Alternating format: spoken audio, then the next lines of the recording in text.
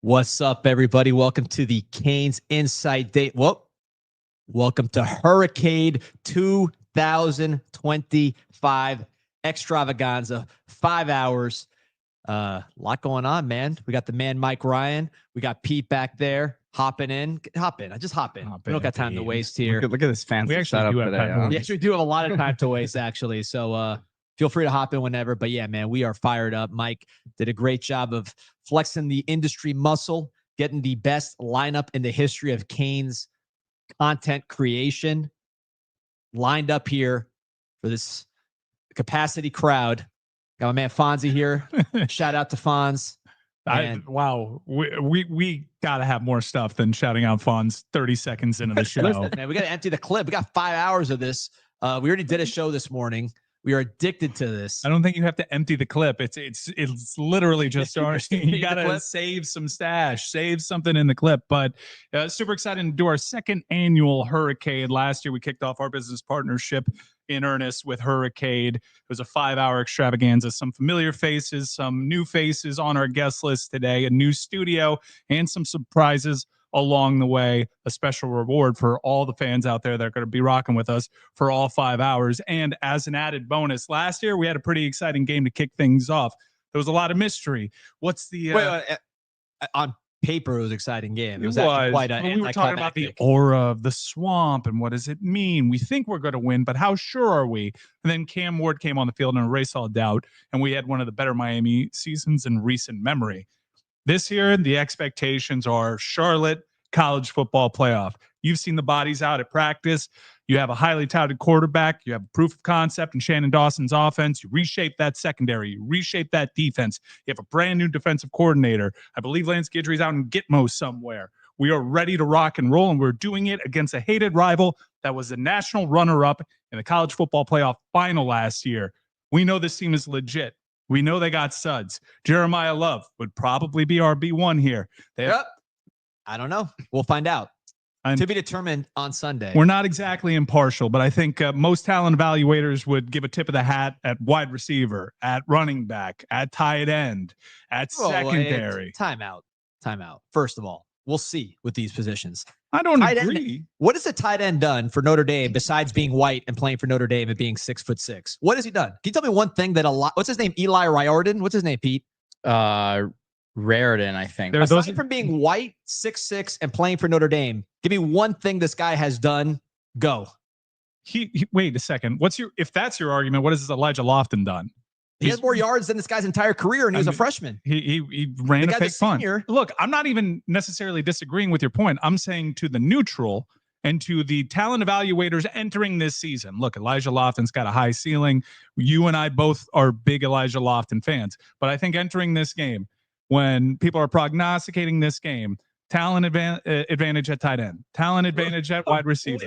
Well, stop. I'm not letting you do this. You have 5 hours to be a homer. I'm not letting you. Why is there a talent advantage at tight end? Someone say, I'm going to let the dead air take care of itself. Why is there a talent advantage at tight end? Someone give it to me. Because let's look at mock drafts. I've never seen this guy in one mock draft. You mentioned 6'6" white guy for Notre Dame. I've seen that before. It's worked out well. Kyle Rudolph had a beautiful career. He caught passes. This guy's like 100 yards for his career. He's like 23. Why would we just give it to him because he's white and tall? I think most people would probably give Notre Dame the coaching advantage. You and I can disagree about that. So the guy who I guess he would never win a conference title. He had a good run here, but talk about 2 conference titles for Cristobal. 3, really. 3 Power 4 conference titles. One of only 3 coaches, I believe, has got multiple.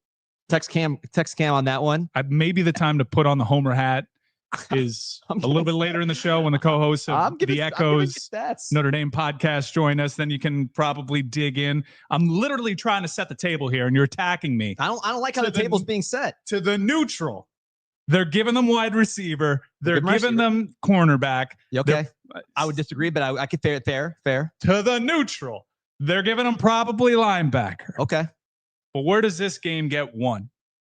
Where does this game get won? Because we know that they're going to try to establish the run. Miami's got to prove to the nation and to Notre Dame they can stop it. We weren't able to stop an outside run to save our life last year. If we matched up against Love in the college football playoff, he probably would have gone for 200 against Miami, given their proclivity to be gashed on the outside sweeps. We know this. Miami reshaped their secondary. Now, we may be feeling pretty confident. Let me stop you there, Mike, because we got an important comment here from Dylan O'Donnell. Thank you for your support, asking you for your projected back five on defense. On defense, we got Poyser. We got OJ Frederic. Xavier Lucas, has he locked that down? Opposite corner. Amari Brown has something to say. I think we got four. I think we got 4 starters, quite frankly. We got state secrets. And we essentially have implied NDAs whenever we go to practice. I think Jacoby Thomas probably starts at the other safety spot. Yeah, he'll be locked. I think the safeties, Poyser and Thomas, and then we got 4 starting corners. So take your pick your poison. Jeez, you guys are like, I think I'm an aggressive homer, literally just trying to set the table up. Who is the tight end for Notre Dame? What's his name? Eli Reardon, right? Yeah, I mean, I can't. It's Raridan. It's Raridon. I can't. I'm usually pretty good with the Riordan. names. He's got like one of these like Lord of the Rings names. I don't know where the re-or comes in. Never mind. Miami's got advantages all over the field. This is going to be a pure domination. The point that I was trying to get to is along the lines, that is usually an implied advantage for a team that's been, as long as Marcus Freeman's been there in the conversation of college football playoff, people would assume Notre Dame, good offensive line play. No. The studs, the athlete, the meaty men, the girth. That's along Miami's lines. Miami has an advantage, especially on the edges, not just a tackle when you talk about a projected top 10 pick in Mawanoa, but look at those tackles for Notre Dame. Look at the edge rushers Miami has. If Ruben Bain can tap back into his freshman form, this is where Miami can eat. Now, Miami's going to have to prove some narratives wrong, which was my greater point that I was trying to get to. The perceived advantages Notre Dame has. If you read the blogs like I have, if you've listened to the opposing podcasts and done the reconnaissance, they all think they can throw all over this secondary because the last thing they saw was everybody was throwing on this secondary. So, D, you've been out at practice. You've been studying, you've been talking to coaches. Why is this not the advantage that the neutral media is projecting it to be? You lay it out. You got OJ Frederic, freshman All-America, just like their guy, who everybody believes is going to be an All-America on the, what's his name? I already forgot. We talked about this morning. P. We talked about this 2 hours ago. Leonard Moore. Yeah, Leonard Moore. There you go. Freshman All-America. The other freshman All-America was OJ Frederic. If they would have named some more freshman All-Americas, it probably would have been Ethan O'Connor, 4 interceptions at Washington State. Probably would have Xavier Lucas, 6'2", 200 pounds, runs a 4.3, so good that Wisconsin sued us. So they were knocking on the door. So 3 of the 4 freshman All-American caliber corners are on Miami. The other one is on Notre Dame. Also got a freshman All-America at safety, which is Zechariah Poyser, added to the program. So it's a different look. You talked about the tackles. We got Francis Mawanoa, bigger, better prospect than anybody on Notre Dame's offensive line. I think that is pretty well established by your favorite prognosticators. Markel Bell, 6'9", 350. He's got a burger named after him. Our guy Pop Subs, shout out to Patrick. Shout out to my man Maurice, who's feeding these offensive linemen every day, because that is the spot where players shop for their subs. So they're bigger because of all those subs and fine nutrition. You mentioned Markel Bell. This is a player that can absolutely play himself into the first round of the NFL draft because he's got the measurables. He's the first guy off the bus for the University of Miami. He's been a project, a pet project of this coaching staff. We saw him develop last year, became a really solid contributor. Offensive line is a tricky position, especially tackle. People only seem to notice when you make a mistake, but there was really solid consistency from Markel Bell, and that development that we saw over the course of last year's regular season, it has played out through spring and fall camp. I believe Markel Bell will be a first-round draft pick when it's all said and done. Go. Now we're talking. You got to let me set it up before I bring it all down. Hey, you're gnawing my neck. There's certain assumptions that I think we're making without basis. Leonard Moore, great player. We saw it on a film last year. He was a great player. Offensive line, you can give them the benefit. Forget the benefit of the doubt. They were good last year, and they're going to be good again. So it's linebackers. I get all that. Some things I think we assume that are not to be. The defensive tackles on Notre Dame. We assume that they're going to be very talented. We've seen great defensive linemen come out of Notre Dame.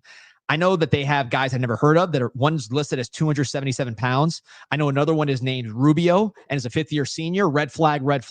Yes. Not in the NFL. Cosign. So, I don't know. I think we're assuming that they're going to be like you said, the bigger, more physical team. But when you really break it down, Well, that's what I'm trying to do is really break it down. We got 5 hours to really break it down, and we're gonna have our first guest at Can I say 3:30. a prediction?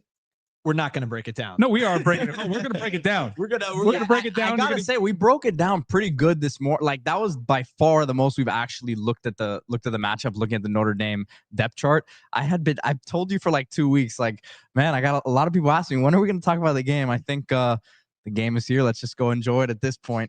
we're going to talk about the betting angles to this game with Chris Fallica of Big Noon Saturday and Fox's coverage. Plenty of Lee Corso conversation to have with him. But my greater point is the wrong team is favored.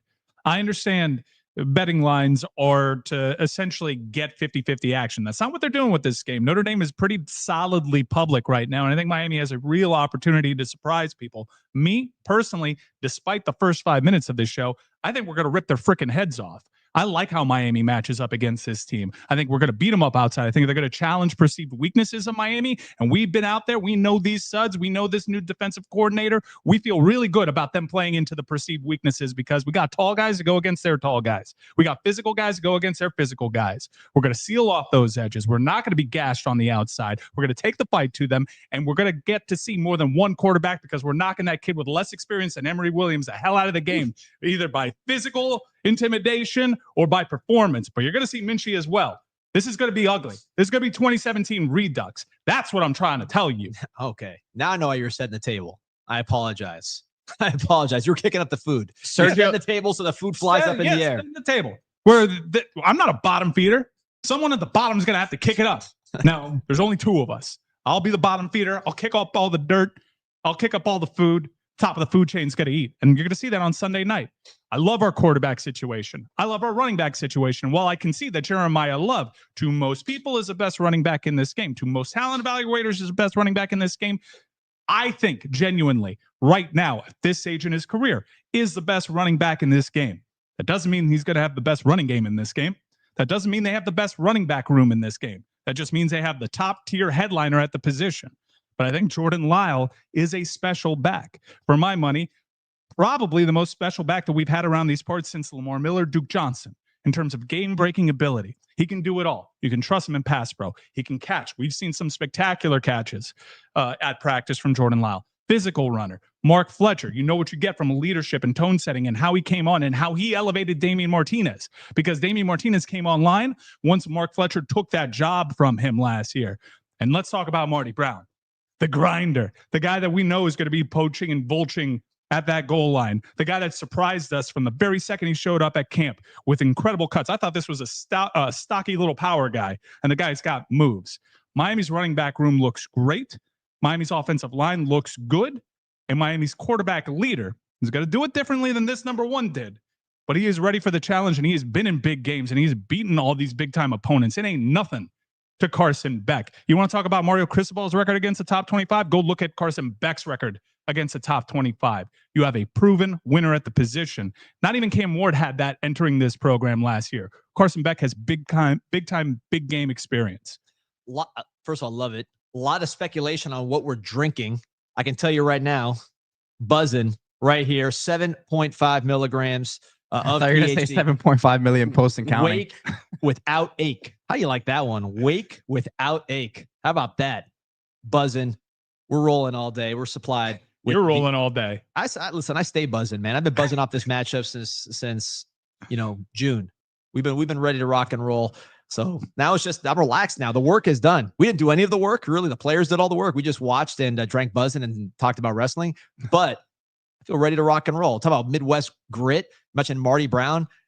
He went from Nebraska to North Dakota State. They're talking about all their Midwest tough guys.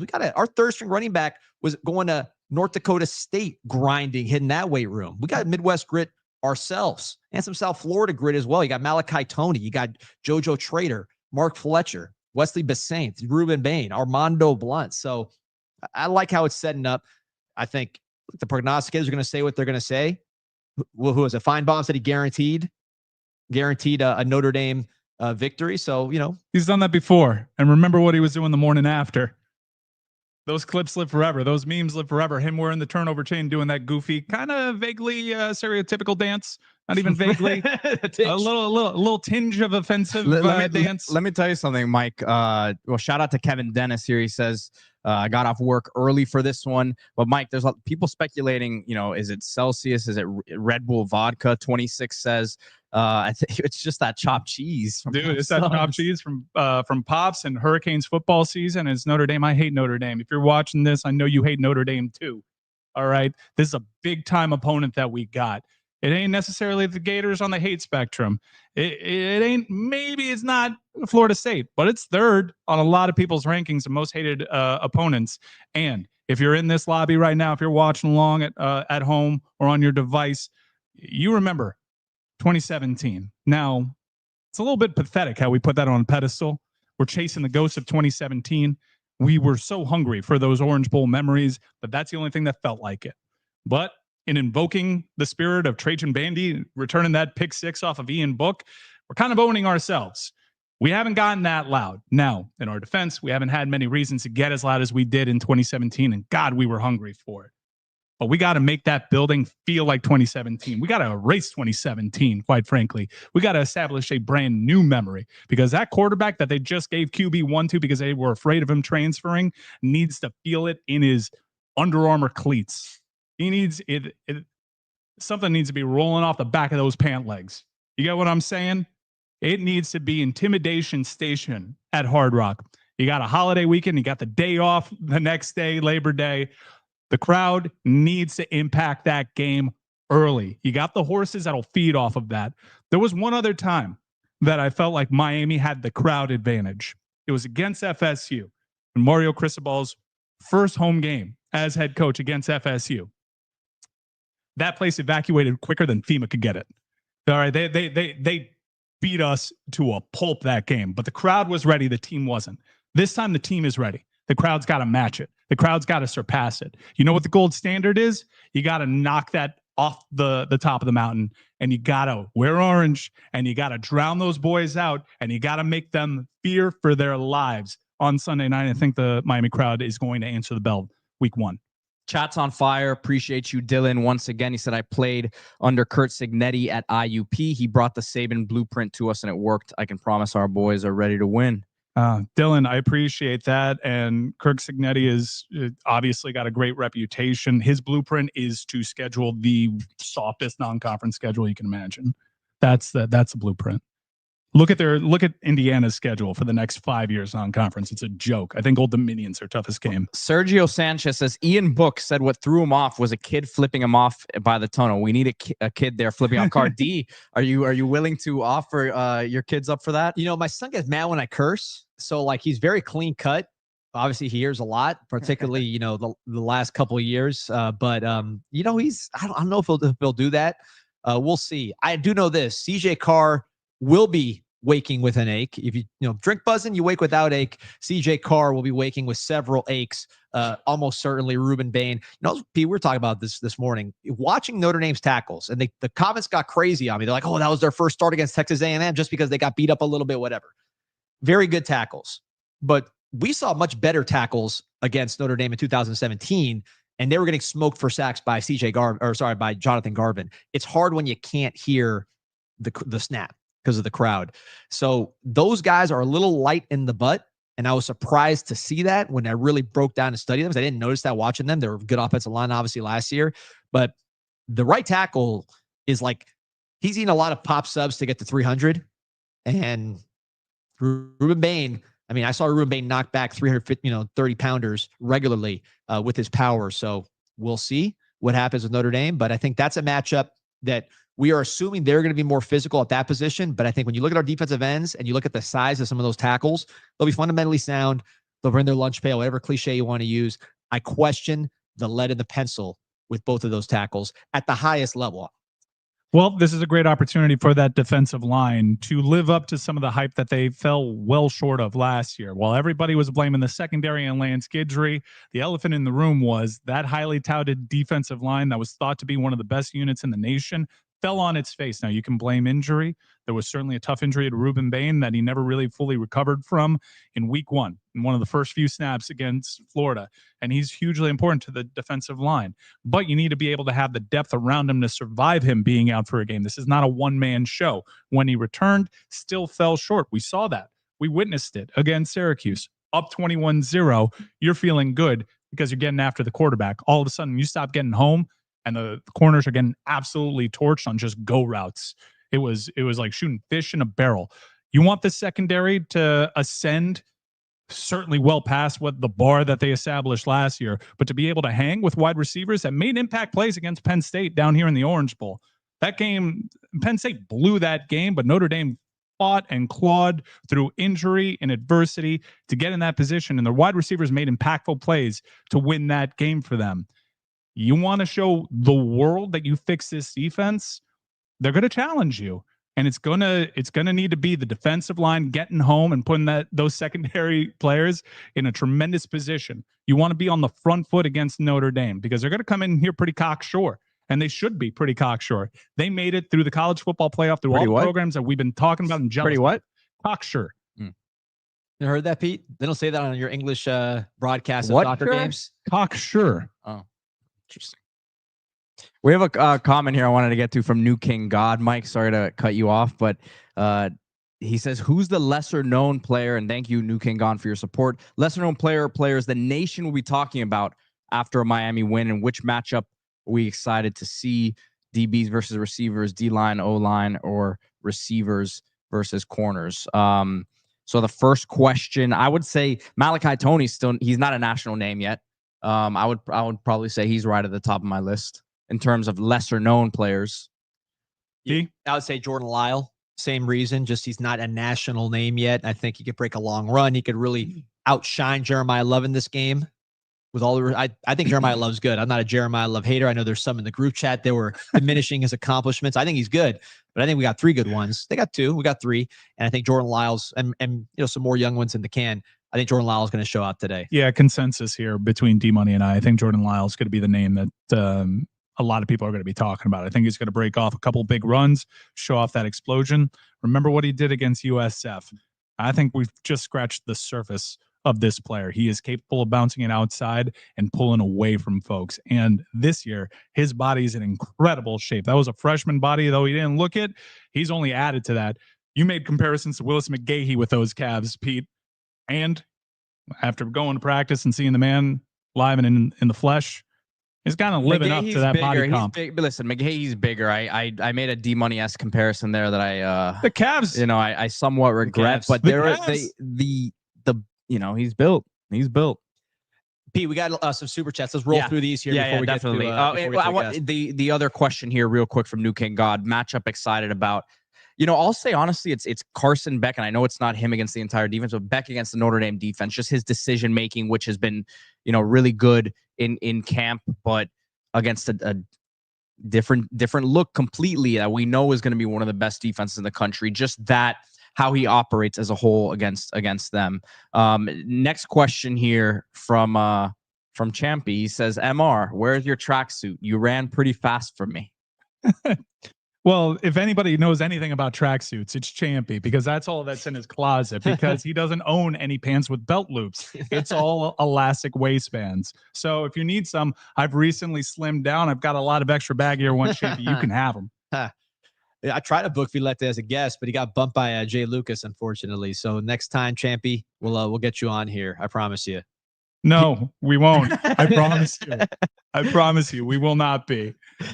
Peony Boy says we need a little fight during warm-ups to set the tone.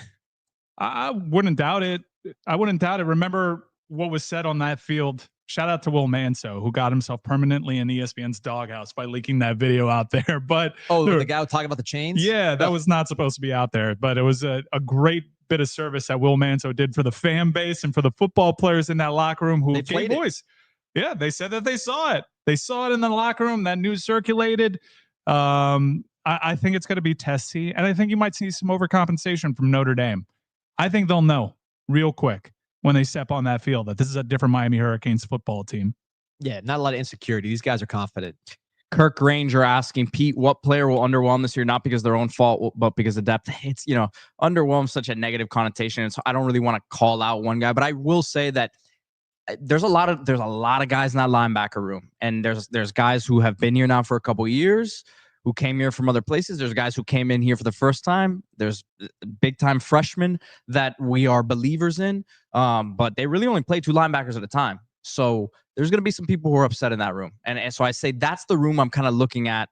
That's you got a lot of bodies to play really 2 spots on the field. What a diplomatic answer, by the way, Pete. I'm learning learning off from on you. Do you think it's diplomatic? Because I was going to make a side bet with you. Do you think D-Money for the life of him answers that question? I do it just like Pete did. He learned from the best. That was textbook. Beautiful job, Pete. Can I take a stab at that? I think that we obviously need a wide receiver to ascend. And I think over the course of spring and early fall camp, people were assuming that was going to be JoJo Trader. And this is not a knock on JoJo. I think this says more about Malachi Toney and Josh Moore. I think that perhaps we were looking at the wrong young wide receivers to make an impact on this team. Now, it makes me feel a little vulnerable that our best wide receiver may be 17 years old. But I think due to the ascension of some other players in that wide receiver room, some guys that you might have picked out like Nikar and JoJo Trader last year, hanging your hopes on, hey, these guys are next. They might have got passed by what is increasingly looking like a strong freshman class. Yeah, and I think honestly, JoJo, the relationship with Beck, he missed a little bit of time here. He's obviously looks like he's ready to go healthy. It has had a great camp from when he's played, as Mario has said. So you have to expect that he's ready to go, but the reps, I think Beck is really comfortable with a few guys right now, and it's still getting there with Trader. But I think middle part of the year we won't have much of a concern there. But I think it could be a slower start. Let's see. Yeah, I think it's going to be a pretty deep room by season's end. I go back and forth and vacillate on who I think is going to be the leading receiver. Sometimes that's a good thing. I'm not exactly sure. You knew who the go-to guy was going to be last year with Xavier Restrepo, even though we had our debates too. But I think that Malachi Toney throughout fall camp has certainly flashed a special skill. We know that slot receivers are going to find the pockets in the zone in a Shannon Dawson offense. And we know that Carson Beck is pretty decisive with the football and gets it out quick and has his comfort levels already established with Malachi Toney. Might have not been able to establish that throughout fall camp with JoJo Trader. That being said, you've been highly complimentary of JoJo Trader's ability to control his body, shake off a defender, and make a big play. We saw that in the Pop-Tart Bowl. He's going to get opportunities in this offense. Miami's got a good offense. JoJo needs to prove that he can stay healthy and be consistent. That's what we have the games for. I think he's going to have the opportunity. Malachi's going to have the opportunity. Josh Moore will have an opportunity. Keelan Marion will have an opportunity. CJ Daniels and more. You heard Dawson say he's going to play a lot more receivers. I don't think that that's just coach talk. I think that's real. So we'll see. Beck spreads the ball. He's not one to lock in. So I think the cream will kind of rise to the top naturally just by the way Beck plays, the way the rotations are, and the way everybody's kind of coming in at the same level. It's supposed to like Restrepo, who's a 1,000-yard receiver the year before and came in with that pedigree. But West End Zone, my boy, saying, didn't someone throw a handle through Notre Dame's team bus window in 2017?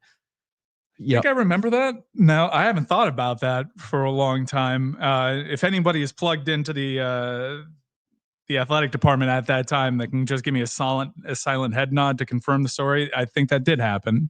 That person probably did wake with an ache. He was drinking Bud and he'd be feeling fresh as air.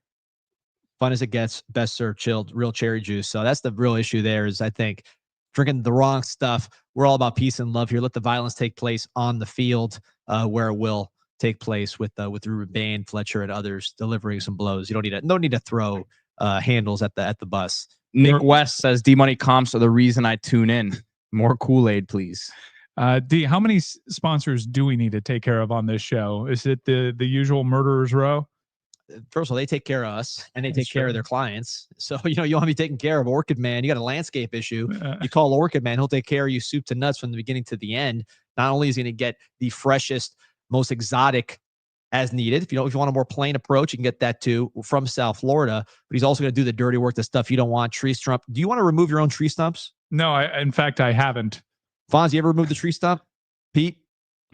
Actually, you know what? I did part of it, but couldn't finish a job myself. No. Tough. I got to call Orchid Man Yeah. to handle it for you. The name's deceptive. He It does is. have orchids, but he's in fact a landscape artisan and the absolute best in South Florida. We have our first guest here. He's ready to go. This is big. And this is a big one. As the Bear is entered HURRICADE 2025. Let's go. I was hoping for DJ volume. Let's go. Hey, Bear. Now, this one might be a little touch and go because I know Bear is, hard at work prepping for a big time week 1 on Fox's Big Noon Saturday. Bear, it's great to see you. You're a repeat guest here on HURRICADE.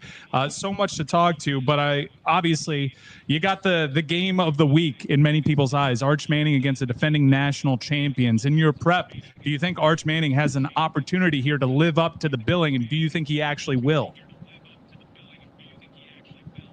Yeah, I think he definitely has an opportunity to live to the billing, but I'm surprised at how many people are just taking it for granted that we expect him to be right out of the gate, like in minimal mop-up time that we saw and playing against Mississippi State last year. This is a massive step up in competition. Like I think there are questions for both teams, and I almost wonder if Ohio State, the unknown defensive coordinator with Matt Patricia, what he's going to run.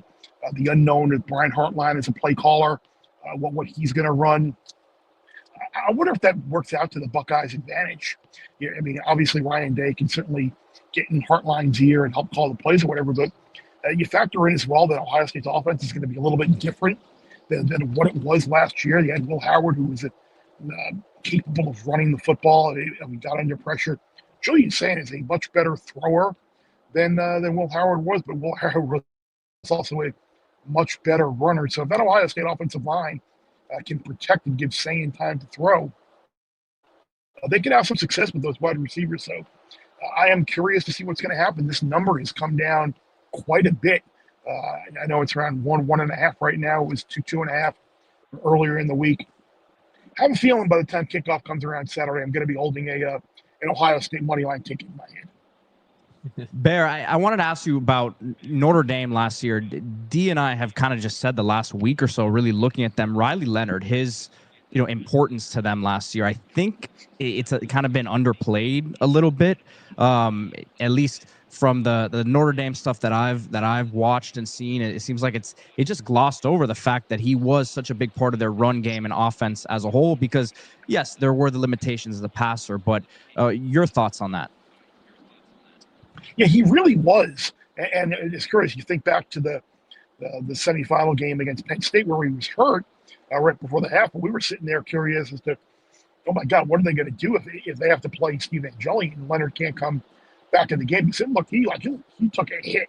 It looked he was concussed. So, but to go back to early in the year when they lost to Northern Illinois and he had the rumblings from some of the Notre Dame fans, like, Riley Leonard really the guy, inability to throw, and they just built an offense around him to play to his strengths, and it worked out for them. But you're right, the last year's roster did not have the depth, I don't think, at wide receiver, and the game breakers potentially at wide receiver. I think this year's roster is a little bit different, so we'll see which version of Notre Dame is better. But I'm with you.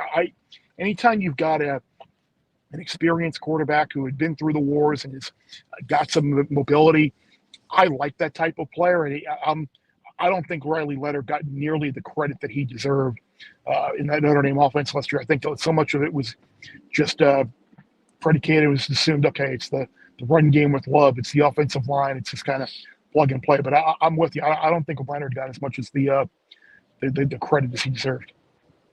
Bear, with CJ Carr, that press conference from Marcus Freeman, we probably spent many hours of productive time just sitting in the group chat trying to decipher this thing. What's your take on this whole situation? It seems to me that there's a little bit of an untold story here, that there's more going on behind the scenes that maybe Notre Dame is letting us to believe. Like, it seems like they really wanted Carr to win the job. It seems like he really didn't potentially do enough to really grab the bull by the horns and win the job. I wonder if this is a situation where the NIL package came into play, and it's like, hey, look, we don't name this guy the starter. We're going to look bad that we invested all these funds and resources into him, and then if he's not the starter, he may bolt and take off. And if that were to happen, and you're basically going into the season with just Minchie as the quarterback and nobody behind him, that would be a bad thing. So I think there was a little bit more to play than just Marcus Freeman saying, my gut told me to take CJ Carr. I think they were for politics, for a lack of a better word, and they're concerned that if Carr wasn't the starting quarterback, that it could lead them down a road where they may not have CJ Carr on the roster moving forward. Bear, you and I have gone back and forth on text trying to handicap this game, and the line doesn't really make much sense, and Notre Dame is heavy public. We kind of understand that, the brand, the fact that they made it to the final last year, but looking at these individual matchups and that distinct home field advantage that this program has displayed against that program, it feels like the wrong team is favored here, no? It does feel like the wrong team's favorite, and I just got done wrapping up a Bear Bets pod with myself, Jeff Schwartz, Sammy P, and there'll be a guy by the name of Mario Cristobal who we interview in that pod as well. So in breaking down the game, Sammy P agrees with us. Like he thinks the wrong team is favored. I think part of the problem early in the year is the inability of odds makers to really have a gauge on like what the value to assign to Carson Beck being the starting quarterback, the value to assign completely revamped secondary. What's a numerical we can put on that? And funny, I was even joking with Chris Andrews, the great legendary odds maker at the South Point, that I said, just want to tell you right now, Chris, the wrong team's favored, and Miami's winning the game. And he kind of chuckled and laughed, and he's like, we'll see what happens. But yeah, I know Jeff, myself, and Sammy P all like Miami in the game. So unfortunately, that's a lot of weight to be carried into the game on Sunday. But I think if you look at the most important position on the field is quarterback, and you've got for Miami a guy who started 30 games in the SEC, and at Notre Dame you've got a freshman going on the road in what is going to be a completely amped up atmosphere at Hard Rock. I know people kind of give Miami a lot of shit for lack of a home field advantage every now and then, but if, for a big game like those games in 2017 against Notre Dame and Virginia Tech, when they needed that crowd, they needed to sell out, they got it. I can't wait to watch the game on Saturday. I think Miami will win. It worries me how much that I like the Canes on Sunday night. With Carson Beck, he's such a polarizing guy, and we're in the bubble here in Miami is how we view him. When you step out the bubble, people you deal with yourself and just kind of the larger college football world, how do you think they're looking at Carson Beck heading into 2025?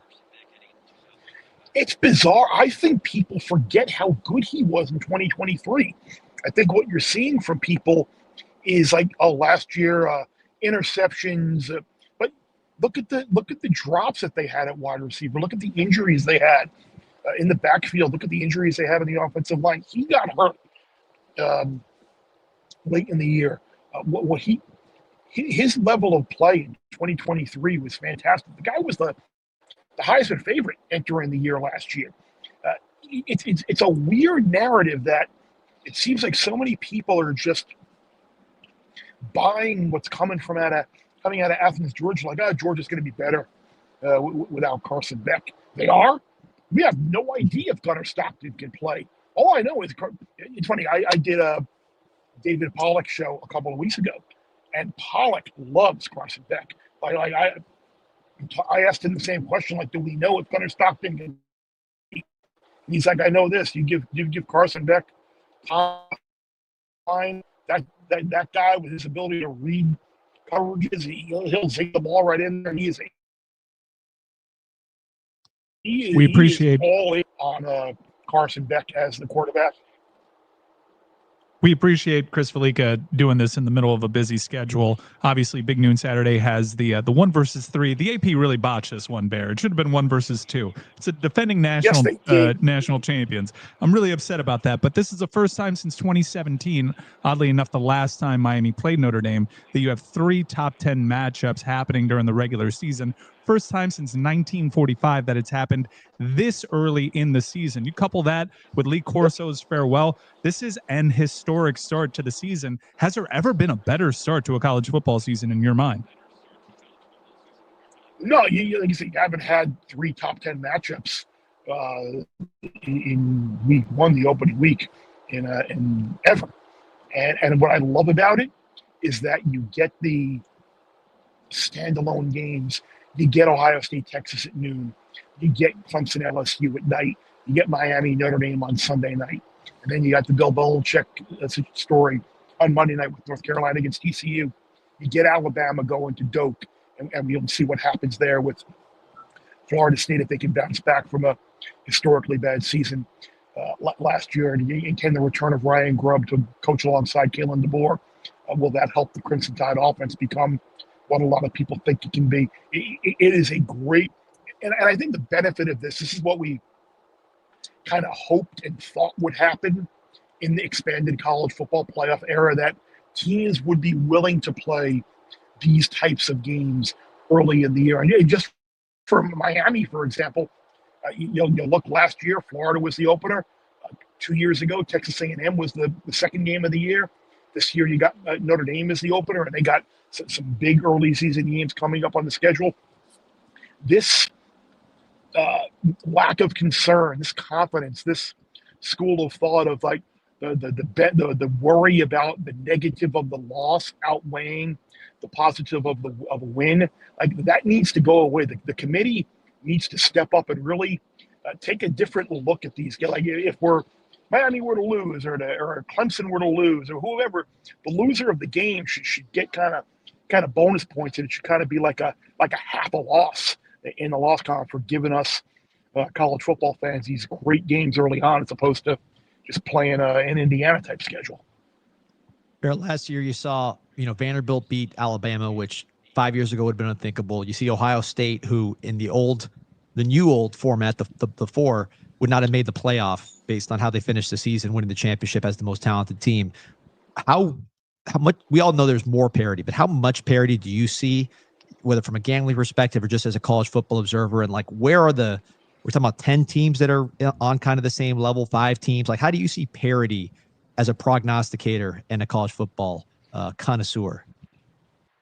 Yeah, I really wasn't sure how the expanded playoff and how the NIL and collective era was really going to level the field. I thought it would just be a case of the bigger teams just having the most money and still really being able to stack their rosters, but I was wrong. It has been great for the sport. You've had teams make runs. You had SMU get to the playoff. You had Indiana get to the playoff. You had Arizona State, a team that was picked last in the league. And I remember before the year last year, like saying you could pick 7 or 8 different teams from the Big 12, and none of them winning would surprise me. And it wound up being a team that wouldn't even have been in the hat that wound up leaving it. But I think we've seen the possibility of getting to a playoff has really motivated and energized a lot of alumni bases and a lot of fan bases and a lot of athletic departments and booster clubs and donors to say, hey, we can go out and plug a couple of holes on our roster. We have an opportunity to make a historic type run, which is absolutely great for the sport. Now, that's not saying a team like SMU or Indiana can win a national championship, but to get to the playoff, I think it showed me last year there was a lot more excitement for that, and that really mattered. But on like the national championship type level as well, you got to go back to like 2016 or so to find that entering the year, the last time this many teams got first place votes in the AP preseason poll. And that has made it very hard to pick a national championship. Everyone's saying, what do you like? Who's the one team you like to win the national championship? And I honestly don't know. What's the difference between Clemson and Miami? What's the difference between Penn State and Oregon? What's the difference between LSU and Alabama? There really isn't any.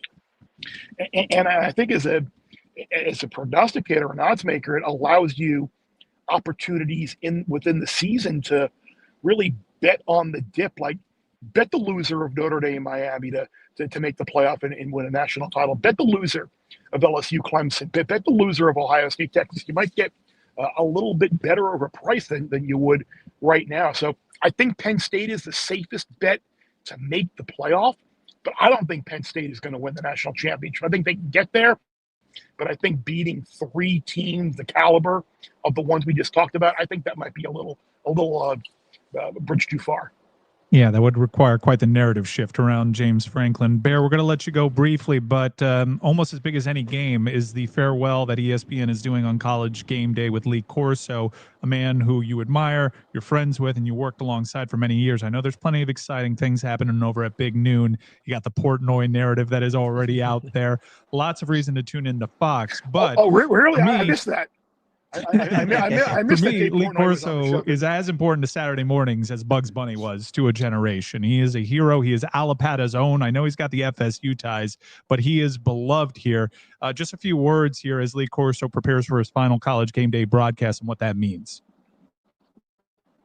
Yeah, fortunately, my old colleagues asked me to sit down for a while and share some stories and answer some questions, which some of them were in that great documentary that aired last week, and hopefully some more will be a part of the show on Saturday. I'm really looking forward to seeing him in person on Saturday to just kind of say thank you and wish him well.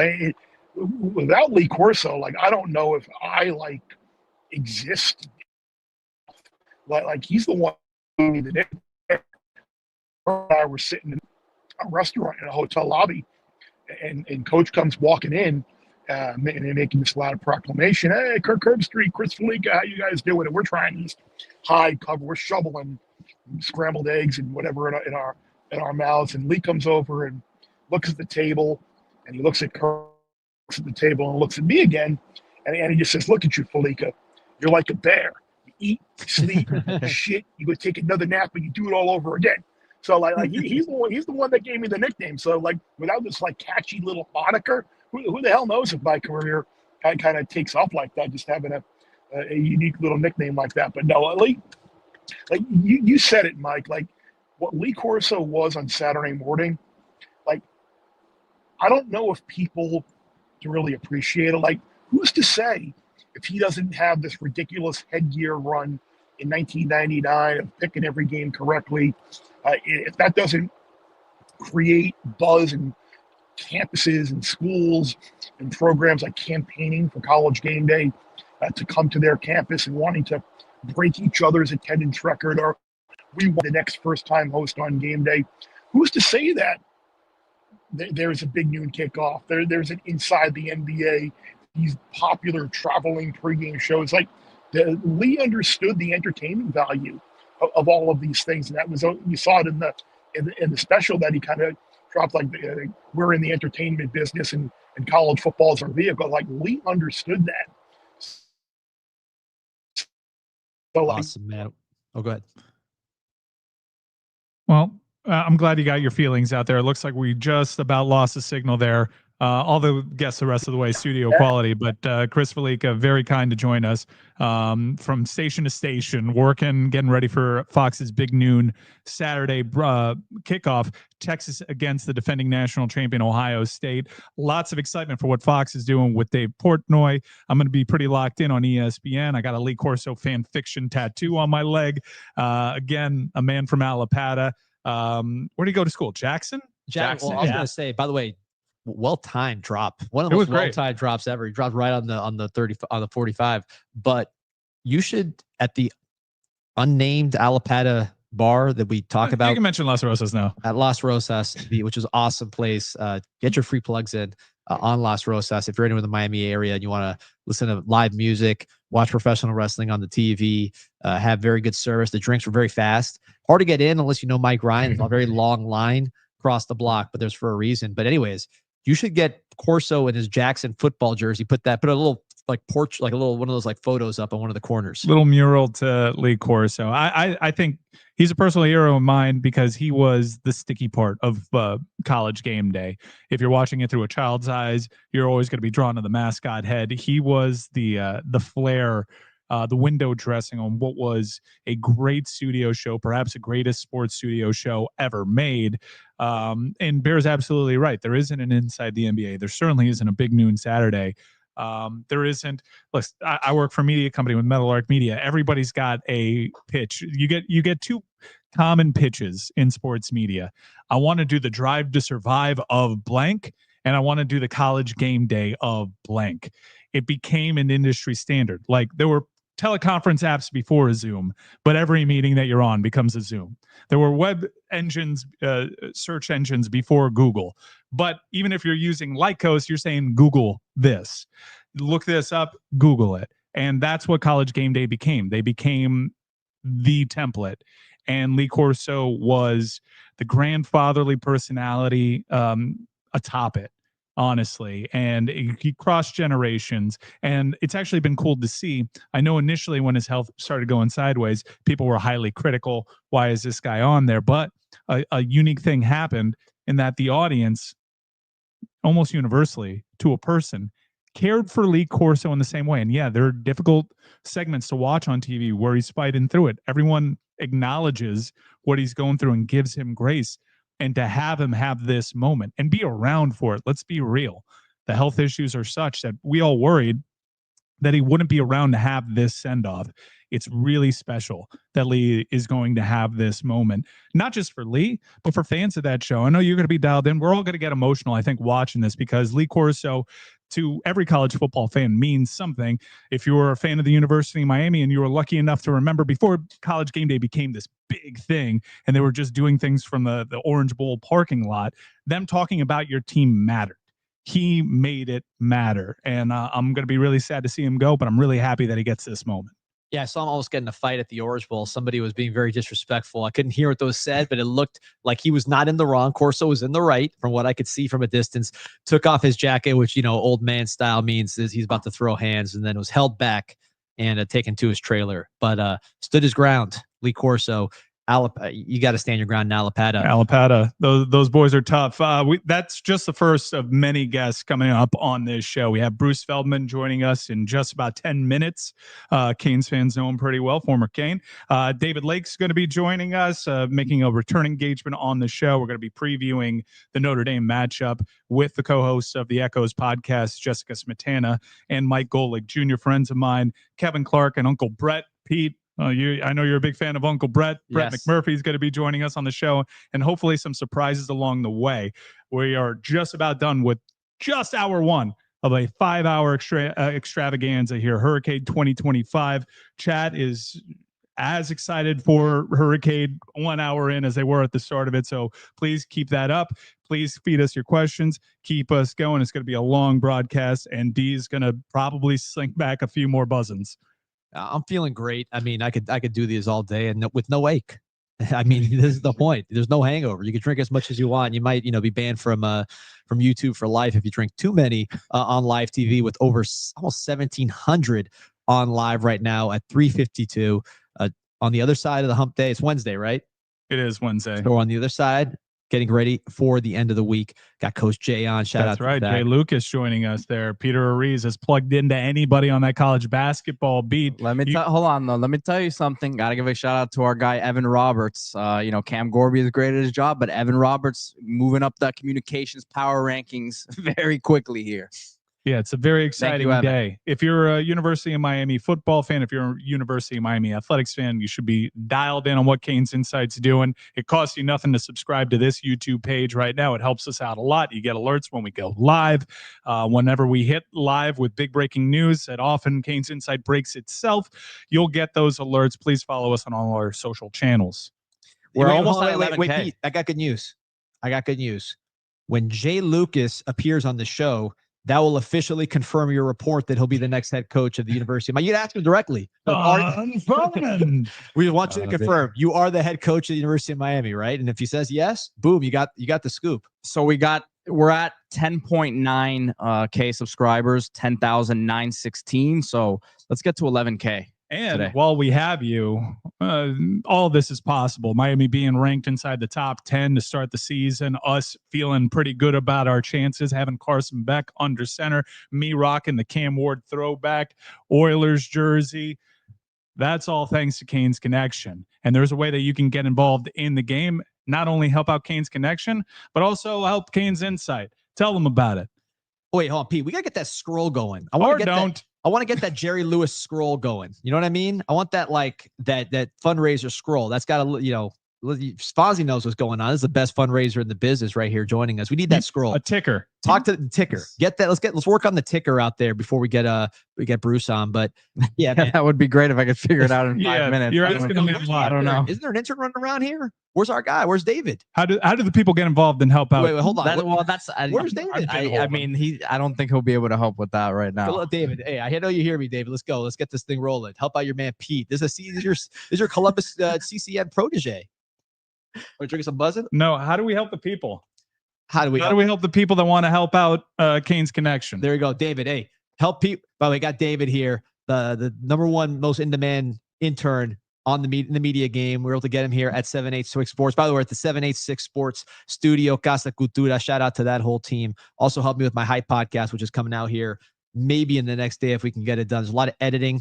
There's a lot of we spent about 10 minutes trying to get my tan right for the shot. As David can attest, he knows he was working the camera, working the different lighting to make sure that was appropriate. I think it was probably a little too much lighting for the tan to work the way the way nature intended, but it was good for the green screen.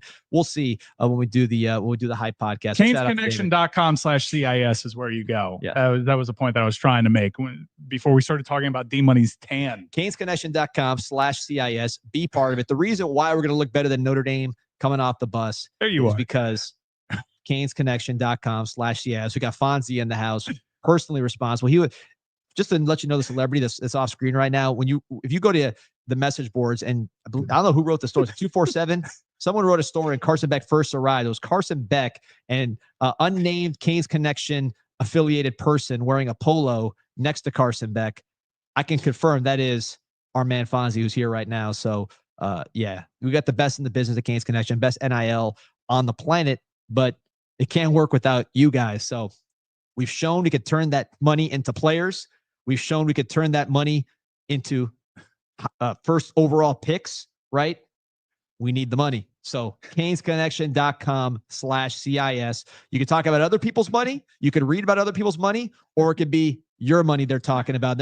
When they say Miami's so rich, they got all these big donors, they're talking about you. If you're at CanesConnection.com/CIS, use promo code CIS50, get 50% off your first month. All the same bonuses, private Zoom chats with me. You may even meet Fonz in person at one of these events. And look, Sunday night, a matchup of two historical outliers, private institutions, smaller student body base, alumni base, one active more than the other, but there is one big difference, and it's not just that TV contract that Notre Dame has carved out for itself and its independence and whatnot, eating from both troughs, right? They get a big time haul if they make the CFP. ACC, outside looking in. But what's the biggest difference when we talk about how these schools are historical outliers? There's an endowment. And there's a gulf of billions of dollars when it comes to that endowment Notre Dame has. That Miami does not have access to. Now, Miami has other creative ways to get in the game, and we're in a whole new world. Who knows how long this current set of rules will apply? But Miami got into this game quick because they knew that NIL was their way back in leveling the playing field. They were quick with it. They were organized. They were smart, and they were operating under a microscope. So, they dotted every I and crossed every T, because we have a persecution complex, because we are indeed persecuted. The University of Miami and its collective has really been industry leaders. And over the course of 4 years, Mario Cristobal here at the University of Miami, this tree is bearing fruit. I'm wearing the number 1 overall draft picks jersey right now. He came over in the portal, a guy that was the odds-on favorite to be the number 1 draft pick entering last year, ran into some injury issues, is now lining up under center in succession of Cameron Ward at the University of Miami. Miami can go on a QB run the way that Lincoln Riley did, and that would change one hell of a narrative that is surrounding our head coach at the moment, and it's because Canes Connection. So, as you see that ticker back scrolling on the bottom, Canes Connection. He didn't notice it. He didn't notice it. CanesConnection.com/CIS. That part is important. /CIS, get in the game. Feel like you got some skin in it on Sunday. Yes, you're going to be losing your mind. You want this brand. It's all fun and games, and it's super exciting when you have a winning football team. Why don't you feel a part of it?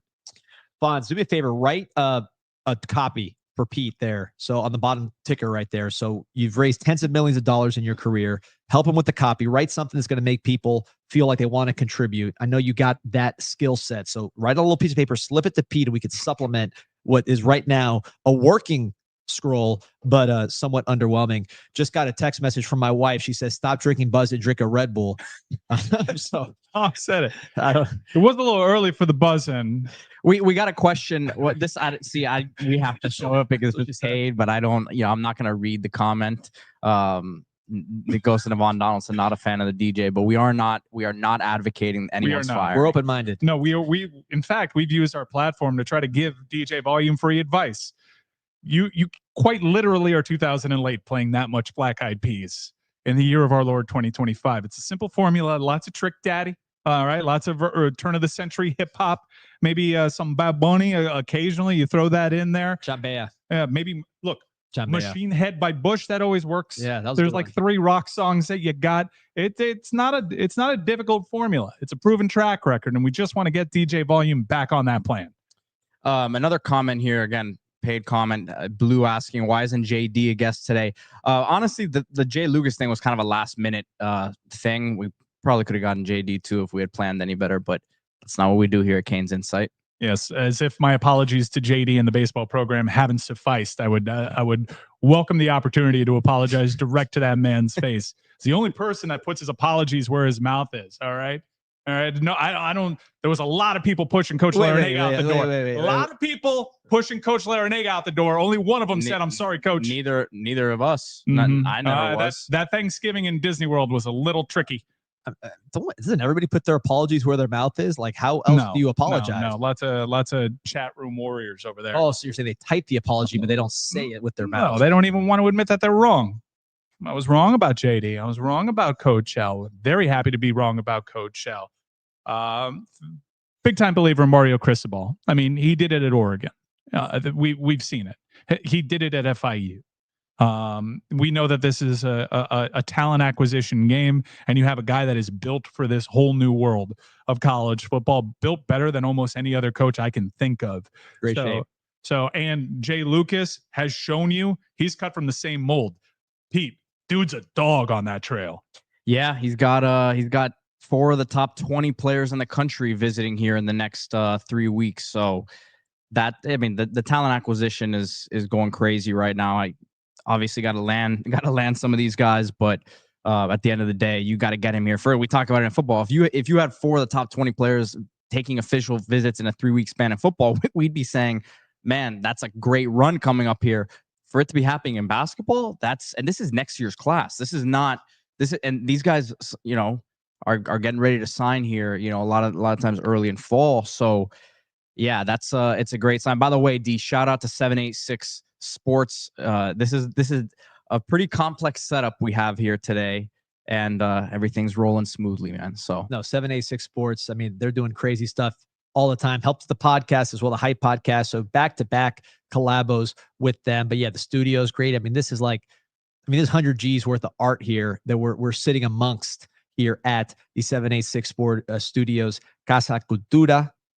So there's a lot of different kind of podcasts coming out of here, a lot of different art events, classy affairs, and then also the Canes Insight Podcast, brought to you by Anajar and Levine Accident Attorneys, brought to you by Buzzin, brought to you by Canes Connection, brought to you by Duffy's, brought to you by Islas Canarias, and we got some more sponsors on the way. So stay tuned. Obviously, always brought to you by Sala Astorita and Cox.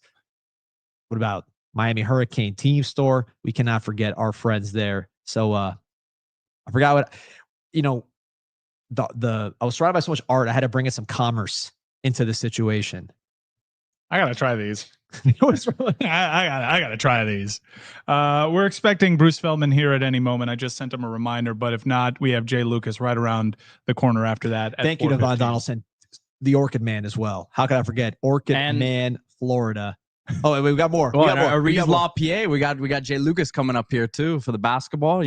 How about the licking, Pete? I'll be seeing you at Sunday. We're still working out the time. It's going to be early, and we're going to be licking it from at least 12 to 6, perhaps, at the licking. I would use a different phrase than that, but yes, we will be. Cockshore? Did you try this? Pete, you were licking your fingers after that sauce. You weren't acting in that clip. I was here. Look, take a look at the bottom now. We got some professional help now. We're talking. Oh, a lasting impact. Look at this. Oh, yes, this is what I'm talking about. That's pretty great. Yeah, I saw the acting chops in the licking commercial. I was really impressed with D-Money's ability to pretend like he eats meat. Yeah, no, I had to like avoid the Southwestern egg roll thing. It looks was great. delicious, by the way. That Southwestern egg roll looked incredible. All right, we got our next guest here. Here we go. Ready to join HURRICADE 2025. The great Bruce Feldman. Here he is, Bruce from The Athletic and Fox. Bruce, long time no talk, man. Peter Rees here. Great to have you on the show today. Very gracious with your time.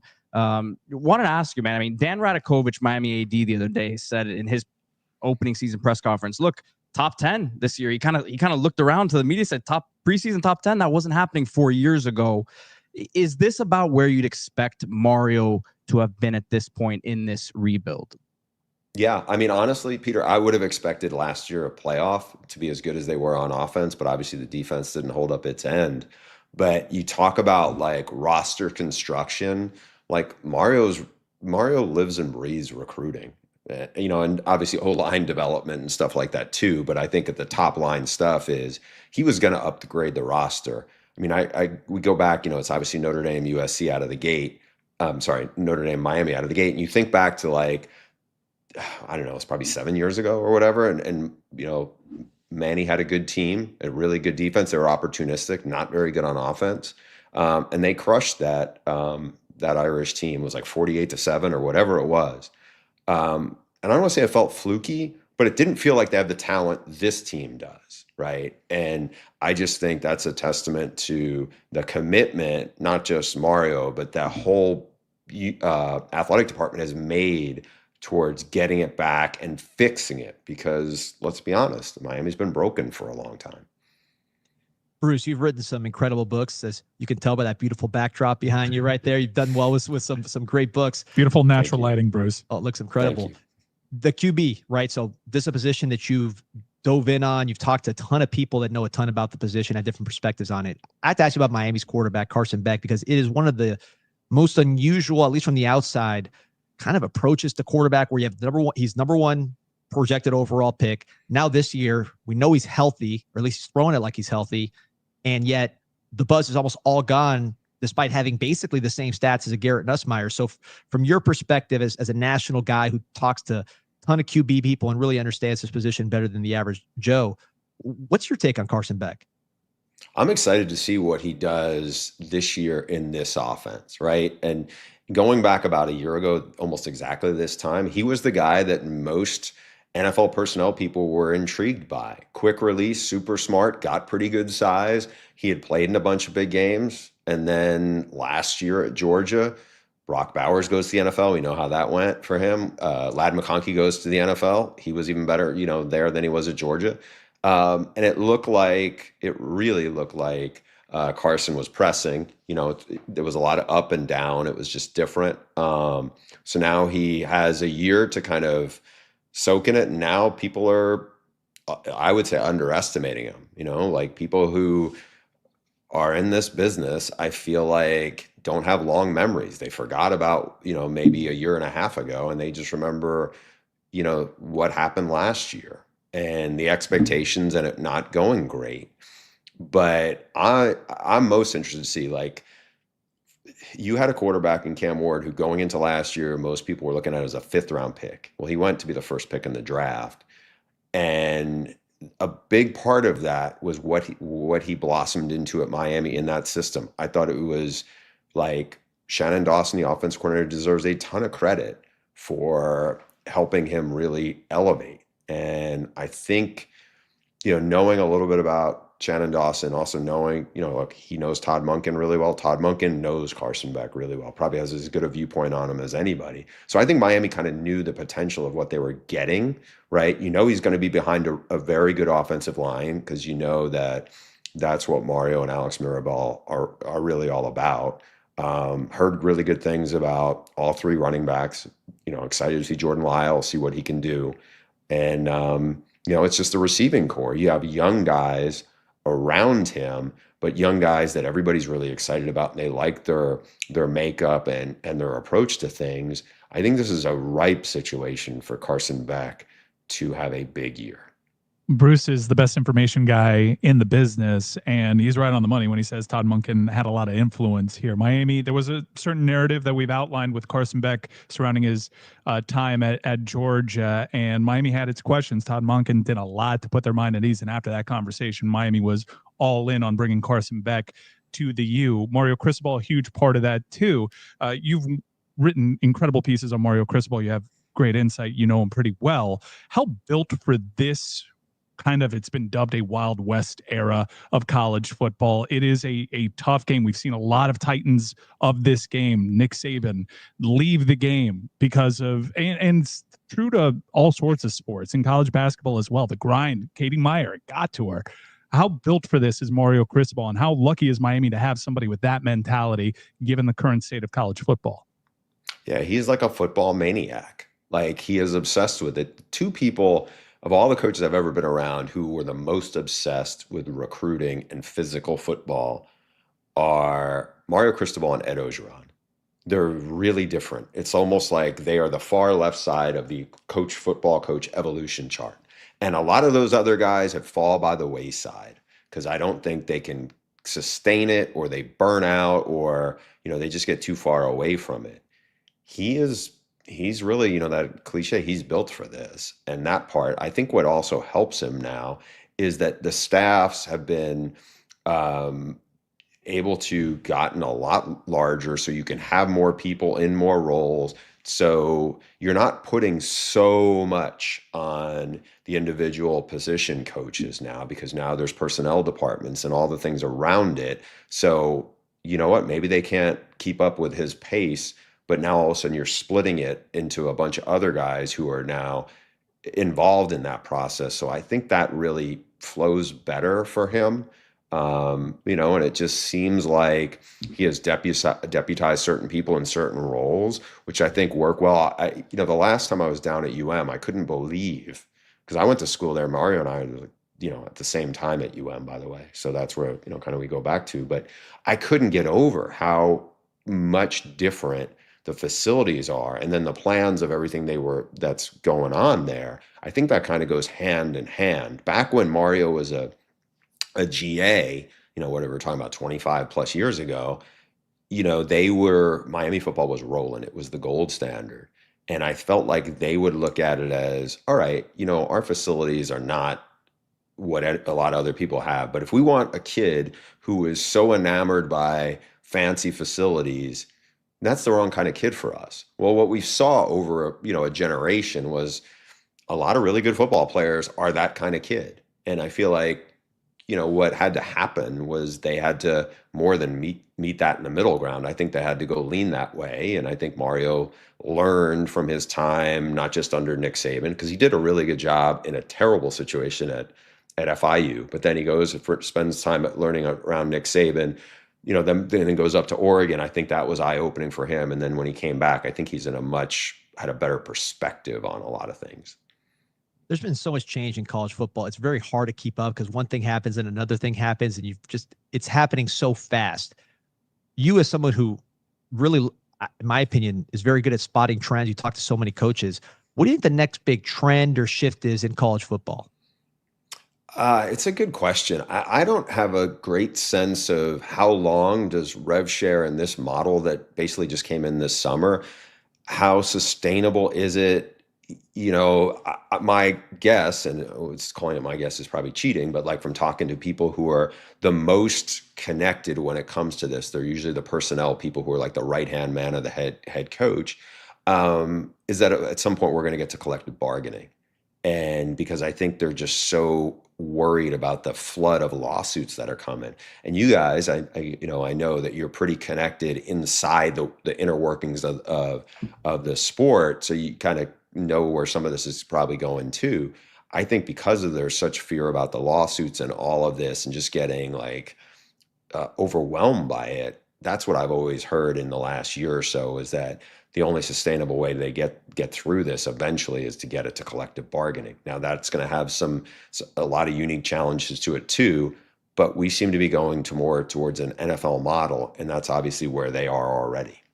Bruce, it seems like it's going to be hard to agree to a collective bargaining agreement without some sort of pause. The money machine needs to keep rolling. You're talking about players, student athletes that haven't necessarily established generational wealth. And presently, the revenue sport is paying for a lot of non-revenue sports. Is there any way that college athletics can continue business as usual with a grand reshaping like you're talking about? I don't know. Because I feel like the NCAA, whether it's the old version or now with Charlie Baker, I feel like it's very antiquated and they're kind of can't get out of their own way. So does the model eventually get entirely blown up? It might, because right now, the TV networks, and full disclosure, I work at one of them, Fox, they have a lot more influence than they did 20 years ago, right? Whether it's Fox in the Big Ten or certainly ESPN in the SEC. This is just a whole different dynamic of where it's going, and there's a lot of stuff converging at once. I don't have a great feel for where that goes and how it plays out. I just would say this: we've had more change in college athletics in like the last 5 years than we probably did in the previous 50. So that tells me that whether you want to say we're going down the slope fast, or we're on a rocket ship. I don't know which analogy works, but it's dramatically changing, and nothing would surprise me after the last few years of how things have gone. Bruce, really appreciate your time today. Thanks for hopping in with us this afternoon. Have a great time this season. I know you're on the move constantly, so excited to take a look at your work this year, man. My pleasure. Thanks. By the way, Peter, I remember meeting you for lunch back when you were breaking news. I was like, who's this 22-year-old guy who's just like doing all this? So it's really cool to see. Now we're streaming. We're moving on to this medium now. So appreciate your support as always, Bruce. We'll be in touch, man. My pleasure. Thanks for having me, guys. Great. Beautiful interior design. Unbelievable. All right, guys, we're going to go from one great guest to this is a big one right here. The head coach, the University of Miami, Canes Hoops, Jay Lucas, man. Thank you for joining the show today. Your official introduction here to the Canes Insight fan base. We got 2,300 live on right now for this stream. So, Coach, appreciate you joining us today, man. Thanks for having me. So, Coach, man, just talk about the energy. Obviously, first couple weeks of school here, but the energy on campus now. Obviously, we got this Notre Dame game coming up. I know you got your full team now finally on campus. So, the last couple weeks on campus now officially as the head coach and with everyone there. What's it been like?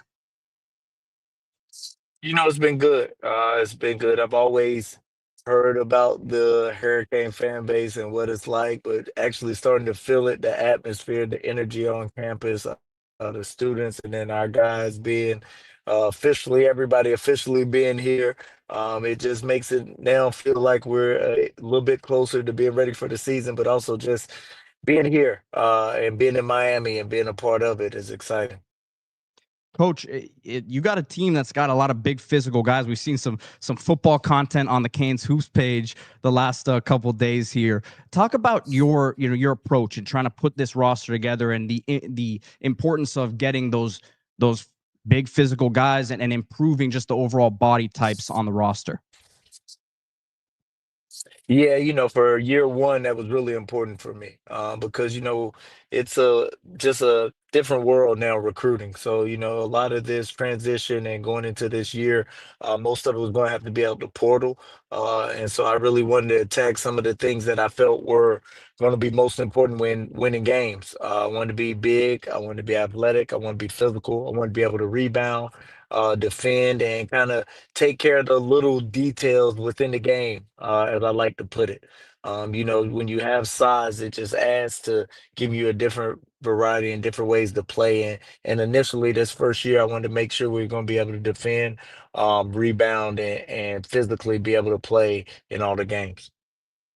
Coach, over the last 15 minutes, we've really delved into the current landscape of college athletics, how blessed Miami is to have on the football operations side a coach like Mario Cristobal, who's all about the talent acquisition game, who's kind of built different. In the early months here in this job, Jay, you have shown that you're kind of cut from the same cloth. I'm wondering how you've gotten along with Mario Cristobal, how aligned ideologically you two are when it comes to talent acquisition, how much you respect each other's grind. Yeah, I mean, we at least for me, I see a lot of similarities. We cross paths a lot. And he's always welcomed me with open arms. So I've been over, picked his brain, been to a couple practices and things like that. And the biggest thing for both of us, I think, just coming into this new, I guess, age of Miami athletics, and just kind of revamping it and putting it in our own vision and moving it forward into where college athletics is headed. This is a big part of it. You know what I mean? It's just the talent acquisition, the evaluation piece of it, and then once you get the talent, trying to make it a team. And I think since his first years here and where he's gotten to having a Heisman and some of the stuff he's done, you can tell he's headed in the right direction. And I'm excited for him this year. Coach, you got players from Israel, Slovakia, Turkey, very different countries. When you came in, was that part of the plan to say, hey, we're an international city, we can get an edge with some of these international talents? Just the whole approach to international recruiting, because you hit the ground running there. Yeah, it was. And the one thing that changed this summer, and one thing that I always thought with international recruiting is that you wanted to get an older international recruit, because the game is different than what they have been playing. The college is different than the European game, even if they're playing at a high level. So I've always felt that the older international recruit, if you can get one who is 20 and 21 as a freshman instead of a 19, 18 or a 17-year-old, will kind of be a little bit better suited to play right away. And so I found a few that I felt would be able to do that.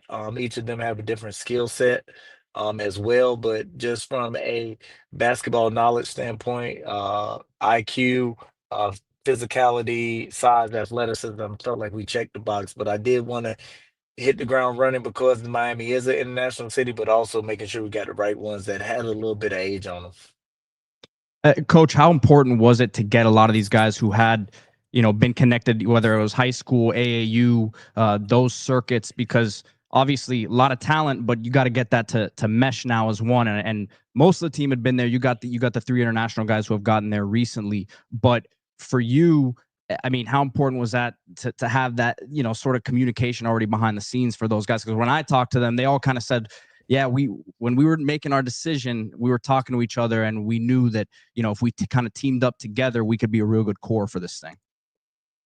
Yeah, it's big. It's big, and it's the biggest thing in running a program and having a program now because you're always going to have so much turnover.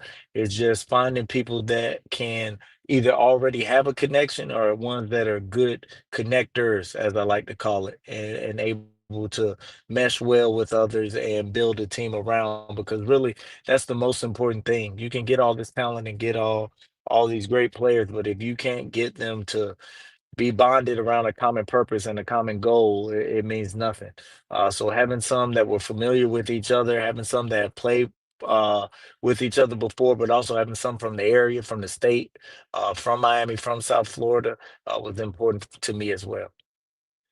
Coach, having gone to some fundraising events in the past and some Canes Connection events, it was always cool to see how the basketball, both men's and women's programs, were tied to the football program. We're always supportive of the football program, understanding what that helmet did for the entirety of the athletic department. Yep. So I ask you, with this great opportunity, this national spotlight game on Sunday, a lot of influential donors in town. This is not a weekend where the head basketball coach seems to be taken off. You're going to be able to influence a lot this weekend with some very influential people. I assume you're going to be on the trail nonstop this weekend, not just recruiting some potential players for your team, but also some people that can help in other ways.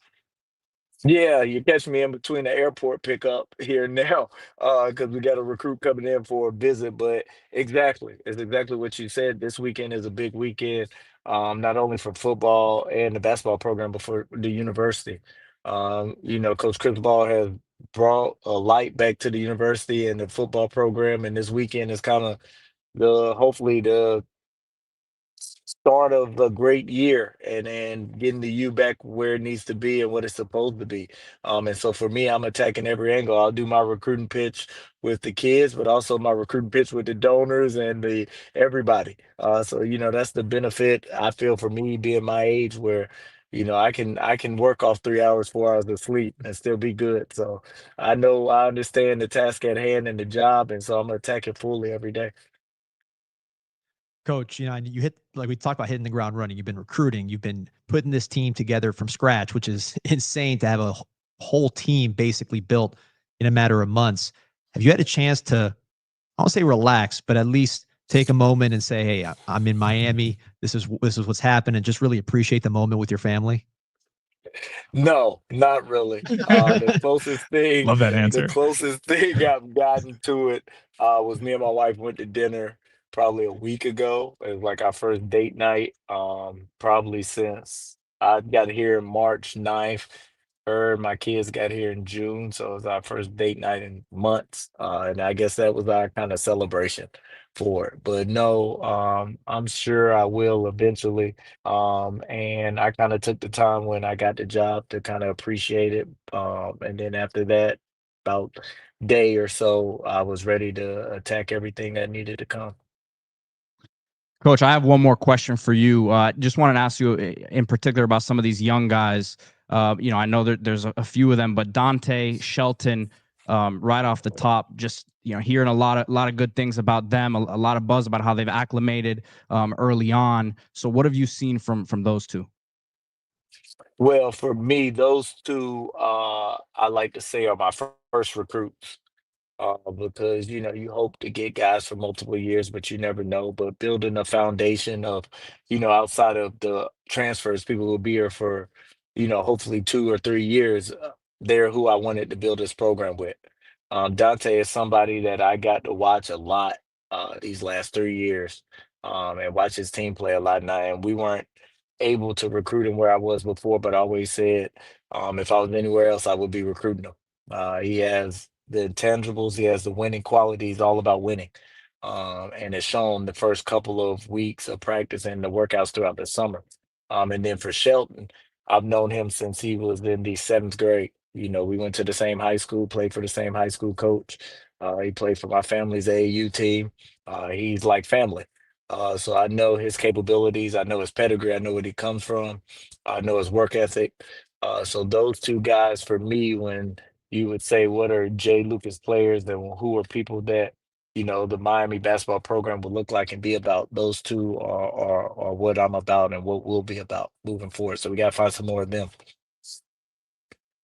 Coach, Jim Larinaga, his teams here, they had an identity. Now, you spoke to some of the athletes you're trying to bring in, but what can you tell us about the Jay Lucas basketball team? This is your first real opportunity to have a team take on an identity and play the way that you've always seen fit. So what can Miami basketball fans expect from a Jay Lucas coach basketball team? Yeah, we'll probably be the opposite of Coach L's team, especially this first year. Coach L has always had great offensive teams, and great offensive talent and being able to really score the ball. We'll be able to do that to a degree as well, but we are going to be a defensive minded team. Because ultimately, when it gets down to it, that's what you have to be able to do. So, I think for us this year, we had very versatile, be able to play a bunch of different ways, but our core will be able to really guard, really defend.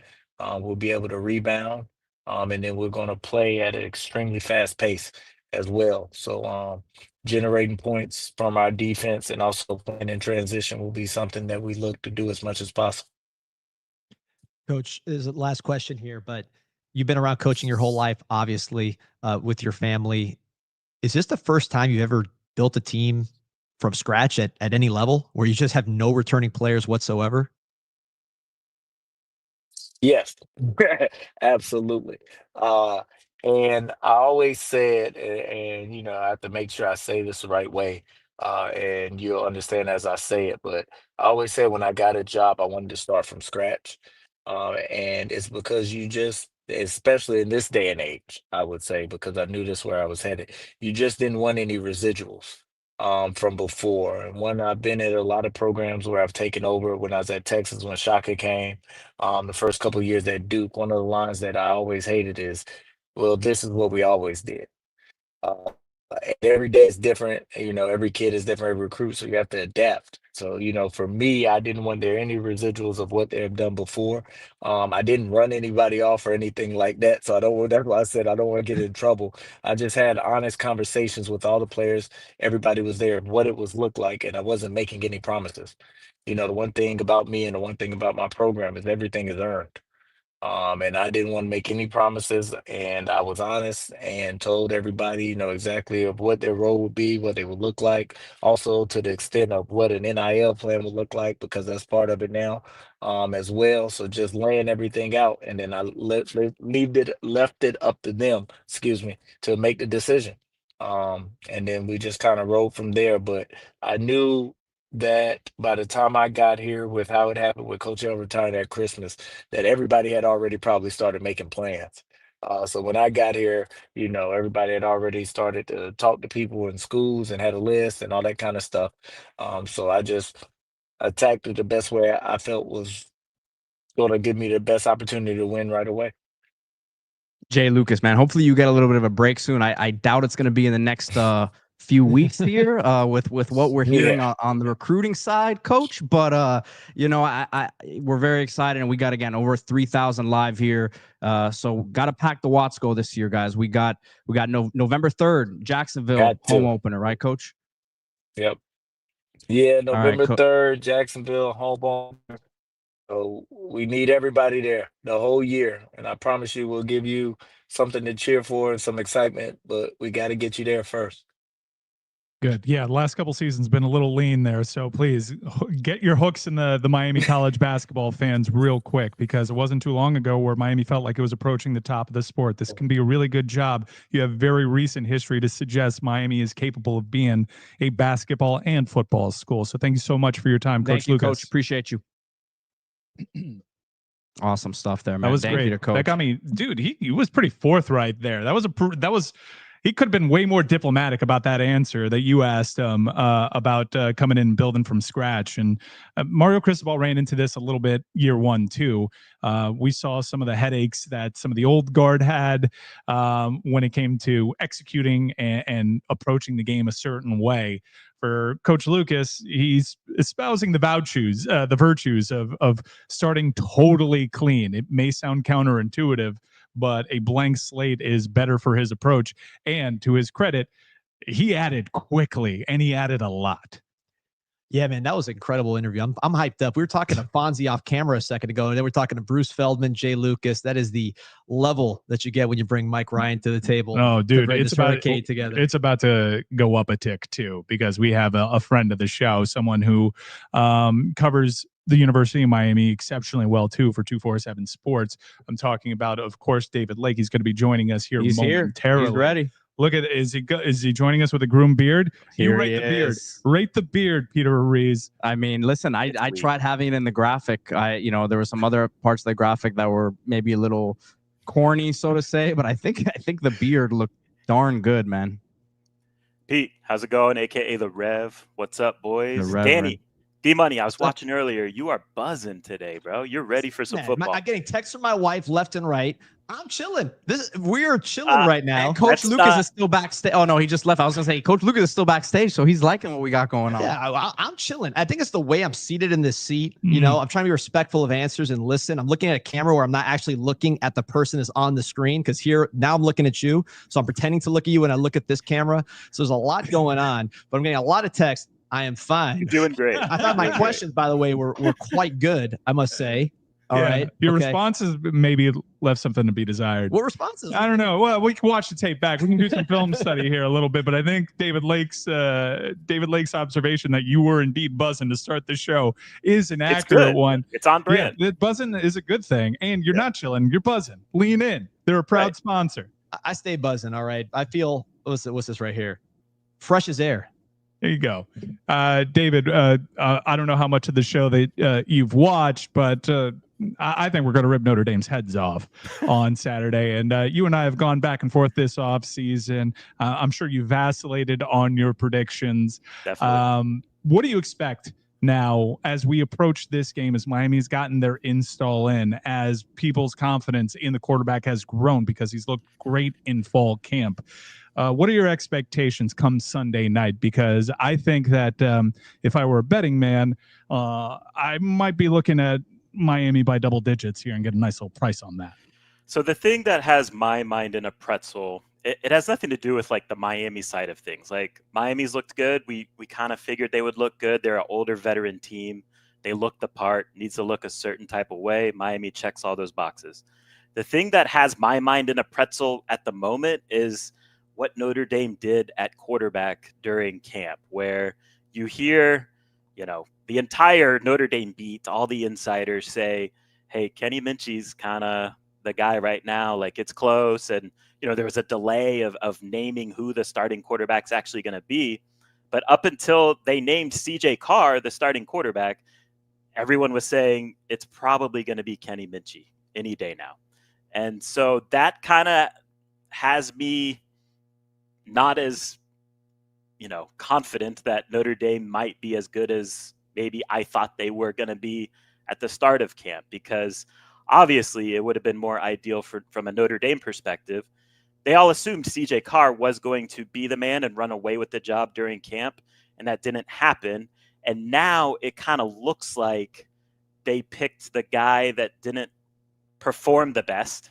We don't, I kind of want to just straight up say like they picked the guy that didn't win the job, but technically he won the job, but he didn't perform the best in fall camp because they're projecting him to be better 12 games from now. Well, what does that mean for this game one right now against Miami? So that kind of has my mind in a pretzel. Now, I do have a lot of respect for everything else Notre Dame has on the field. Defensive tackle, of course, is a bit of a question mark for them as well. But I think every other position group, they're very strong. So I would be surprised if Miami wins by 10 plus. I think it'll be a close game.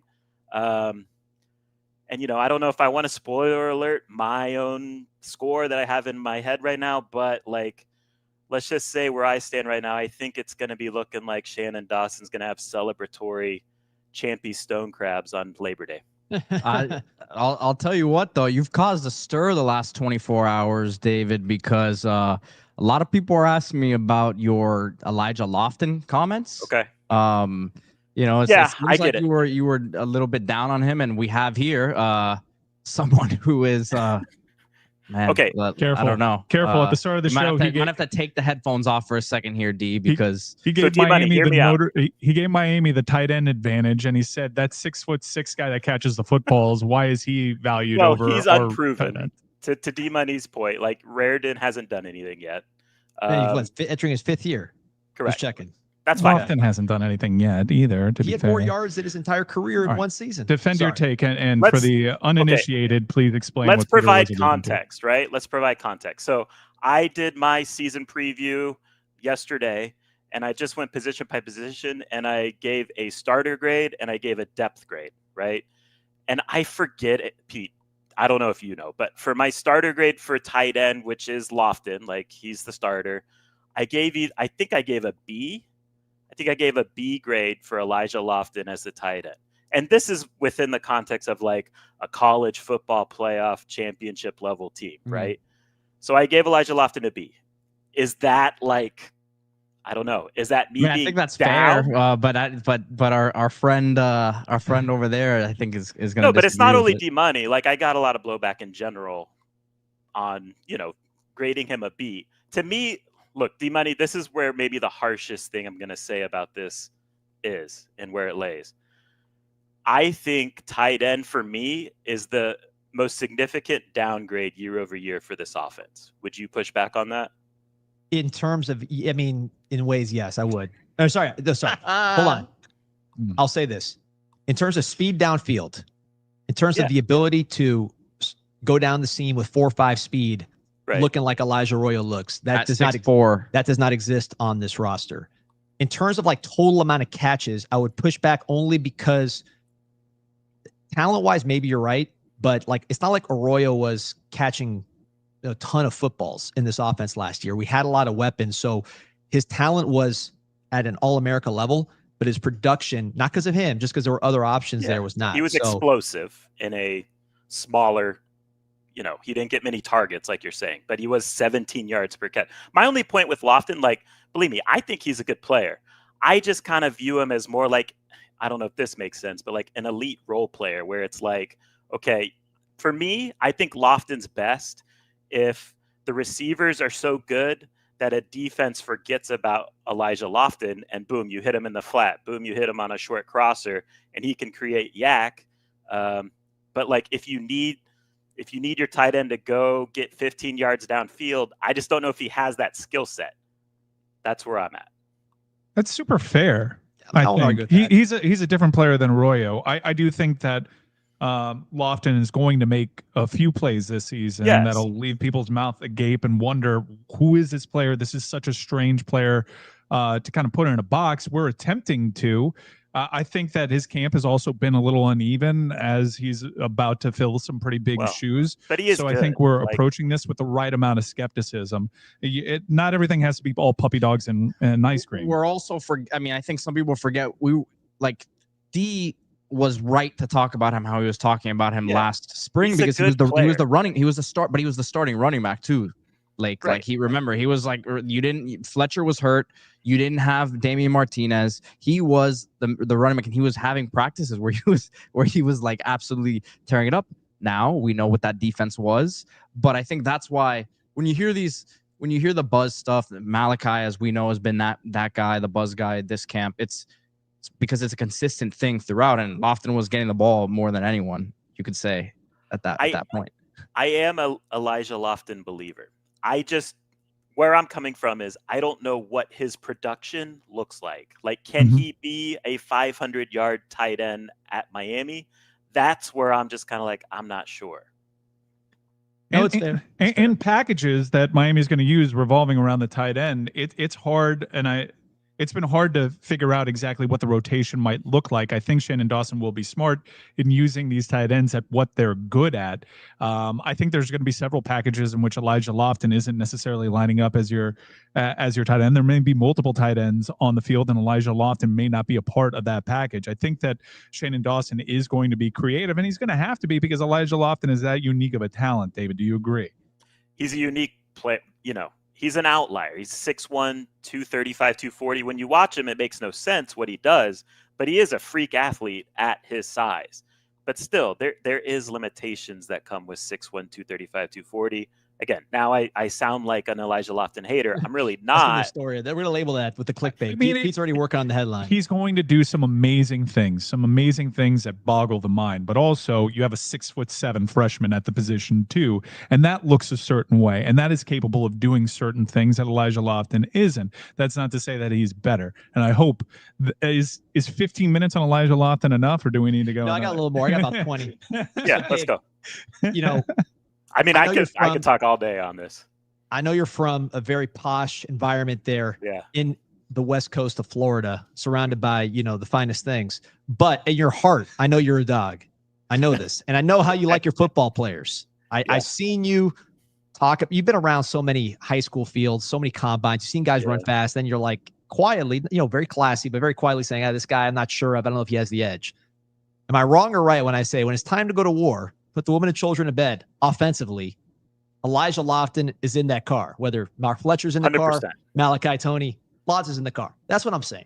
He is That's a what dog. I'm saying. We're going to war with Elijah Lofton on Sunday, and I feel pretty good.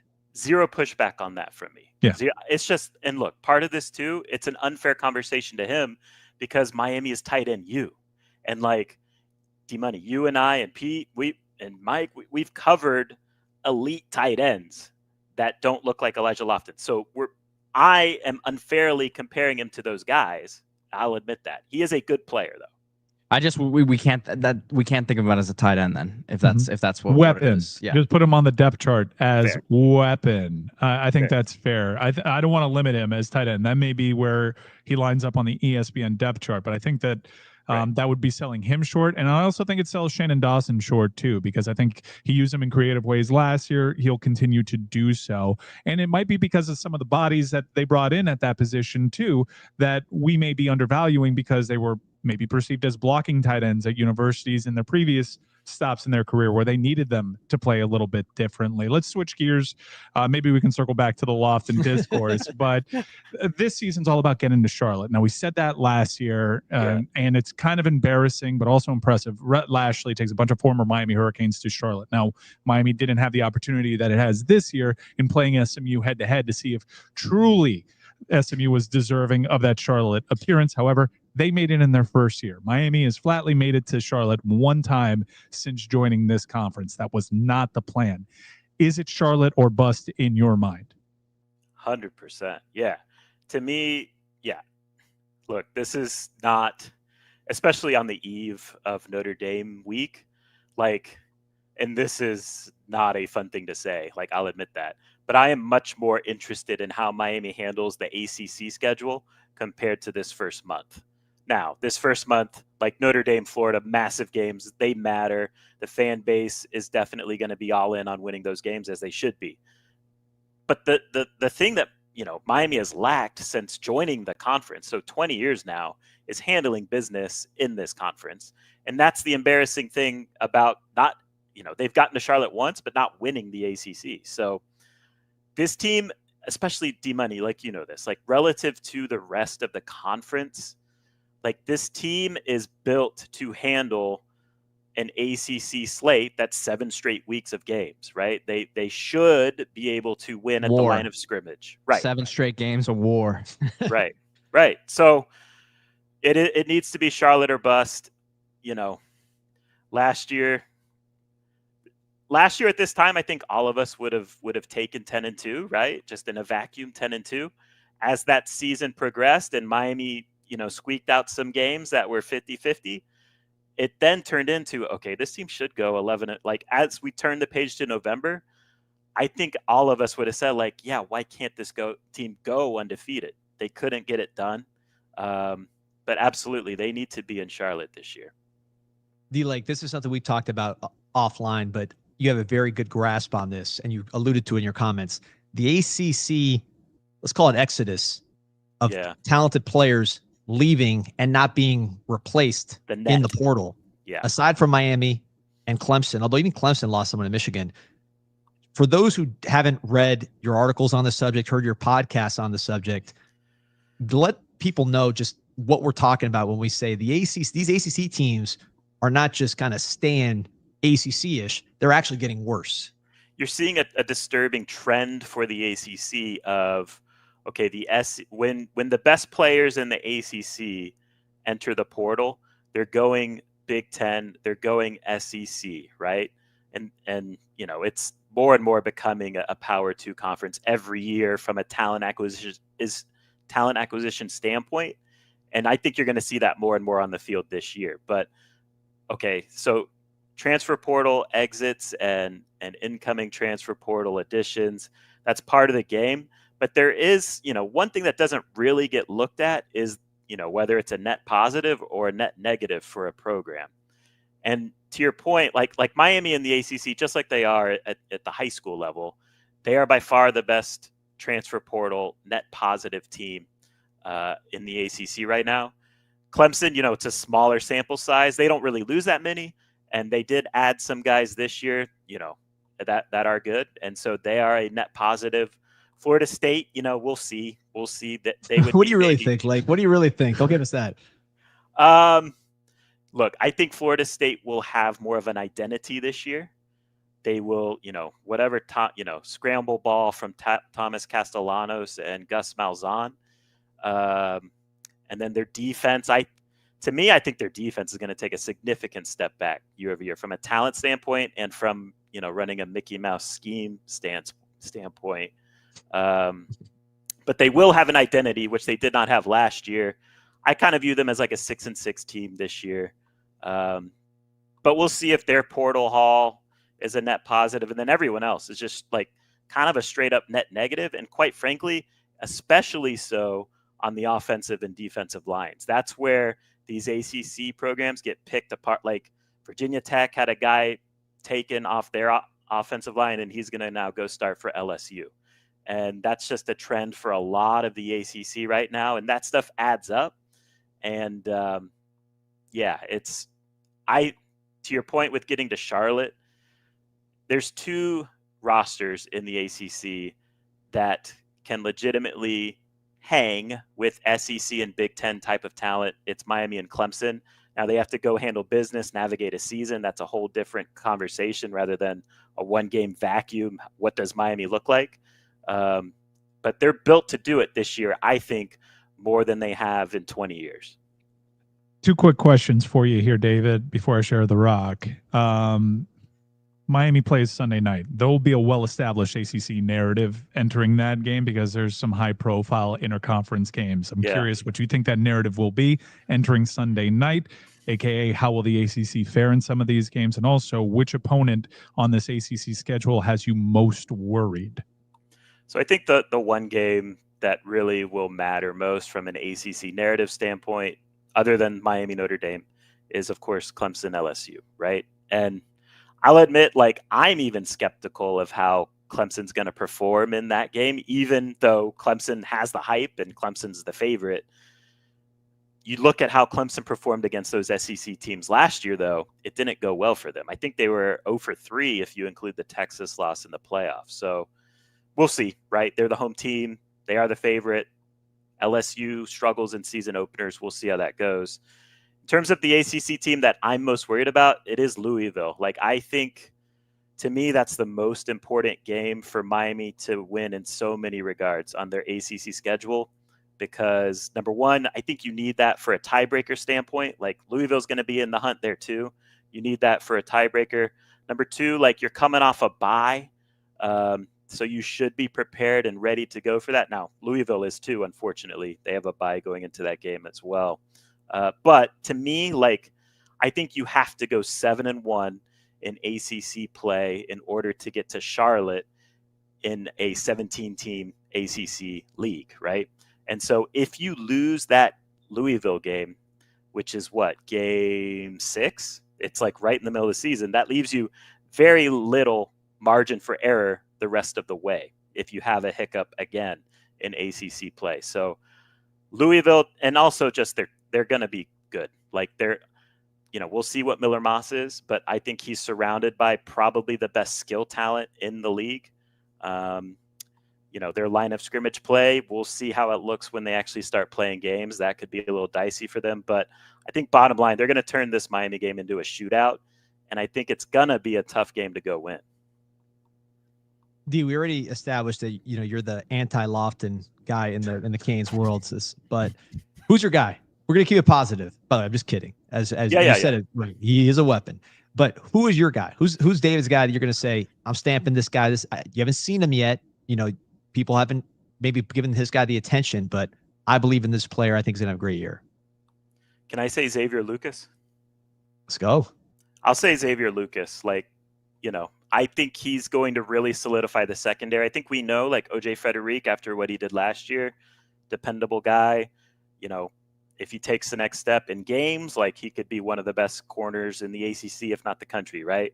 I think Xavier Lucas is also a top talent. And when you have two corners that you can leave in man coverage, that changes your entire defense. So some of this is probably wishful thinking as well, but I do legitimately think Xavier Lucas is going to be the real deal this year.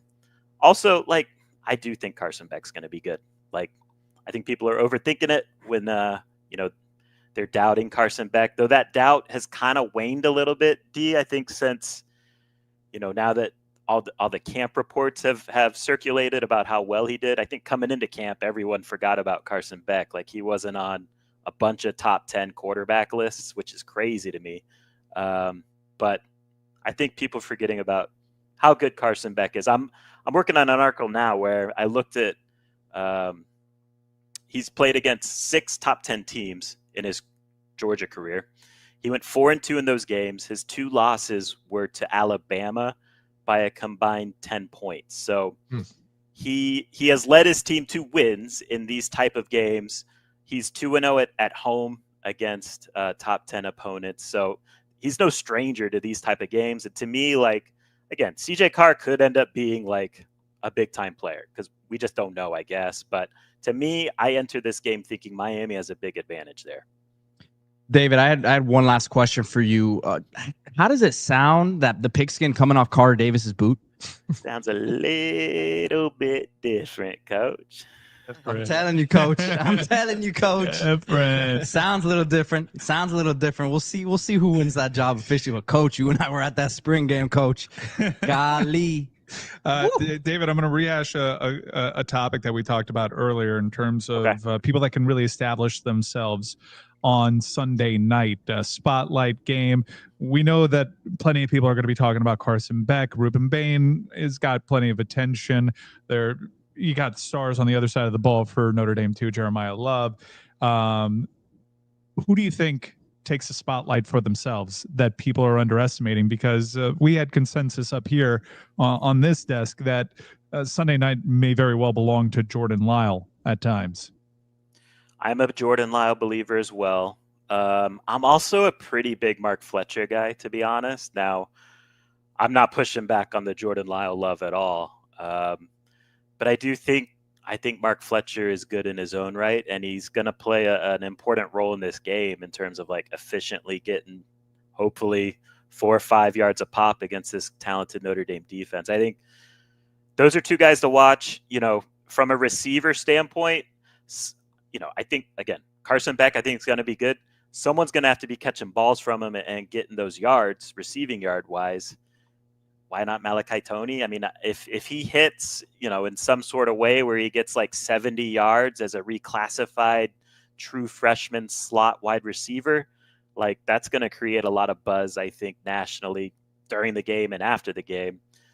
Mo Torre, I think, is a tremendous story if he's out there to go out and, and he can produce and look good and contain Jeremiah Love somewhat. So I think there's a lot of good stories in this going into this week from a Miami standpoint.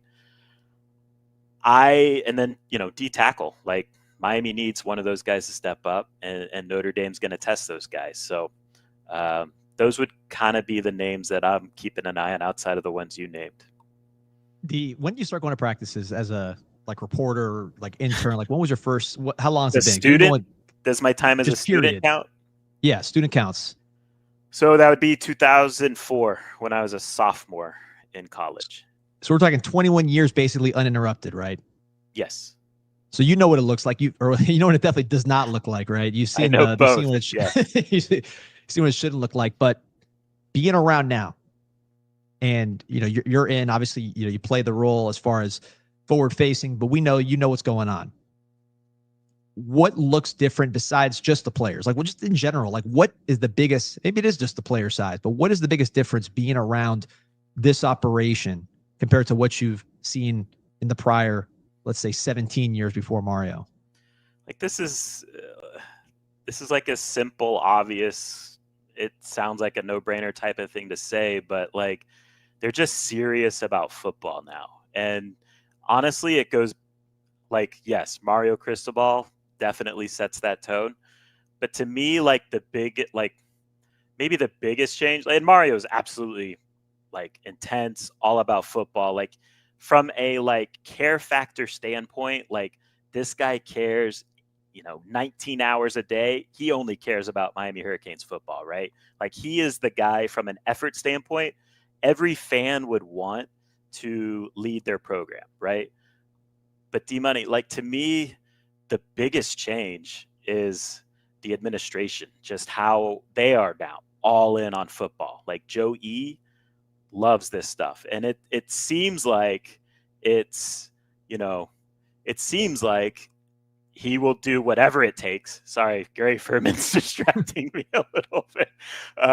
It seems like he will do whatever it takes. He will give this football program whatever they need to go be successful.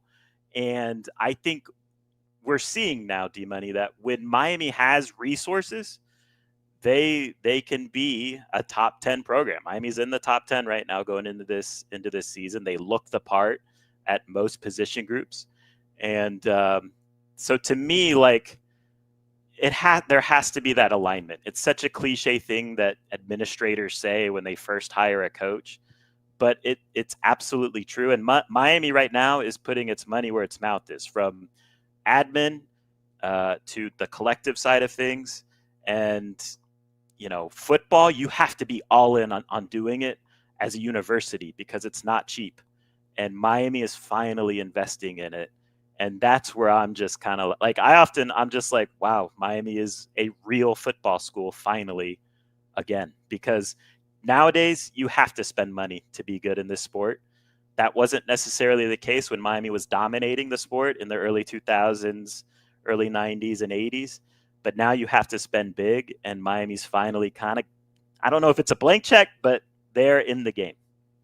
The Miami Hurricanes content creation space is highly competitive. There's a lot of great content being made. I think many people watching this HURRICADE 2025 right now also sample through the Smoke podcast, really get all the Hurricanes information that they can get at. So with that as the setup, do we want to have a powwow here and talk about Jabari Antoine and how we think that he might be the real deal? Because this guy's really turned it on as of late in camp, and I've become a big time fan. If I have a guy on this team on that side of the ball, that guy's becoming my next guy. Jabari. I was corrected. It's Jabari Antoine. Spell Jabari. Okay. I also want to correct David Lake, who called him Motore. It's Motore. Luckily, I have Pete, who's a connoisseur of African football. And Lake, are you in that chat? We'll add you to AFCONs. I am aware. Yeah. Motore is how it's supposed to say. Torre. Yeah. I mean, Jabari Antoine. What was it? The Golden Canes practice, right? That we were all out at. He was getting some. Wait, we were? He was getting some solid reps. I didn't know we were out there. We were out. I know one of us was supposed to be out there. I would like to see your guys' donations to the Miami Hurricane Fund. I tell you right now. Anyway, so we were like, he was getting some significant reps, right? So that's where I was just like, man, he's they're throwing him into the deep end of the pool, and he was holding his own. So I'm with you, Mike, on that one. I think another young guy, like just from a body type perspective, like for the future, I'm not saying this year, but Kellen Wiley, the linebacker, like he looks a certain type of way. Yeah, he does. Bryce Fitzgerald, like D-Money, you've been on this one. He is fast. He really is like, the ball hawk cliche gets thrown out there, but he is legitimately a ball hawk. Like when he sees the ball get loaded by the quarterback, he's on it and he makes a play on the ball. He's different in that way. And then Hayden Lowe, like, I know on my website, I'm sure you guys get it too. Like we get a lot of like, what about Hayden Lowe? What about Hayden Lowe? And he's not doing poorly. I just think the roster's at the point where it's like, Hayden Lowe can kind of slowly work his way into the season. I'm excited about him as well. So look, the talent is being stacked. Now you got to retain it and develop it. I think they've been doing that. That's why it looks a little different going into this season compared to even last year. And but I'm with you, Jabari Antoine. He looks the part. Who else you want to get in the weeds on? I love getting in the weeds on these random guys. Who would Kevin Clark want to know about? Luka Gilbert. I saw him make a pretty impressive play. You saw it? And I know we talked about body types and more Elijah Lofton. I told you we were going to circle back on Elijah Lofton, but I think both Gilbert and Bauman are guys that are probably being overlooked.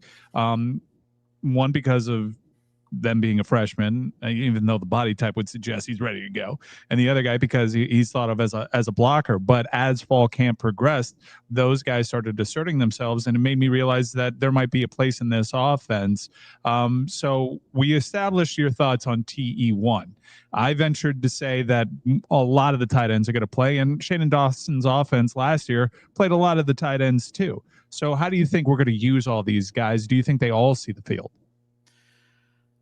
Luka Gilbert's an interesting one because, I don't know about like Notre Dame. I mean, the body type looks mature enough to go out and do it. Can you trust him? I mean, that's up to the coaches to figure out. Long term, Luka's going to be like, he's going to be an NFL tight end. He's different. He's one of the bigger tight ends I've ever seen at Miami. Bauman, to me, again, like I'm going to sound like a Bauman hater now. I think he's a solid role player. Like I think he is a red zone type of tight end, kind of like a plus in terms of receiving ability, a plus Cam McCormick. And That's not bad. Yeah. I don't understand how anyone could take offense to that. Cam McCormick carved out a nice role on this Right. team. How many touchdowns did he have? Like 3 or 4? I don't remember the number, but I think that if you said the expectations are for Bauman entering this team, replicate the McCormick formula, every Miami fan would take that, and that would be him delivering. I would take that. Yeah. Yeah. Do you think that's unfair, D-Money?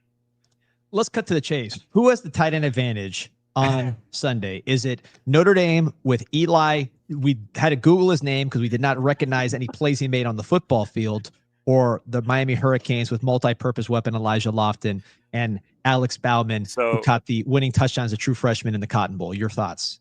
Yeah, I mean, I'll take Miami simply because I believe in Carson Beck and the passing operation way more than I do Notre Dame. So I'll take Miami's. Thank you. Thank you, David. That wasn't the debate. I was talking about perception before I got to the reality. D-Money. You're setting the table. I understood. I will. Setting the table. Well, there's another thing that, because David's super plugged in, another person that was part of a discourse that landed differently with our fan base. Anytime you say anything that isn't glowing in praise, people are going to think you're either taking a shot or not. I am pretty glass half full, to be honest. Yeah, like, I think you are too. I think you are too. So let's talk about a player that is a bit polarizing on the message boards and so far in this chat. In this chat, I've already seen like Mike Ryan hates JoJo Trader. No, I don't. I just think that JoJo Trader needs to set himself apart, and he's getting more competition than maybe most people anticipated. What are you expecting from JoJo Trader, and are you a hater? I'm not a hater of JoJo. I am a full believer. Now, look. It's kind of leaked out already. Like when you're a skill guy and you're dealing with an ankle sprain, that's a tough deal. Right? Whoa. What? It's leaked out. Just like the Golden Canes practice that David Lake was at. This is live. We got about 5,000 on, D. This is not just a group chat call here. Look, that's how good David Lake is. He finds his way in practices that he's not supposed to be in. I didn't say it. I saw someone else say it. But if that's true, it's hard as a skill player to deal with that, right? I think you would admit that, right, Mike? But yeah, look, I think that's part of my concern. My concern is, is his body going to hold up? And this was a big fall camp for JoJo, and I don't think he necessarily anticipated the type of competition he'd be getting from that room. But I was hoping for more, especially after that Pop-Tart Bowl performance in which he kind of gave credence to a lot of the hype. I'm just laughing, Dave. Do not go in the group chat. Stay away from the group chat, Dave. Stay away from the group chat. I'm already getting texts as well. Okay, so look, if JoJo Trader at his best, I think honestly, and look, talent doesn't always equal production. JoJo Trader, I think at his best, is the most talented receiver Miami has on the roster. I will stand by that. Even with Malachi Toney looking like a total freak as a true freshman slot, I think JoJo Trader has more talent. Will that talent equal production? We'll find out. But I am a JoJo Trader believer. And frankly, I think for this team to kind of hit its ceiling, I think they need JoJo Trader to produce. So, again, maybe this is me being hopeful and wishful, but I think this is the end. This is the last we're going to hear from you, my friend. Yeah. Vanish back to the West Coast. You're going off Filet this podcast next. Presented by Champion Seafood. Get ready to learn John Discount Outlet. If you need an extra credential this weekend, I can slip you mine. Or you can be an invited guest of a Golden Cane. A couple people. Maybe that's what happened. I don't know. Damage control. Coach Dave Lake, man. David, look at that pillow in the background. That Naples pillow. That is unbelievable. Naples High. You see that? Yeah, it's Naples High. Well, it's Naples High. Is it the Golden Eagles? What's your mascot? What a majestic bird that is. Explain to me the logo here. There's 2 types of people in the world: Golden Eagles and those who want to be Golden Eagles. There you go. I thought you were going to say Golden Canes. Could have gone a different way with that one. Those who have access and those who pay. All right. David Lake, thank you so much. Make sure to check out everything that David does. You co-host that. Can I hear you say Gabby's name just because I love how you intro it on the podcast? Gabby Urrutia. Man, he can roll his R's. I can't do that. Me neither. Well, Puerto Ricans also can't. I learned that. Really? Pete, Yeah. Pete can hit it. Pete, let's go. Urrutia. Oh, love it. That's Thanks, all guys. right, God bless you, David, and your phone in the coming hours. We appreciate Thank you, it. Coach. Great to have you. David Lake, really good information guy. Loves his program, went to the school, and a really fair reporter. I think that there's a lot said about people that are in the Miami information game, and there are certain Twitter accounts that are out there. A lot of people like to give the impression that they have a lot of access, and David Lake is very fair with his reporting and very accurate too. I know from being a part of Kane's Insight how good his information is, and he is really worth your patronage. So make sure if you're here supporting us, we appreciate it. If you only have one option, we'd love to be that option. But if you're the type of person that likes everything about the Miami Hurricanes and you sample the buffet, David Lake is as good a dude covering the Miami Hurricanes as there is out there. No, the man. Very well coiffed as well. Head of hair, tan. He's got all. See you later, Fonz. Fonz has had enough. But he just got the call. Like, well, who was that practice? What was happening? Oh man, that's great. All right. It only took 2 hours for a major leak to happen on the show. That's all right. I need A some major Cafe leak's going to Cibo. happen, and the next time I get a chance to get out of here, we got the Notre Dame got. They're 5. No, they moved, right? Yeah, we Like the old moved them, schedule. the Echoes. So we're going to be taking some questions and talking about this game a little bit more. I also want to talk about this upcoming slate because David Lake alluded to it. This is a big week for the ACC. The ACC was aggressive in its scheduling. You have Georgia Tech is favored at Colorado. Caden Salter starting at quarterback for Colorado this year. Reshaped roster, not the same kind of primetime team that we're used to. It'll be curious to see, especially after that offseason where Deion Sanders battled cancer, what kind of team Colorado has there. Probably being overlooked, some would argue rightfully. I like Georgia Tech in that game, but I would have loved Georgia Tech when they were underdogs. When people expect them to win, they're not necessarily catching anybody by surprise. We both rate their head coach. The expectation now is that Georgia Tech handles their business. It's difficult to do that. It's the shoe's on the other foot now. They're a scrappy underdog. I'd be curious to see how they perform there.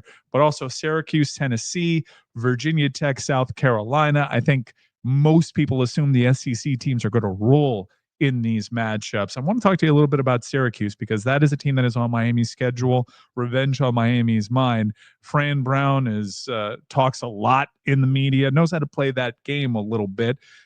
Kind of uneven with where they have their NIL spend. On one side of the mouth, he says he doesn't want to pay the wide receivers, and then he gets a big-time wide receiver commitment. So what do you make of Syracuse's approach? I like Fran Brown. He effectively annoys me. He gets under my skin. I let him bother me. But that being said, he's a type of coach that can succeed in the modern age. He'll be at Auburn or something like that. His time at Syracuse will be very brief. So the whole recruiting high school kids, I don't really understand other than to just get his chops, right? To say I signed these guys to Syracuse. It's good clout. It is good clout. I mean, I think if I were him, which I am making assumptions that he wants to leave, but I think it's a fair assumption. Syracuse is not an end destination. He's got no chance. I mean, he lost his best defensive tackle to Texas. Yeah, listen, I'm running a program in CFB 26 for Syracuse. Let's not talk too bad about them nationally. We got some big recruits in town this weekend. Tavian St. Clair, quarterback in year 2. He transferred over from Ohio State. Must not have worked there year 1, but that's right. If the Michigan job opens up, you'll be leaving Syracuse, New York in a heartbeat. No, we're very happy in upstate New York, Coach. But I will say that's interesting you said that because it's obviously you're playing the game. That's a real thing that's going to happen, I think, is that the story of this portal season coming up, calling it now, is August 27th. It's going to be all of those class of 2025 quarterbacks moving on. Not all of them, but the ones that did not play and are playing under a younger player. You got Keelan Russell in Alabama. He's under a guy with multiple years of eligibility, and Ty Simpson. He's probably ready to play now somewhere. Tavion St. Clair, Pete mentioned. He's going under Julian Sane, who is a redshirt freshman. I don't think he played enough to qualify. Sane had his own frustrations last year. It's hard to keep these guys happy. Very hard to keep them happy, but he's starting now, and he's not going to go anywhere. He's not like a guy that's going to go in the pros necessarily in 2 years. He's a smaller guy. He could be there for 4 years. So St. Clair could come available. there's a lot of weird quarterback situations going on. And this was a very talented quarterback class, that class of 2025. Miami has Luke Nickel. I'm a Luke Nickel fan. You've heard me say that. But I do think that in terms of opportunities, there are going to be some nice opportunities this offseason with that class of 25 quarterbacks, which was exceptionally deep. I know it's different than what you asked me, but Pete, your dynasty got me thinking. That's a realistic thing that could happen. Yeah, Jonte Cook moving to running back. He's a nice little back. Go ahead. Time out. So I got to read Fonzie's script here. United as one, become a game changer. Join Canes Connection today to make a lasting impact on our athletes' future. CanesConnection.com/CIS. He's not even in the room anymore, but I got to say, for an offhand joke, he took the assignment very seriously and delivered. The first word of this script is united as one. United as one is the first line of this thing. Become a game changer. I mean, this guy didn't, phone it in with the script to get people to sign up for Canes Connection. As Josh Gross asks, what's the THC dosage on the button? Whatever. What am I saying? What do you want to tell you? This is the same show that we always do. It's just a little bit more buzz in, a little bit fresh as air, fun as it gets. So the other ones weren't quite as fun as it gets. This one, now you're at the maximum level of fun. And best served chilled. We're chilling, having a good time here at 5:15 p.m. at 786 Sports Studios. At 786 Sports Studios, Casa Cultura is where we filmed. We filmed last year's Hype podcast. Also filmed this year's Hype podcast. Currently in production. Are they working on it over there? I'm looking at it, and how's it look? I mean, it's getting worked on. It's getting worked on. Am I wearing the outfit or what? No, well, he's all the way over there, but I saw some stuff before. I don't want to give too much away. I think it might be a hit. We'll see. This is the year that actually comes to fruition, and it could change. Never heard that before. Never heard that before at all. I mean, what was it? Jaron Williams. He outperformed Trevor Lawrence at the Manning Passing Academy. He did. That's the lies statement you've told me on this preseason Hype pod. Well, technically, that wasn't a lie. It was the truth. That was the truth, but you projected. Wasn't a lie. I mean, unfortunately, he discovered, I won't even get into it. I won't even make the joke. He was buzzing against FIU. Was he buzzing? He was buzzing against FIU. You said it. I think the statute of limitations is up on the worst day of my life. Thank you very much. I think Jaron Williams was buzzing against FIU, no doubt. Thank you. I'll say it. I'll say it again. Damn it. So I'm gonna pull up the guest list here. So people who are in the chat, we got over 5,300 with us live. Remember to hit that like and subscribe to the channel. We've had a great list of guests so far. The Bear joined us, Bruce Feldman, Jay Lucas. That lighting at Bruce Feldman's house. Let me tell you. He's a handsome man. I got texts about it as well. Aging with such grace. And David Lake, I mean, he had a tough act to follow there, but he was the most tanned Canes insider on this show. He was. I mean, he lives in Naples. It helps. Jay obviously is not spending much time outside. He's on the move. But how about that one date and how jacked up I was to hear that he's got zero work-life balance? No. Oh, that's exactly what I want to hear. We didn't get a chance to reflect on Jay Lucas too much. Unbelievable. I heard when he got to Miami, he was staying in a hotel for the first few weeks, figuring out where he was going to live and all that. But like, I heard from a source, he was just pacing in that courtyard 24/7 on the phones, multiple phones. Every time someone I know was, looking down in that courtyard, he was down there on the phones, man. That's who he is. Dude, we can say it because we are us, but Deron Rippey, the number 2 point guard in the country, is visiting Miami this weekend. Top 20 player in the country. And by the way, they have the top 2 point guards in the country visiting Miami this weekend as well. So confirmed? Yes, confirmed. So that's who he was going to pick up right now, the number 2 point guard in the country. So appreciate him kind of hopping on between there. But you got, like I said before, 4 of the top 20 prospects in the country visiting here the next few weeks. You have Caleb Gaskins coming, Jackson Richardson, two Columbus guys that are 5-star recruits, and then these guys this weekend. I also want to shout out the legacy contributors in the chat. We've gotten some questions about Coach Cristobal. I talked a big game over the last few weeks. I continue to endeavor. I trust me, I wish that name was on that graphic too. this is a pretty good show, though, right? We're bringing it right now. We had the men's basketball coach. We had Chris Fallica, a beautiful Lee Corso, well-timed ending on his Lee Corso tribute. We're going to preview the game with Jessica Smetana and Mike Golic Jr. That Golic name carries weight at Notre Dame in South Bend. No, I'm sorry. but so, Mike. Yeah, on that point, talking about the show, I think the show's going great. I am having a great time. It's buzzing for sure. Well, here's my issue. You guys see the quarterbacks. We always criticize quarterbacks, and we don't put ourselves in their shoes enough. And now we're in basically a 4-quarter game here with this show, right? In terms of the length of it, the different divisions of it. Mm-hmm. Those quarterbacks, they go on a drive. Then they sit down with their offensive coordinator in the modern game, and the offensive coordinator is showing them pictures of what went wrong, the reads they missed, and then they got to go back and play and get their mind right. Mm-hmm. And I never understood the mental effect that could have until I get my text messages on my computer. So my wife, I'm getting scouting reports on everything I messed up for the first hour. When I'm trying to go to hour 2, look at this. She's saying, the beginning was too much rambling, talking about Fonzie off screen, unfocused. You agree with that scouting report? So far, so good. I haven't gotten the rest. Has she gotten to the toss on the Canes connection? Because that was a 3 and out. What my toss promoting Canes connection? Wait, hold on. You went 3 and out, and the balls got batted at the line, pal. Okay, so first of all, Pete, let me respond. Pete, we were lucky to escape. Let me respond. That should have been a Trajan Bandy house call right there. Mike, okay, see, you're looking at the low-hanging fruit. When the Canes connection thing first started, before what some might call a rambling answer, we had no ticker. We had the same read I do every single day. Now we have a ticker. And not only do we have a ticker, because we pushed, we now have a professionally written ticker by a professional fundraiser that I heard the phones are going off the hook based on the text messages I'm getting from this Canes connection. The opening was Mike tight, but tight and nobody knows. Thank you. No, I was trying to establish a zig so we can zag and rip off their freaking heads. You wouldn't let me get a word in edgewise, which is also, I should, Mrs. Money, I hope that's part of the scouting report too. When we break down film session tomorrow is going to be brutal for you. Now, you may be a second half team. I'm hoping. Oh, CBD's asking, is Dr. Money a certified hater? I mean, she's definitely certified. I wouldn't say a hater, but I would say she embraces feedback going outward. She embraces giving feedback, I would say, is what Dr. Money does. That you're fielding a question from CBD. Sports is saying D-Money still doesn't know. Did I miss something? Yes. Yeah, you did. You missed a few things. It's all good, though. Yeah, we navigated it. Again, D-Money, you're a second half team. Thank you, Steve. We're approaching halftime here. I got your back. Halftime adjustments.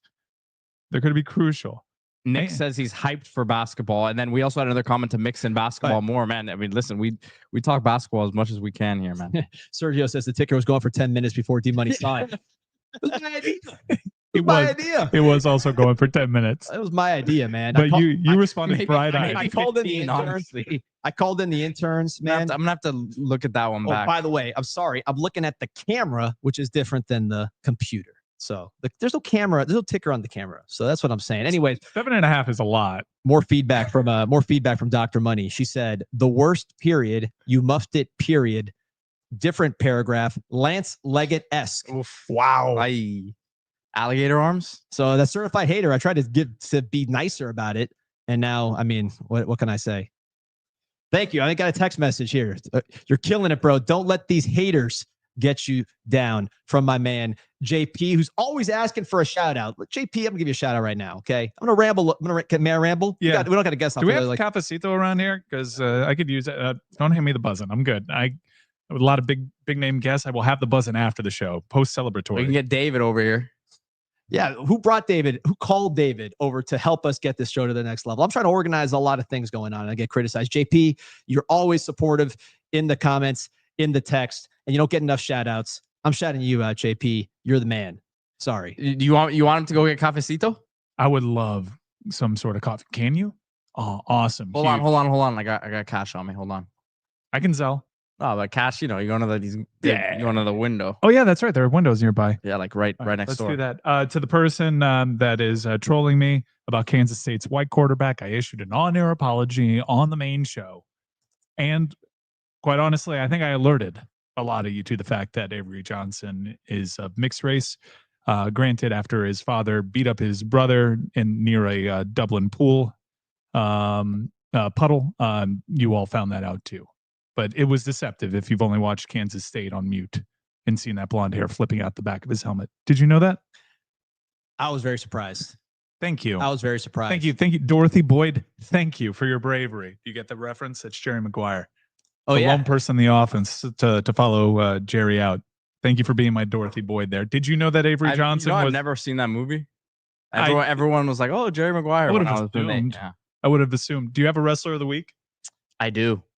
You serious? I do. What the heck? Of course I do. Are you crazy? Really? No, are you? Yes. Did you not see what was going on? What was going on in the Northeast He's this not week? bubbling The it. Tyneside? Did you not see? I don't even have a wrestler of the week. Did you not got a see wrestler of the Sami week? Zayn at St. James's Park? Yeah, I did. Yeah. Oh, he's a Newcastle Did guy. not You were see locked him? in? I would. Are you a Brother, Sami Zayn guy now? I'm a Sami Zayn guy now. Of course, my wrestler of the week is the Canadian-born Sami Zayn. This guy's been on my radar since the early days in the Indies and ROH. Loved him as a luchador when he'd go by El Generico. El Generico. Yeah, that's one. I like the better the first time. Wore the mask, smooth in the ring, really sold the gimmick and had some legendary matches. Joined WWE and killed it in NXT. No longer wearing the mask and showing flashes in some great matches with Cesaro, his best friend, Kevin Owens. And one of my favorite matches of all time was his last NXT against Nakamura. He's had some huge moments, winning the tag team title several times. He's a 4-time Intercontinental Champion with his biggest moment to date, winning it against Gunther at WrestleMania 40. His work with the Bloodline was epic. And I love all the stuff he does in the ring for his Syrian brothers. My brother, Sami Zayn, my Geordie brother. Away the lads. Whew. That was excellent, Pete. That was really great. Did you know that Rey Mysterio has another son? This is really Yeah. a young kid? No, I think he's older than Dominic. He's like an accountant? I don't know. No, he's like odd. I was like, is this a trolling account? But he's followed by Dominic and Ray, and he's constantly tagging them and commenting on Dominic's posts. Like, this is my brother. His name is Hijo de Rey Mysterio, and he wrestles in Mexico. I don't know if it's a half brother situation. I don't know, but is that he's Rey Mysterio's son? You know, the mom is tall, so that's why Dominic is able to compete more as I would say a cruiserweight, right? He's like a light heavyweight. It keeps getting like a suggested IG follow, Hijo de Rey Mysterio. So Pete, I'm trying to figure out how to get this to you. Check out there's a pic of Dana White. He doesn't even know how to get me links anymore, Mike. Go to Bob Menery on Instagram. Bob Menery. He doesn't know who Bob Menery is. Who's Bob Menery? Menery. He's a social media guy. Oh, for the Canes? Yeah. Oh, shout out to Bob. We love Bob. Sorry. I'm kidding. He's not. Go ahead. He is the firstborn son of the luchador Rey Mysterio Sr. He is also the cousin of Rey Mysterio Jr. How does that work? Okay. So what do you want me to pull up, D? I guess I was wrong. So there's a picture of Dana White arriving here, I guess, for the game, rocking the UN polo. So, you know, I'm just trying to build the brand here. I know people like when these famous people are associated with the program. I think this weekend that is going to be a defining feature, at least at the pregame festivities. I don't know who for sure is going to show up, but if half of the rumors come true, you're going to be talking about a star-studded event. So for those asking where Jessica Smetana and Mike Golic Jr. are, we had to shift the programming a little bit because Mike Golic Jr. does a great job calling football games. He had a production meeting and he shifted to a later time slot. They will be joining us at 6:30. Yeah, I put it in an updated graphic out there. You've been great with the graphics, Pete. You've been really on it. You've been a great producer, and thanks to Fonzie and some other nameless folks along the way that have really helped us out with this show. I wish we could have delivered the head coach for you, endeavoring. It's our hope that one day he will make an appearance here. Oh, on look at Canes this. We got Insight. that colada. Is here. All right. We got the colada here. Shout out to You guys David. talk. Thank you, David. Yeah, you can come in here, man. Come It's all on right. in. We're live. It's all right. We're That's good. Cool. I mean, if there was a standard that we upheld, Wait, that hold whole on, first hold on. 15 minutes wouldn't have existed. Pour one for me, please. Yeah, absolutely. I got you. Do we trust him with it? Mm. You go ahead. You can pour him. My man's buzzing. There we go. I'm fine. I mean, yeah, 2 hours have gone by, I'm sure. Like all the fumbling, the alleged fumbling, There's no way buzzing works that quickly, though. So I think Yeah. Two sips. So what was it? Nerves? Oh, watch out. Maybe we should have. Maybe. Listen, okay. Thank you so much. You got to when something like this happens, you start too hot, Yeah. you burn out. You were revving up. Yeah. 5-hour show, Mike. Yeah, I know. This is radio, my friend. Get used to it. Yeah, well, thank you. Thank you for explaining the medium to me. And no, I don't think this is radio. Yeah. What is this? This is a live stream. This is Live stream. YouTube. Okay. Yeah. You have as much experience in this game as I do. The talking about wrestling and weird music and talking to fake Gary Furman in the chat. We still have not confirmed if that's fake Gary Furman. Confirming. We got to confirm the identity of Gary Furman. He said, look at this. So Gary's saying that D-Money didn't move for 20 minutes at one point. I'm staring at the camera, folks. How many times can I tell you? You are not there. You are here. That's actually the very camera. true. I was trying to get if you go back to the first interview, I was trying to get my man's attention with the nonverbal. Like there was nothing. Because it's rude to the audience to have your shoulder to the audience. It's like you're telling them you're not important. Even Even though though you're looking at we're it. trying to do a show. Everyone acknowledges it's a live stream. Oh, I was trying to fill up the camera. I was trying to fill it up while you guys were working, and then all I get is text and scorn. But we got Kevin Big Healy Clark in half an hour. Wow, a half hour. We got to fill a half hour with Anthony That's G good. says, That's good stuff. Anthony G says Yeah. Gary talking about doing rails, not the real Gary. I Figure don't that know. one out. wait a second. Gary's saying in the comments section, "It's me, guys." So I think we have to believe him. Trenton Breeze in the chat. Now we're really cranking up.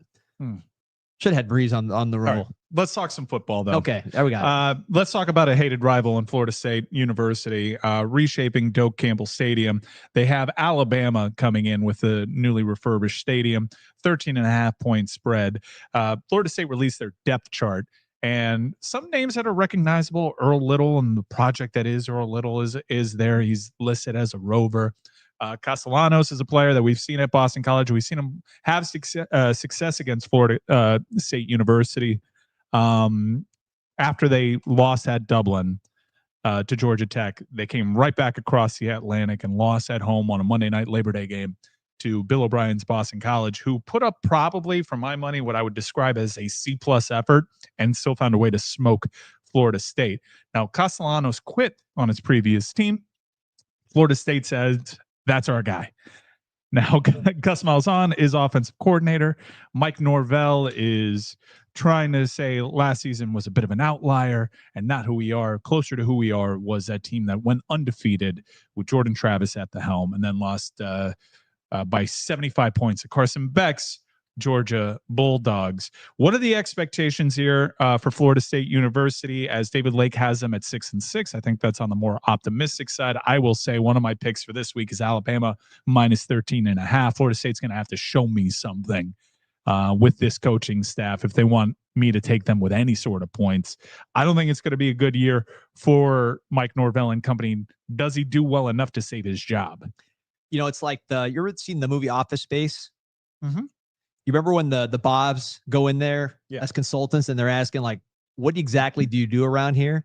What would Norvell say to that question? What does he do currently for the Florida State Seminoles? I'm a vibes guy. The vibes are terrible. The vibes are terrible. That all the practice stuff is, he didn't even let reporters in. So he's not doing the media part well. He doesn't recruit well at all. He doesn't retain the guys he recruits. The 5 stars that he develops disappear. But the thing that's strange to me too, D, is like at least the years that we've been bad as Canes fans, we talk ourselves into us being something. I just don't even get the sense that Florida State fans can do that right now.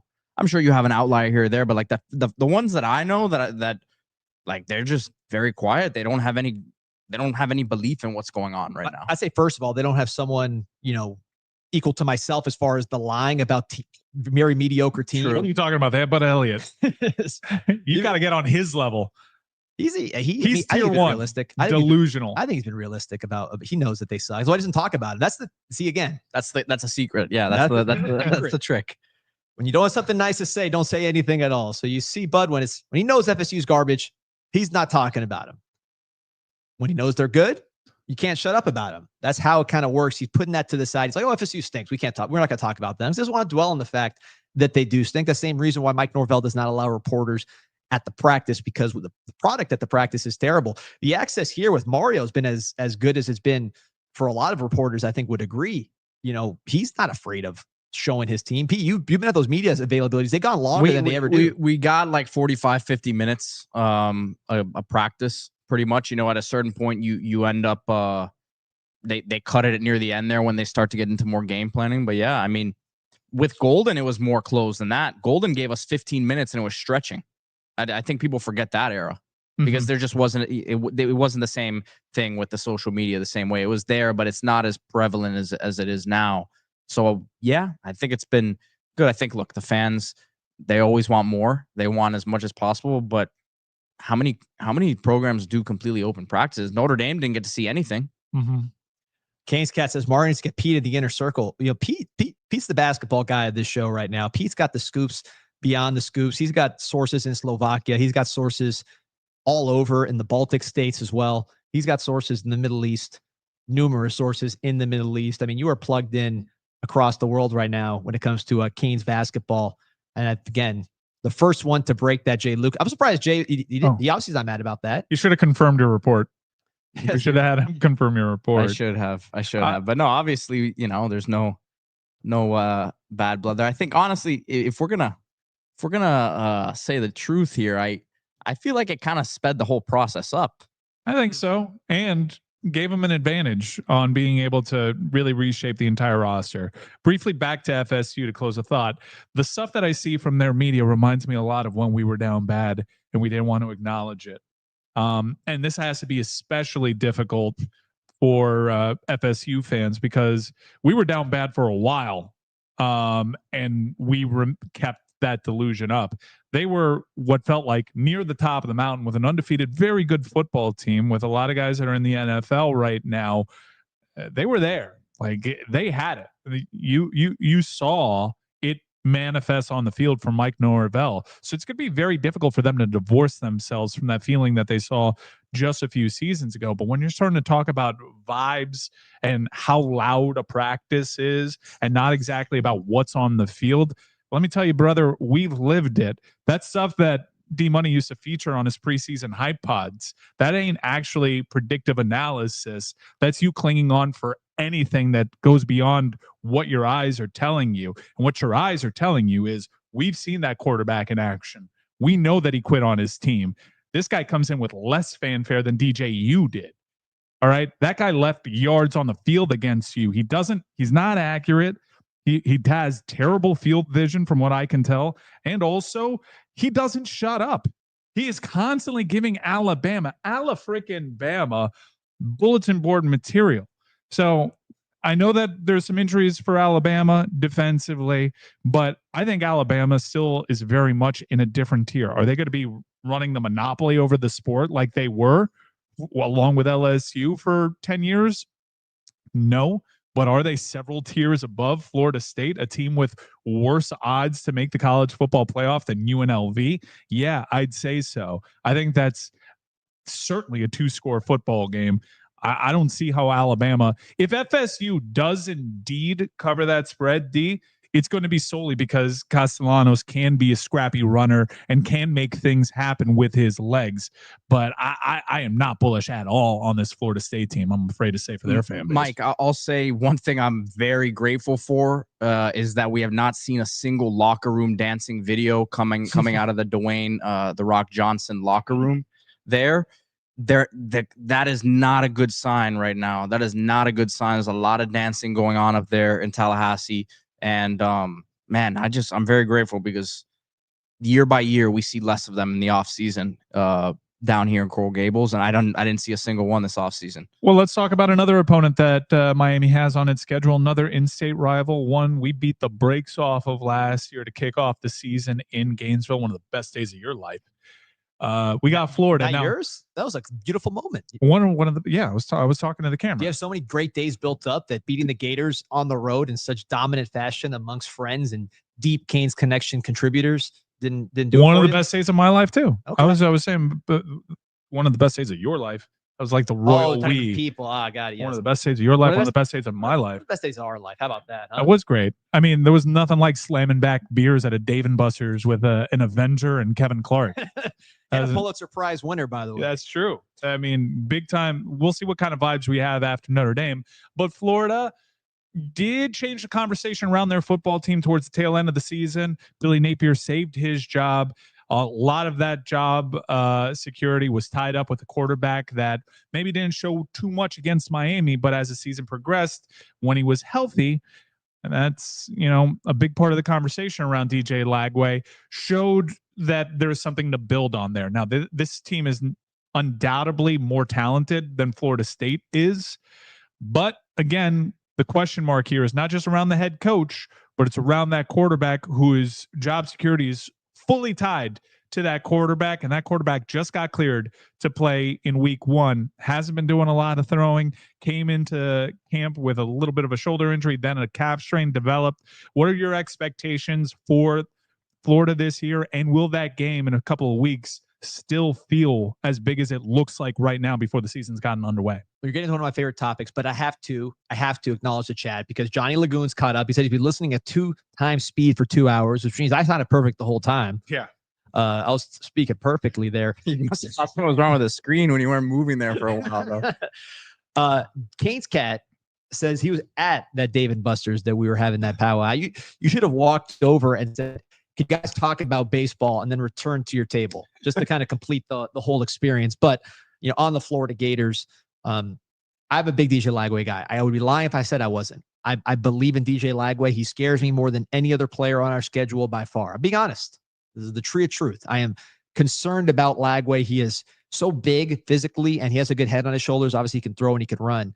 But when you have a guy of that size, in my experience, sitting on my couch watching college football, those guys can dominate a game like no one else. A big, athletic college football quarterback that knows what he's doing. We saw it with Vince Young. We saw it with Cam Newton. We saw it with Tim Tebow. I mean, we even saw it with drones in spurts when we played him, and he was on a heater. I know that's not what he is consistently, but he dominated that game. Lagway doesn't count on his athleticism as much as those guys because, in part, Lagway can't.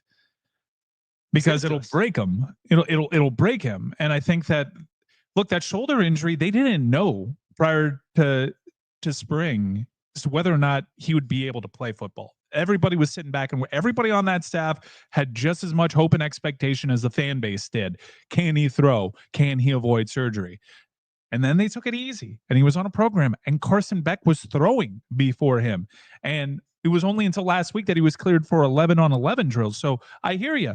Big body. That big body was there last year. He got plenty dinged up. There have been plenty of big bodies that the sport eventually breaks them, and their body just can't hold up under the weight of the very physical sport of football.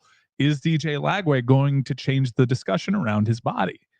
We got to protect him first. And I'm told that the Gators had this incredible offensive line. I've read it on Pro Football Focus. I've seen it on little clips that they put on Twitter. But I've not seen it on the field because the last time I watched the Gators offensive line up close, I saw the highlights here and there. Their quarterback was on the way to the Shands Trauma Center due to their inability to block what proved to be an average ACC front with the Miami Hurricanes, without Ruben Bain, by the way. So it's hard for me to reconcile this. The same guys, the same players are now a dominant front. I know David's listening. He's a Gator fan here, the intern. Boo. Explain how the same players that were not just, look, weird games happen. You throw picks. There's just uneven play. Notre Dame lost to Northern Illinois. Obviously, they went on to the championship. But this was a physical domination on both sides of the ball in a way that was, quite frankly, demoralizing early. I think the Gators quit somewhere. I mean, when did you think they quit? I thought they quit right when Cam Ward stepped out of bounds and just kind of taunted him on that run. Yeah, they remember Cam Ward threw that interception. They were alive for a second. They were alive for a brief moment.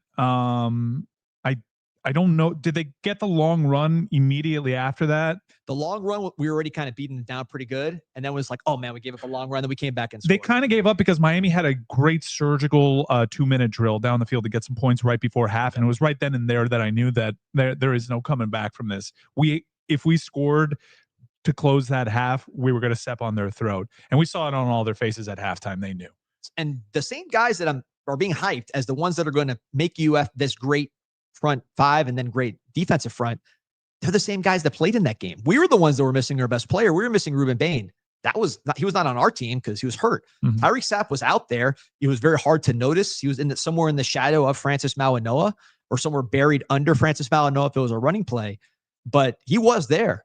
Caleb Banks someone was on the field wearing that uniform.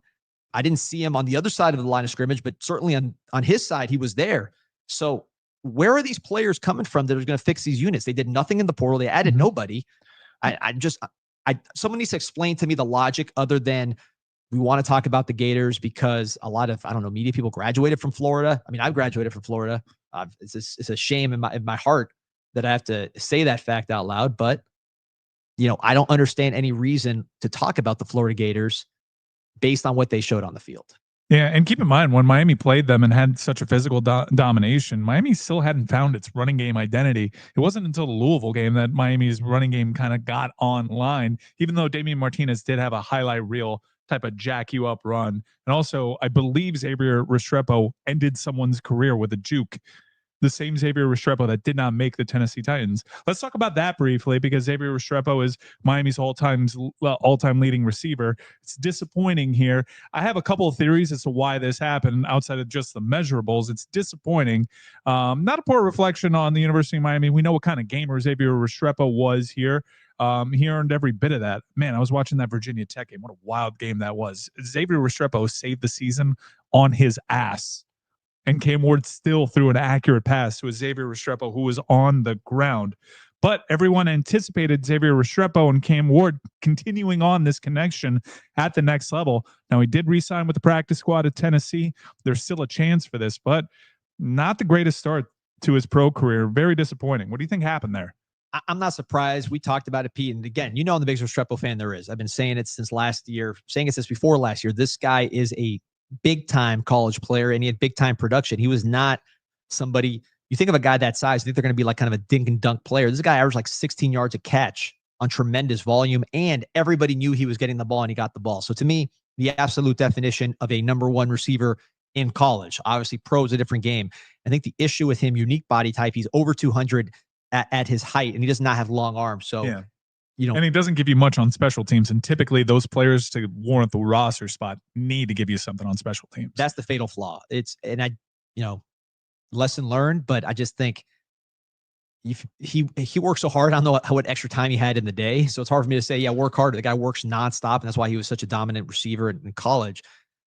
But it's like, you knew that was going to hurt him when he got to the pros, that he didn't have that punt return in the bag. I almost think, the best case scenario for him is, the Titans aren't very good this year, and he gets an opportunity on the practice squad midway through the year, late in the year with some injuries. And maybe they just say, look, we're not making the playoffs this year. Let's see if we've actually got something with this guy and get him an opportunity at some point. That wide receiver room, though, in Tennessee is sneaky loaded in terms of name recognition. They got Calvin Ridley, Tyler Lockett, veteran guys. They took the rookie from Stanford who lit up Travis Hunter in college. There are other guys that are going to eat before Xavier Restrepo can crack that lineup. And then they're probably, if an injury happens, they'll look at the waiver wire first, or they'll probably try to make a move there before you look at practice. So that's what I'm saying. In a worst case scenario for the Titans, that might be the best case for him when you're just kind of beat up and they give guys chances, knowing how it works, because you want to see if you actually have something there. Because if you have a gem, you can have a guy on the roster the next couple years for a really cheap price. But it doesn't seem like he's been able to show it yet. And yes, limited reps in preseason, which that's unfortunate, but he's getting opportunities in practice too. So obviously just didn't show them enough at that point. If you're in the chat, hoping to see the Echoes co-host Jessica Smetana and Mike Golic Jr. play a road game, we had to shift them to 6:30 because of Mike Golic Jr.'s production schedule. They will be here. They're not ducking us at all whatsoever. So if you're a Notre Dame fan, I got scared. I thought it was an audio issue for a second. Me too. I was looking around. By the way, they're over. They are over like Rover. The chat's going crazy for these guys. Yeah, people saw that clip of Jessica Smetana, and we'll ask her, kind of seemingly begging Ian Book for a louder atmosphere, and Ian Book shutting her down at every turn. But don't worry, we're going to have the co-host Irish contingent of the Echoes visiting our HURRICADE here momentarily. Pete, back on the Xavier Restrepo thing. And this one, This one might be a little risque to talk about, but do you think, number one, do you think if he had the opportunity to play in the Pop-Tart Bowl, he would do it over again or at least approach it differently? Because I have a theory that his approach to that bowl game and how he was really like the lone guy that didn't play in it didn't help him at the next level. When you don't have the physical measurables to set you apart, people are going to look at him and look at some of the intangibles. And while he has this hardworking narrative around him, that kind of ran counterculture to what we had always heard. Yeah, I mean, look, it certainly didn't help. Now, if he goes out and runs a high 4.6, it looks a lot different, and you can maybe play that better in the draft room than obviously the high 4.8, 4.9. But no doubt, this guy ran a 4.8 and he didn't play in the bowl game. Is what the discussion becomes. Listen, it doesn't. I don't think it helped him. I think, like I said, if he ran a little bit of a different time, you're asking for a couple.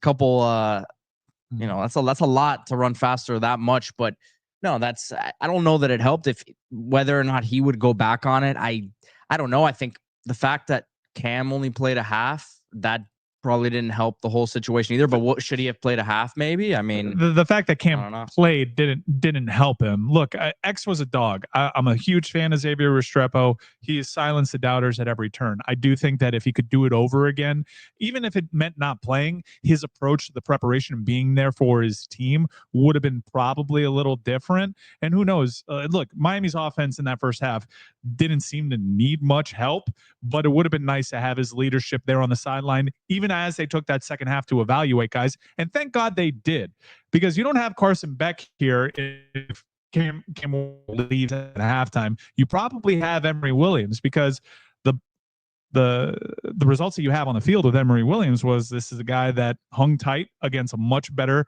at the time undefeated Florida State team on the road, made gutsy plays to keep Miami alive in that game, and is a guy that has a win against Clemson under his belt as a freshman. So that second half of data, as much as it hurt to not get the bowl win and continue this years-long streak of not winning one, we may look back, depending on how this season goes and depending how Carson Beck plays, saying that was a very significant decision that Miami made, a mature one, in being able to sit out Cameron Ward in that second half to evaluate this roster more properly. One last thing on Restrepo, Mike. If there was a regret from his side, I would say, I mean, again, I don't know where his body was at. I don't know what the league, I don't know what the teams wanted to see him at, because I told you guys before, some teams saw him as a running back. Obviously, it didn't really play out that way. Yeah, I remember you saying that last season. He weighed in, I think, at 208 at the combine. I think if there was maybe something if he could go back on, he was already like a pretty stout guy, right? I mean, he played last year pretty big. D, I don't know if you agree with me on this, but maybe if he slimmed up a little bit, runs a little bit faster, looks a little bit different, in the workout. But that would be maybe the only thing that I think I would look back on. But weighing in at 208, that's big for him. Yeah. This is why I was trying to lock in on the camera earlier. So you start messing around with the computer, you lose the thought. So where were we at? We were talking about Xavier Restrepo. I was trying to book can I tell you what I was trying to do? I was trying to book a guest for these next 5 minutes. And really, I don't know if it worked. Okay. Hey, Adrian. Come here. Okay. I tried to text them, and it didn't work. So Adrian, come here. All right. We're booking a guest until we get Clark on. Okay, we'll continue the discourse, I guess. We have plenty to talk about right now. We got some Canes baseball. Adrian. I'm here with Adrian Lorenzo, former exec for the Boston Red Sox, former exec for the Miami Marlins, the owner, president, what you want to call it, a 7-8 Sports of this studio right here, Casa Cultura, the person who made all this beautiful art that you see behind you. There he is. Adrian, that's why I was texting to make sure it's kosher, but now I'm pulling it out because this is what it is. Got to just rip it open.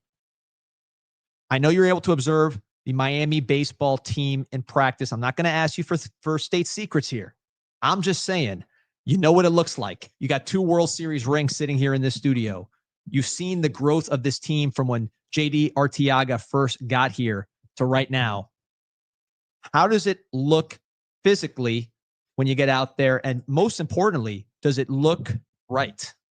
It does look right. Yeah, it does look right. The team, just based on my observation so far from this perspective, having helicoptered into one workout. It looks very physical, very athletic, especially the freshman class. Freshman class was super impressive in terms of physicality, hitters traits, just good overall BP that I watched with a lot. It just, yes, it looks right. It checks the box physically. And then from everything I'm deducing athletically, athletic measurements, burst, just positional versatility, things like that. There's good reason to be excited about Hurricanes baseball. They were aggressive again in the portal, but also their freshman recruiting class, their incoming recruiting class is also very strong. So Saltalamacchia, Coach Saltalamacchia, Salty, played a long time in the major leagues as a catcher. What does that major league catcher experience? We talked about on El Big League Show. By the way, El Big League Show on 786 Sports. Make sure you see it right there. Make sure you subscribe if you're a baseball fan. If you want to hear an average Joe's take, just sitting in his basement talking to the camera, you could do that, or you can listen to two-franchise MLB executive, two-time World Series champion Adrian Lorenzo. Is that your pick? El Big League Show. YouTube it. It's unbelievable. But anyways, we talk about catchers, and one of our discussions that we had was, the catcher's got to know what the pitcher's doing. Catcher's got to know what the hitter's doing. Catcher's got to know what he's doing at the plate. He's got a lot to think about, the runners, everything else. So a guy like Saltalamacchia now shifting into the college game, coach at the Cape, joining the Miami Hurricane staff. What could he bring to this operation? To the first part of your question or comment, the catcher position, yes, it tends to be the most cerebral position, but it's also the most accountable pitch to pitch. So every direction, you're accountable to the pitcher, you're accountable to the ball not getting by you, you're accountable to the umpire, you're accountable to the pitching coach that wants you to attack a certain way. So I think the catching position just gives you this four-dimensional look at the game that I think that's why you see a lot of former catchers be managers, or that Stephen Vogt, things like that, Alasmus. Those guys come to mind. So that makes sense. And with Saltalamacchia, if you're a member of a World Series winning run, which he was, he and I we share that 13 ring. And you say two-time World Series champion, one as an intern, but the Red Sox are a good enough organization that they give interns rings as well. Hold on. You got David out here keeping this thing moving, helping us with the ticker for 786 interns. We respect the interns at 786 Sports. Oh, then it counts then. And the coffee. Ironically, the year I worked the hardest. Yeah.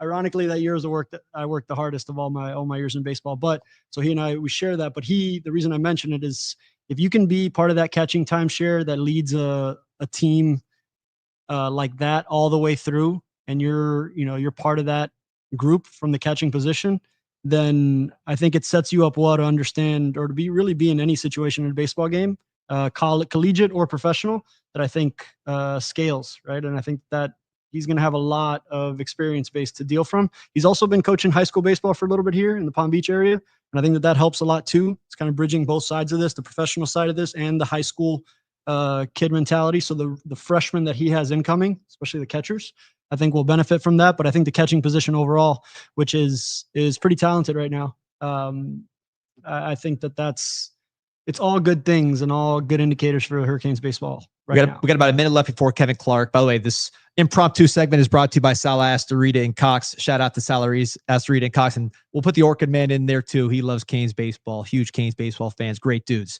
So to close this segment, what can Canes fans expect? I'm not talking about record. I'm just saying the team that they saw when JD first took over didn't look right. We all know that. We could say that it looked different for the fans that have been going to Mark Life for many years. Some of us did say that. What's Brett saying? Well, listen, this was what was there. This is where the ball was laid at the time and has been moved forward. I think since then, Canes fans that maybe they're going to the light a lot and then they saw things they didn't like and like, you know what, this is not for me anymore. Why should fans come out to see this group of guys? I know it's early. Look, it's August, but never too early. What are you seeing out there brewing in Mark Light?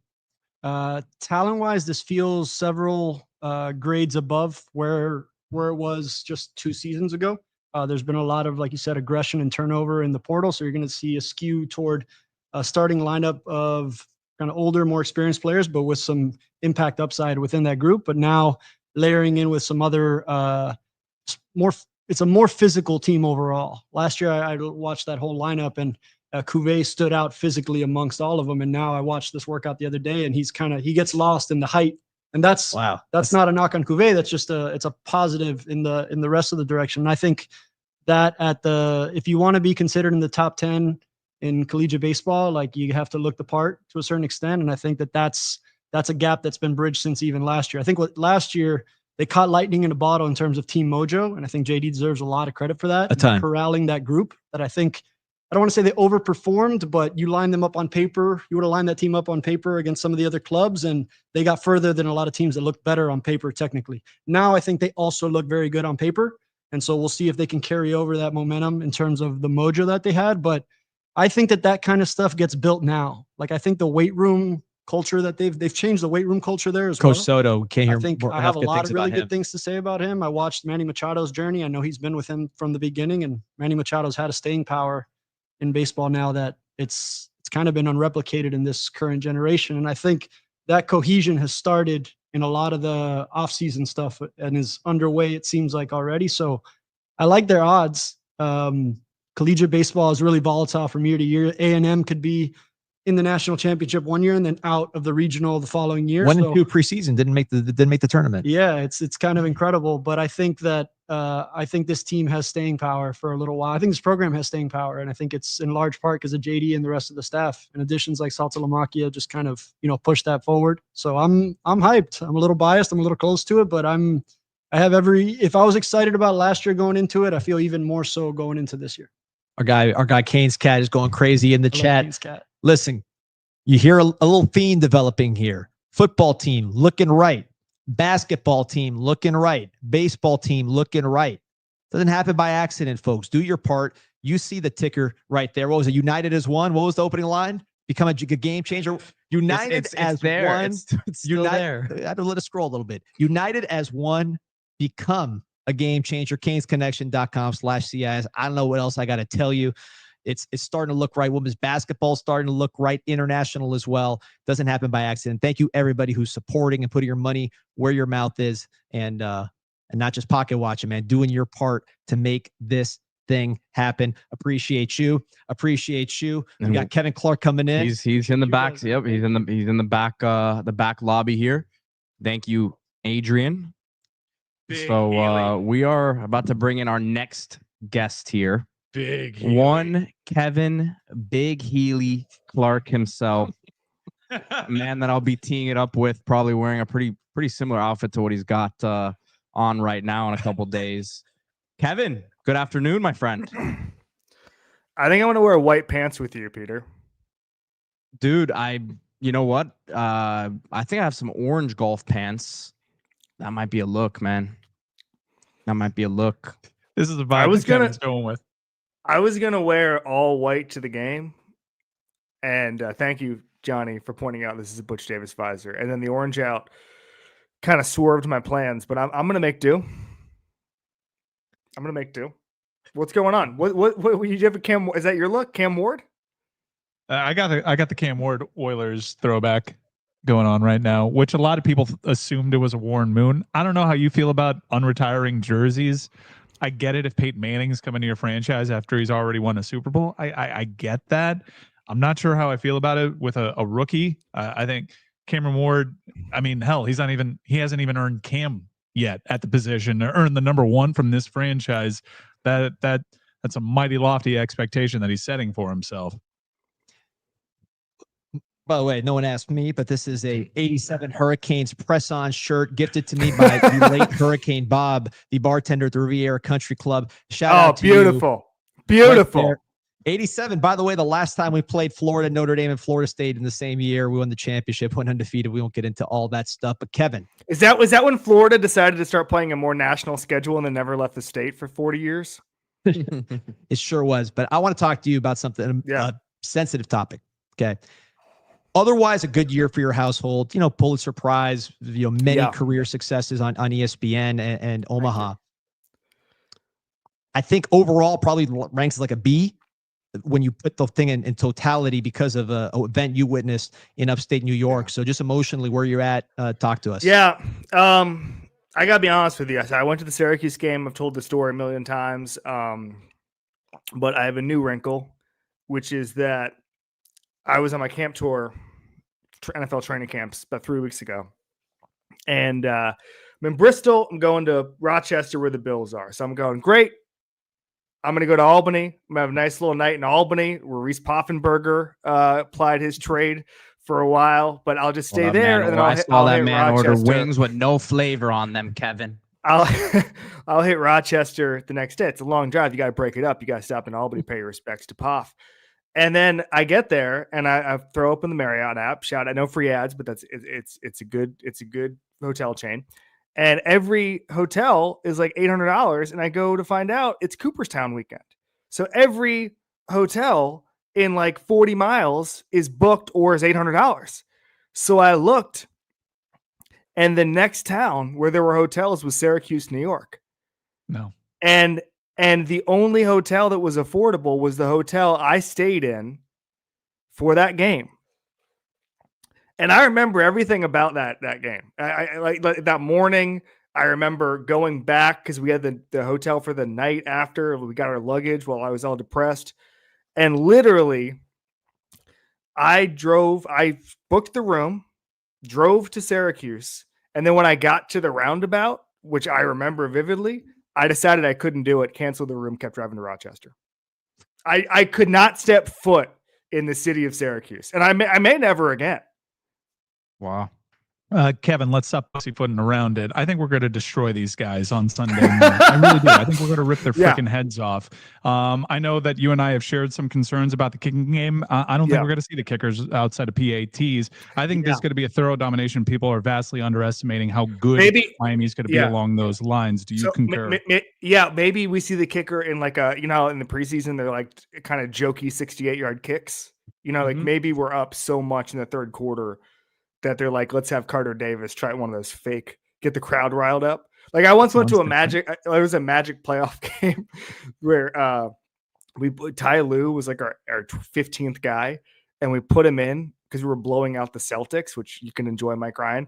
And Ty Lue just hit like a random, like pre-Steph Curry half court, just like set shot three, and it just brought the house down. And I kind of feel like Carter Davis, maybe like 65-yarder, could be that on the fourth quarter on Sunday night. Dude. Strongest leg many people have seen. I'm telling you, Dave Lake and I, we said it at the spring game. We said it earlier. It sounds different coming off his boot, man.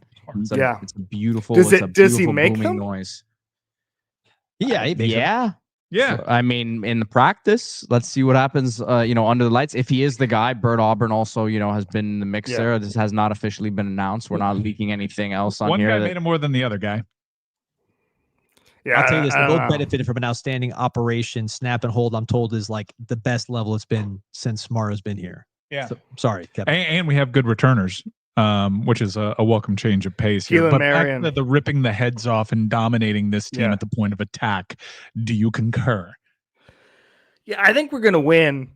I think it's coin toss game. I'm not going to go 48-3 or whatever like you're doing. Let me get 5 beers in you. Yeah, no, even I CJ Carr making it. What I'm surprised by, Mike Ryan, is the attitude that Notre Dame fans have. So first of all, I am dialed on the Notre Dame message boards. I'm dialed. And I put in onto Twitter the thread where a guy said you should bring a gun to protect yourself. And your ground state. The stand your ground state. So I like that he thinks that applies to literally everything in the state. And also that somehow like rooting for Miami constitutes as self-defense if you're a Notre Dame fan. He's like, well, this is legal. I can shoot you because you're a part of the orange out. But the thing I'm surprised by, so last year at this time, I came on the show from the airport, if you remember. And I was talking about how I think we're going to blow out Florida because even the writers, they're talking about things other than football. They're talking about, oh, this person is going to take the next step. And it was some low four-star I never heard of. And then the swamp is going to take over. And Cam Ward's not ready for it. And Cam Ward had fumble problems. And it was all this stuff. And I'm just sitting there saying, is anyone going to talk about the players? Because it looks like Miami has a lot better players. I don't see that kind of talent gap this time. And I think they're talking about the players in a more serious regard with the Notre Dame fan base and media, because they have good players. Leonard Moore is a really good player. Jeremiah Love is a really good player. He's banged up as the season went along last year. I think their line is really good. We'll see. Again, talk about the surprising attitude that some of them have. The attitude they have around some of the young defenders. I'll give you an example. Bryce Young, who blocked 3 kicks last year. Not a ton of sample size on actually rushing the passer. Traore, who's the other guy on the other side, on the defensive end. Traore, excuse me. He played 5 games last year, got hurt. There's some question marks here. And so, but there are question marks for us too. We're throwing Justin Scott out there. He didn't get a lot of, but what I'm saying is I'm surprised that Notre Dame fans are acting as if they are, and the only 2 programs who have gotten to do this in the last 15 years are Georgia and Alabama. And and Alabama can't do it anymore. And Georgia is cycling out of being able to do it, which is like, I remember something that Big Cat said last year where he went to the Wisconsin Alabama game, or maybe it was 2 years ago when Saban was still there. And Wisconsin went up 2 scores, and he was sitting next to Alabama fans, and they were just like, "Oh, okay, like we're fine. We're going to win by 50 points." And he realized at that point that they were like a gang of traveling Vikings who just like went into towns and were just like, "Yeah, we're going to win. What are you going to do about it?" And I've been surprised at how many Notre Dame fans have that attitude on a talent matchup that I think is actually quite close. Especially when it's a place that they haven't won at since the early 80s. And typically when they come down here, they try to avoid it like the plague. When they come down here, they get it handed to them. Kevin, I got what real quick. One thing in Miami's favor is the fan base has been doing this thing now, and Miami stepped into it with a stupid Twitter post, but they're doing this thing now where they're saying, well, we beat Penn State in January, so we can just win there again. Buddy, just wait until you see our fans. Like, we are a completely insane group of people. I got to ask you this. Listen, you've had a lot of success. Your words are very valuable, right? Your words cost a lot of money, whether they're written or on all of the shows that you put on. You have spent more words on Robert Stafford than any human being alive, I believe. Probably 5 figures worth of just thought and analysis of Robert Stafford, Deone Hill, just the fifth defensive back for the Miami Hurricanes over the past year. You also witnessed a Syracuse situation live. Your trauma with the defensive back position in general and how you feel that might be rectified by the group we got in here now. They threw resources at it. And that's when I'm talking about NFL GMs and who I was just on a show earlier today. And I was talking about NFL GM, and it was a local show. And I was saying, like, if it's the old Billy Bean line, if you have to do something, you're screwed, right? And last year, we had to have Damari Brown healthy and take a leap. We had to have Jaden Harris go from 0 conference snaps to 800 and look competent. That did not happen. Mish Powell, I don't know, he had played for a national champion team the year before, national championship runner-up the year before. So I guess he could be serviceable, but he couldn't be the best player in the secondary. And I think that going out and it sucks that if we had these defensive backs last year, we could have won the national championship. But the only thing you can do is throw resources at the problem and improve it and not make the same mistake twice. The one thing I've been very happy about with the Mario era is they really have not made the same mistake twice. Last year, I think, was a failure of everything. It was personnel. It was Guidry. It was just some bad luck. Like, the Georgia Tech game to me is more annoying than the Syracuse game. Like, when I look at that, like, I felt like we were always going to lose a game like Syracuse. It just happened at the exact worst time. We were always going to get both. Like, it could have been the Louisville game where you just end up going, it's 52-48, and all of a sudden you lose on a sort of last possession type of deal, right? But the Georgia Tech game to me was even more frustrating, where we just couldn't get off the field on 3rd and 18. That to me was personnel, and we're not going to have that problem anymore. So I feel better about it. And also, I think I just saw a post. Unfortunately, my algorithm now is all Notre Dame fans, so I'm just tapped in with them. And I saw a post that was like CJ Carr was studying Miami film. I think it was Miami, Florida State on May 3rd.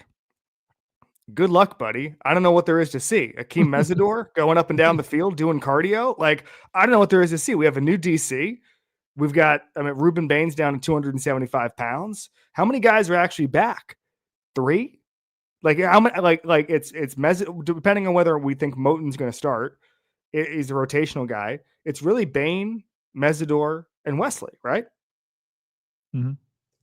We flipped I want to over ask the you a defense. question real quick, kind of switching gears to the pros because I love your NFL coverage. I'm sporting Cam Ward's jersey. This is a first for people our age, having a University of Miami alum get drafted where he did and play right away for an NFL franchise. This is rare. We should appreciate it. But next level on that is him performing admirably. He's got one of the best offensive line coaches ever, so hopefully that mitigates some of the concerns along the offensive line. He's got a veteran wide receiver core, and he's playing in a weak division. Is this an offensive rookie of the year for Cameron Ward? Without names, I do not want you to chime in. I don't want to betray the trust of anybody. So I'm not going to let you speak, Mike Ryan. I'm just going to let you react to me saying that the Super Bowl, you and I had a lot of beers, and I opened up my phone book, and we just texted top 5 in the draft coaches and GMs about how Cam Ward was going to be a Hall of Famer. That's all we did for like 20 minutes. I was just going through it and saying, well, they got that pick. I just texted Cam Ward no matter what to 10 guys, 15 guys, something like that. We had to inundate some organizations, they needed it from every angle, get the OC on board, get the coach on board, get the GM, but we had to attack that. So you know how I feel about that. Let me ask you, because this is your world. This is football. Yeah. You are plugged in here. What'd I say? This is football. This is football. I just said that. Yeah. Oh, Yeah. I thought you meant it like No. This is football. Hey, So you're plugged into this world. Would Cam have gone? I have some sources with the Giants, like this right here. I got a source with the Giants, high ranking source with the Giants. I think they probably would have taken him. So does Evan Shapiro. Do you think he would have gone 1, 2, 3, 4, 5? Like, in other words, anyone. If the Titans took Abdul Carter? Yeah, correct. Like he was just going to be the next pick no matter what. That he was that valuable. I think so. Wide. It wasn't just. I think it's hard. I think it's hard to. Is your Giant source? I was trying to. I don't want. What's funny is I almost said a name of a player who's like a Hurricanes great who's connected to the Giants, but it actually might be your source. So I'm just not going to say. I'm not gonna no comment. David Lake is already been spilling a lot of crazy stuff on here. So I was going to joke, and then I decided not to joke. I'm pulling out a joke. All right, so I think that now, like, people will say, like, Jackson Dart looks good. So if you asked Jesse Armstead, he would say, like, we would have taken Dart no matter what, right? Like, I think you end up kind of retconning that and lying, but I think Cam Ward, his tape was just too good. And there's a lot of people like Kevin O'Connell, a couple other guys who I talked with at the owners' meetings who were like, man, his tape is awesome. And for me, when he made a mistake, he made 2 real deal mistakes last year, and they were both against Virginia Tech. They were just like traditional interceptions. And then every other interception or huge mistake, he was doing a bit. Like, he was doing a joke. He was kind of like, watch this, watch what I can do. Like, you ever playing NCAA or Madden and you kind of know that you're going to restart the game. So you just start acting completely insane, and you start just like throwing into triple coverage and going for it on like 4th and 18. Like, that was him at Cal. That was him a couple times where he was just like, yeah, I think we're going to lose. So, and by the way, the Cal thing in the 4th quarter, I rewatched the Cal game because it's becoming, so my cope on last year is that the 2000 Florida State Miami game, which is an amazing memory for all of us here, did not end in a national championship. And so I thought about that a couple months ago. So now I'm like, can I rewatch some of those games and have not that pit in my stomach, right? So I've been doing more of rewatching. And what was funny about the Cal game, guys, is the guys around Cam Ward still played like bozos for like most of the 4th quarter. It was a lot of holding penalties, a lot of procedural stuff. And Cam Ward was just like, okay, it's 3rd and 20. That's fine. And so I just think that, you get into I just think he's the perfect quarterback. I think he's amazing. And geography is destiny for quarterbacks, and so he might end up getting hit too much, or he might hold on to the ball too much. My one thing with him is just like we saw it against Georgia Tech, tight ends open, just take it, just take it, like hit the screen. Like you don't have to hit Jacoby George 40 yards down the field. I hope that he gets that drilled into him. And I think just the speed and the body clock of the NFL will speed that up. So we covered last year's quarterback. What do you make of this year's quarterback and Carson Beck? Well, Bruce Feldman was on my show, and he said that Todd Monken told he was on our show. He was too, on our right, show, man? and he So- also said Todd Monken. Well, I just want to say it. 4:00, and he started the sentence with Todd Monken. Shannon Dawson called Todd Monken. Yeah, and covered Monken raved about him. Well, Yeah. I that's the best info All I right, have.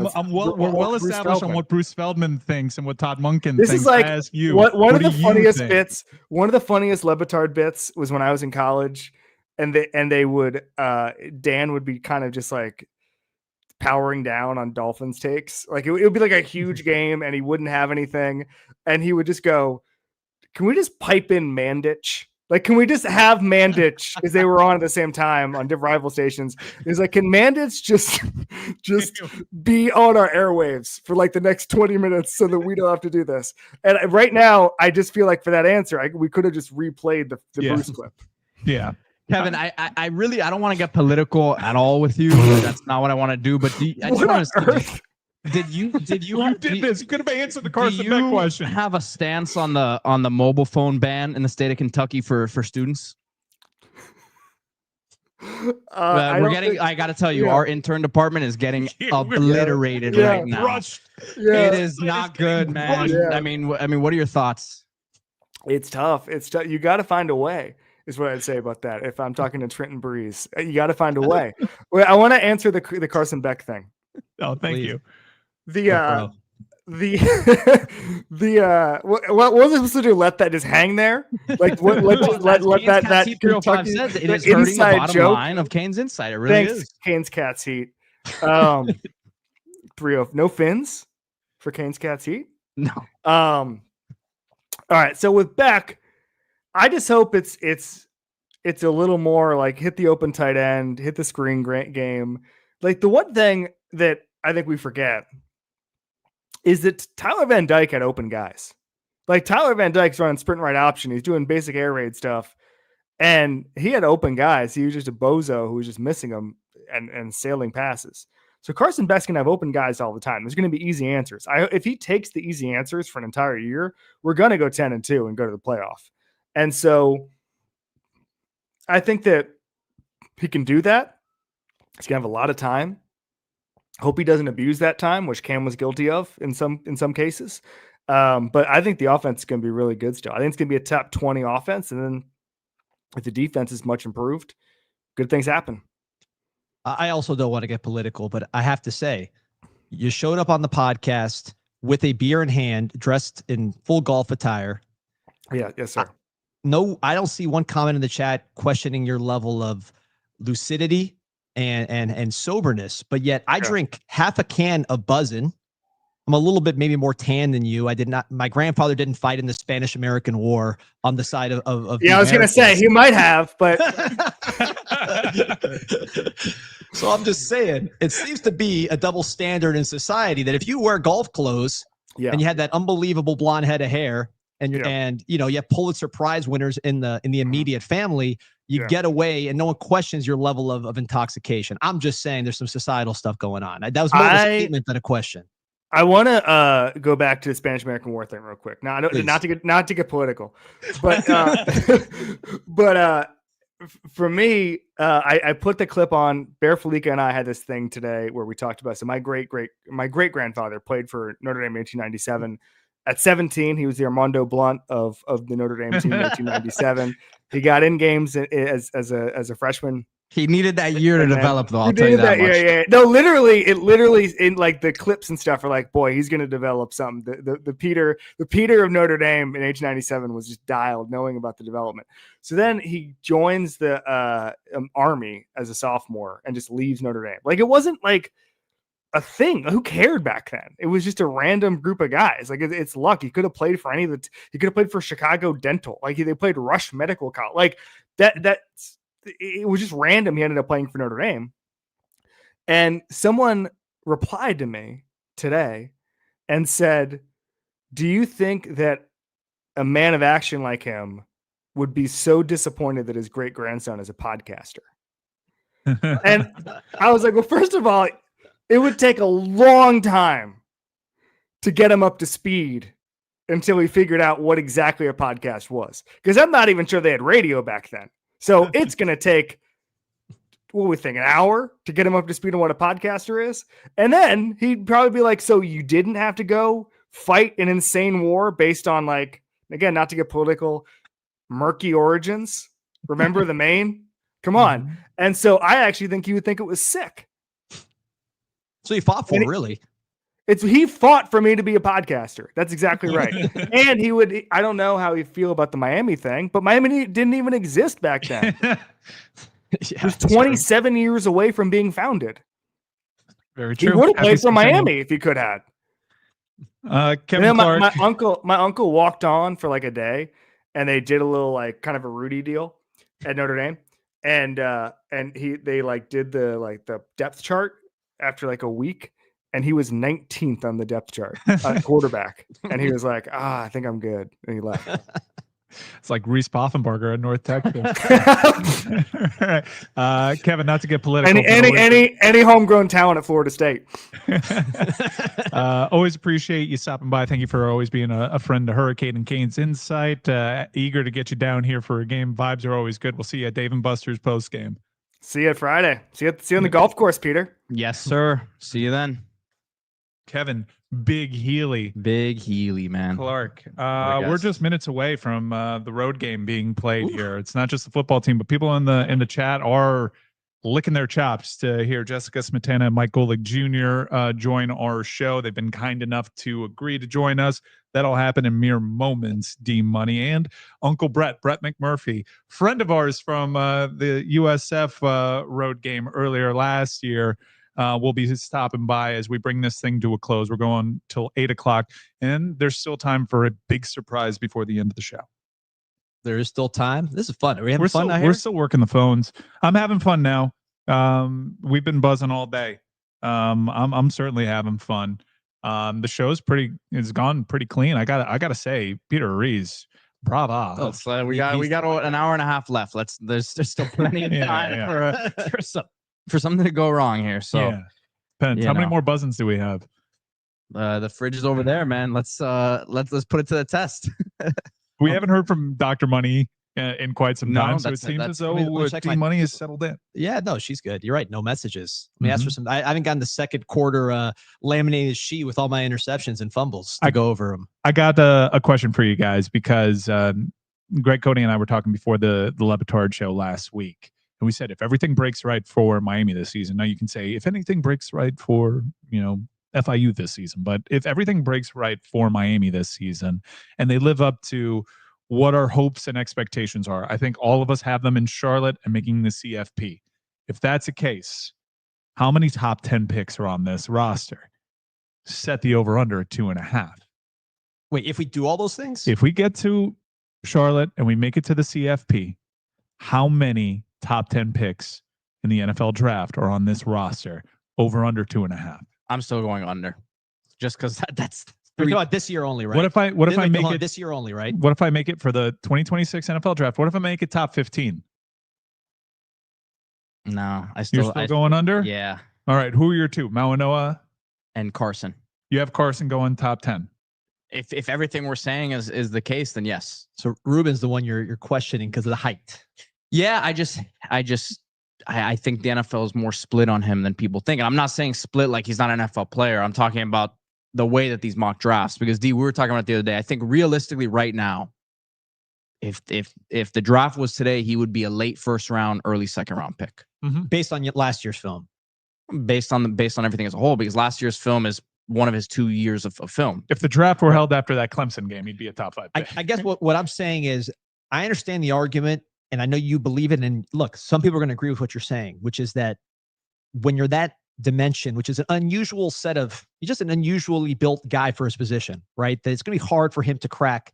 Am I misquoting you? Tell me if I'm misinterpreting what you're saying. It's basically at that position, at that frame, it's going to be harder for him to break into the top 10 than a prototypical Beck with a good season or a prototypical Mano. Is that a fair characterization of the Ariz position? Yeah, I just think both Beck and Beck is the QB. That's just always such a different story. If Miami is a national championship type team this year, the QB we have to assume that he's going to be a top 5 type pick, right? And then Francis right now, to me, I think is more consistently thought of in the league than Bain right now. Do you envision a future in which Markel Bell might be drafted over Ruben Bain?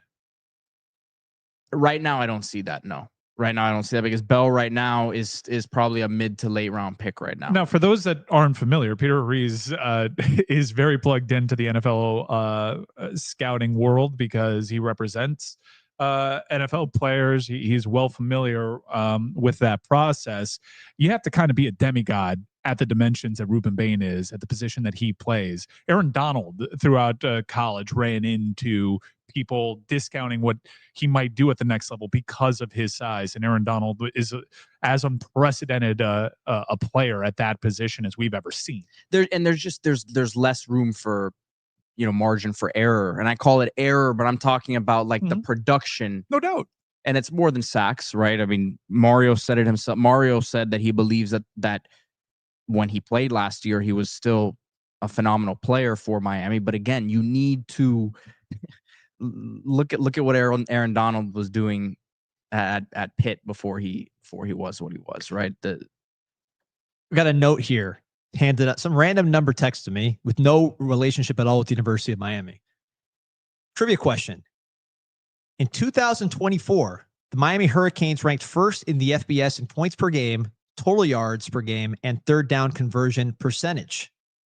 Only 2 other teams this century, so 2000 on, have led the FBS in all 3 categories. 2 teams. Pete, any guesses? LSU. Which one? 2019. Okay, what else? This century, and then what are the 3 2000 things on? Total yards, points per game, and third down conversion percentage. Important stats. So it's Miami, LSU, and one more. Correct. Oklahoma with Bradford. Okay. What do you got, Mike? I wasn't listening. I was texting our upcoming guest. Oh, we have one of our upcoming guests here. Do I bring LSU 2023 with Jaden Daniels, Hawaii with your boy Colt Brennan? There you go. Why? Colt Brennan, Devon Bass, Samson Satelli. Let's go. Mike, do you want me to bring? We have one guest in here. Do I bring the guest in first, or do I wait for both to be? Who's the guest? Jess. Yeah, bring her in real quick. All right. Here we go. Hey, Jess. We'll onboard you first. I'm sure you know Golic Jr. isn't here just yet. Thank you for doing this. Always appreciate it. Thank you for walking straight into the buzzsaw of HURRICADE 2025. People have been eagerly anticipating your appearance here. Jess has great stuff with Metal Arc Media, and now she's the co-host of The Echoes, what I believe can only be a great Notre Dame podcast. Those are 2 great Notre Dame voices. Thank you for joining us, Jess. A lot of people around the Miami Hurricane world recirculated your clip talking to Ian Book, and it seemed as though you were fishing to hear anything other than Miami was the toughest place to play. Now, I know you pretty well. You won't want to give us that. You won't want to give us that satisfaction. But were you indeed as bummed as your face looked? I don't know. I truly do not know where this narrative came from, because I was asking a follow-up question, which is like, what I don't imagine Chris Cody would know what that is, because I heard him laughing about it on the Levitard show today. But I was like, was the big house louder? You think I want Ian Book to be like, yeah, Michigan was the loud. No offense to Miami, they are not Notre Dame's biggest rival. Mm-hmm. I think USC, Michigan, and I would even put Michigan State ahead. And like, I guess Navy. I mean, I guess we don't. You gotta play Navy on the road for them to be a rival. You won't do that. You'll only play them in baseball stadiums or other countries. They want to make money off the games, and they want to try to sell out as big of a stadium as they can, Mike. Yeah, I don't know why I would want him to say like Michigan is louder. It seemed as though Jess, it just kind of seemed like when he said like, well, it was probably louder than Athens, and you're like, Michigan, and he was like, no, yeah, it was louder than Michigan. And you're like, Blacksburg, and he's like, yeah, it was louder than Blacksburg. It kind of felt like you were gonna go like Mike Piazza hitting the game, the walk-off home run in Shea Stadium post 9/11. It felt like you were just kept looking for reasons. I was just a baby when that happened, so I don't even really get the reference. Yes, we know you're very young. I'm extremely young. Mike, I would just add that it did confirm one of my priors, which is that Blacksburg, I think, is a little overrated. I think it's a little overrated as a home venue. I feel like I know you guys are former ESPN employees, Mike and Mike. There was like a 5-year period where I feel like ESPN was trying to tell everyone how Blacksburg was the scariest road environment in college football, and I wasn't really buying it. So when we had Ian on, I was like, perfect. Someone who's played at Virginia Tech and Michigan, places considered the loudest college football stadiums, but I credit to Hard Rock Stadium. It was very loud, and I believe him because I watched it on TV. So why would I dispute that? Well, it's also kind of a cell phone by Miami fans too. Like, hey, one time we could be really, really loud, and then the rest of the years we won't ever be that loud again. You guys are pretty good. I misread the team that you were hating on. Clearly, it was Virginia Tech, not Miami. Golic Jr., thank you for joining us and hopping on here in progress. I know you got a very busy schedule and you're calling a game here. The last time Notre Dame came down to Miami was 2017. It was also the last time that we had 3 top 10 matchups going on in the same weekend, if you can believe it or not. I was harassing you all game. Now I feel even more confident this time around. I think the wrong team is favored. You guys really shut a lot of people up. As the season progressed, you guys got tougher. It didn't matter the injuries. You guys earned it. You were worthy national runners-up, but it's a different roster this year. What are your expectations headed into this game at Hard Rock Stadium? My worst memory of that night, by the way, I had done a game at Kansas State, and we had to drive back to the airport in Kansas City. So it's me and Anish Shroff in a car driving back. And at the end of that game, I almost threw my phone out of the car because I was watching on my phone. And then as soon as it goes final, I get a FaceTime from Mike of him just putting his ass up on FaceTime because he told me before the game that it wasn't his bare ass, thankfully, but he told me before the game he was going to show it to me when Miami beat Notre Dame. So he was a man of his word in a way that like actually made me laugh in the middle of what was just an awful night watching football. But wait, can I interrupt for a second? Yeah, Mike, what were the other 2 ranked games that weekend? Because I remember being at Clemson that weekend. And so I didn't even really get to watch most of the Miami game because I was like out partying at some bar and it was just on TV. And I was like, oh, well, that one's over. So forgive me if I get one of the names wrong here, but I believe Georgia, a number 1 Georgia team played in number 10 Auburn that week, and TCU was good that year, and they played like a Big 12 Oklahoma type of team. I don't know why I was at Clemson then. Go on, go Joe. But there's never been an early slate this early in the season of 3 top 10 matchups since 1945. Wow.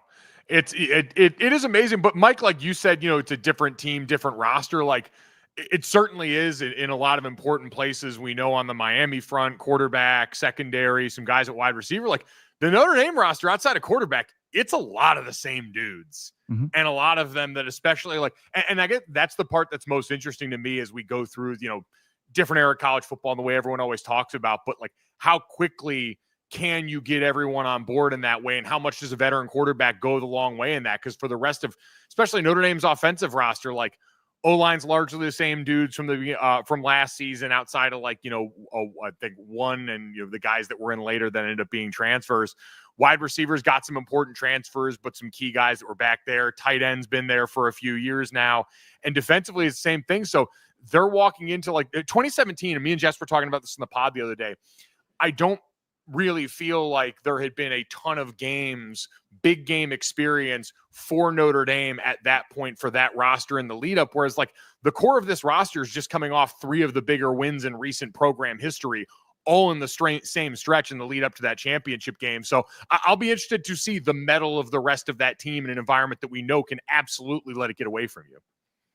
The quarterback situation, just where is the fan base at with that? Where are the analysts like yourself at with that? I'm trying to make sense of it from the outside. We're all kind of making conspiracy theories based on certain statements that Coach Freeman made in his press conference. Where are you guys at? What's the state media saying here?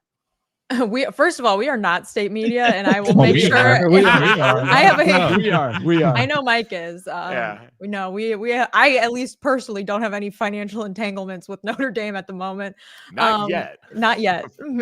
Check I out her can be podcast that bought. is covering the Notre Dame football team, the Echoes. Independent currently, not the independent podcast. That's Proudly. a different Notre Dame podcast. No free dudes. publicity.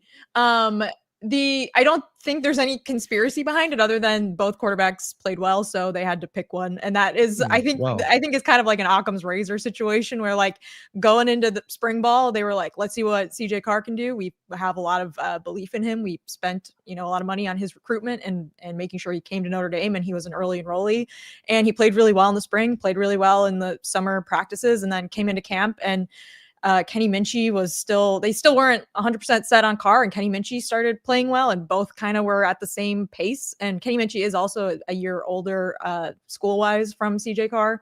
So he had been around for a little bit longer, and they just were like, both are good. Well, let's just go with the one that we had more of a good hunch about in the spring and in the early part of the summer. And so that's kind of why I think they picked CJ Carr. Now, that could absolutely be the wrong choice. We will find out. But I do think they kind of just had to pick someone. What Yeah, a when blessing. you- What a blessing. That Well, when quarterback you- situation. Two Well, QBs. I mean, when you've got a quarterback room where no one's played meaningful snaps, like I had quarterback competition going into my last year where Tommy Reese had played a bunch of games for us and Everett Golson hasn't. And in that case, it's just like, all right, are you going to opt for the steady hand or are you going to opt for an upside play considering the gifts there? With both of these guys, they just don't know. And like, Marcus has been around long enough now. Mike Denbrock's been coaching offense for a long time in college football. Like, I think there is part of them that kind of like Jess said, you go off what you believe and what you see for the most part and understand you're not really going to have an answer until we get to the first quarter of this game. It was great to have this spin because we had Chris Fallica on earlier, and he had spoken to some people plugged in, and he suggested that part of this decision was informed based on NIL and recruitment, and if you name one the starter, one is more likely to portal, but it was good to hear that. The good news for CJ Carr is he's got veteran wide receivers that have made big plays in big-time games who can forget the Orange Bowl. Jeremiah Love and Great House, they made incredible plays down the stretch. There is a perceived strength at the wide receiver position for Miami, even though the unit is totally different outside of OJ Frederic. Secondary was a perceived weakness. Now, totally different unit. But do you expect Notre Dame to exploit some of these weaknesses and basically make Miami prove that book out on their defense isn't fair? Can I just go back to the quarterback thing really quick? Because this is not a knock on Fallica, because I've heard a lot of other analysts make the same comment about NIL and like players winning starting jobs because of NIL. And I totally think that it's very possible that is a thing that a coach considers. I'm not going to pretend like I know what Marcus Freeman or any other head coach is thinking, but I also think that the sort of obvious counterpoint is like, well, there's a reason why they got all that NIL money. And a lot of that is because they are players who the coaches really like their traits and they believe they have a lot of upside. So like, yeah, it could be a coincidence or it could be because of NIL, but it also could just be like, yeah, this is kind of how this works. Like you are more valued, so you were making more NIL money to begin with. You know what I mean? Totally fair. To the point about the wide receivers challenging Miami's defense, I know Notre Dame is in install right now. They've been game planning. How do you think Notre Dame approaches this? Look, I just said they're going to run the ball and pass the ball on Miami's weak defense. Yeah. I think that's a safe bet. But is there one thing that you guys are hearing around the program that they feel especially good about? Well, I mean, I think to your point, like, are they going to immediately try and go and exploit a secondary that's got a bunch of new parts? I would imagine for Notre Dame, like, they're going to have to be timely with that. But with a young quarterback, it's like, you got to make 4 or 5 plays. Like, I'm not going to ask you to come out here and throw to open up the run when I got an offensive line full of blue chip guys who all played a bunch last year and the best running back in college football in the backfield. Like, if anything, the thing I'm kind of interested to see in the pass game, and you only get so much because college football is under lock and key. But early on in Notre Dame's camp, a lot of the buzz was, hey, you got Love and Jadarian Price and some more 2-back sets. They're talking about Jay Love's development as a wide receiver and a guy that can legitimately split out in the slot and do some stuff like that. Like, I'll be really curious to see the number of ways, and maybe some of them are short area passes, on how Mike Denbrock wants to get their best player the ball more often, rather than, hey, let's try and spread it out to all these wide receivers with a quarterback that's never done this in a game.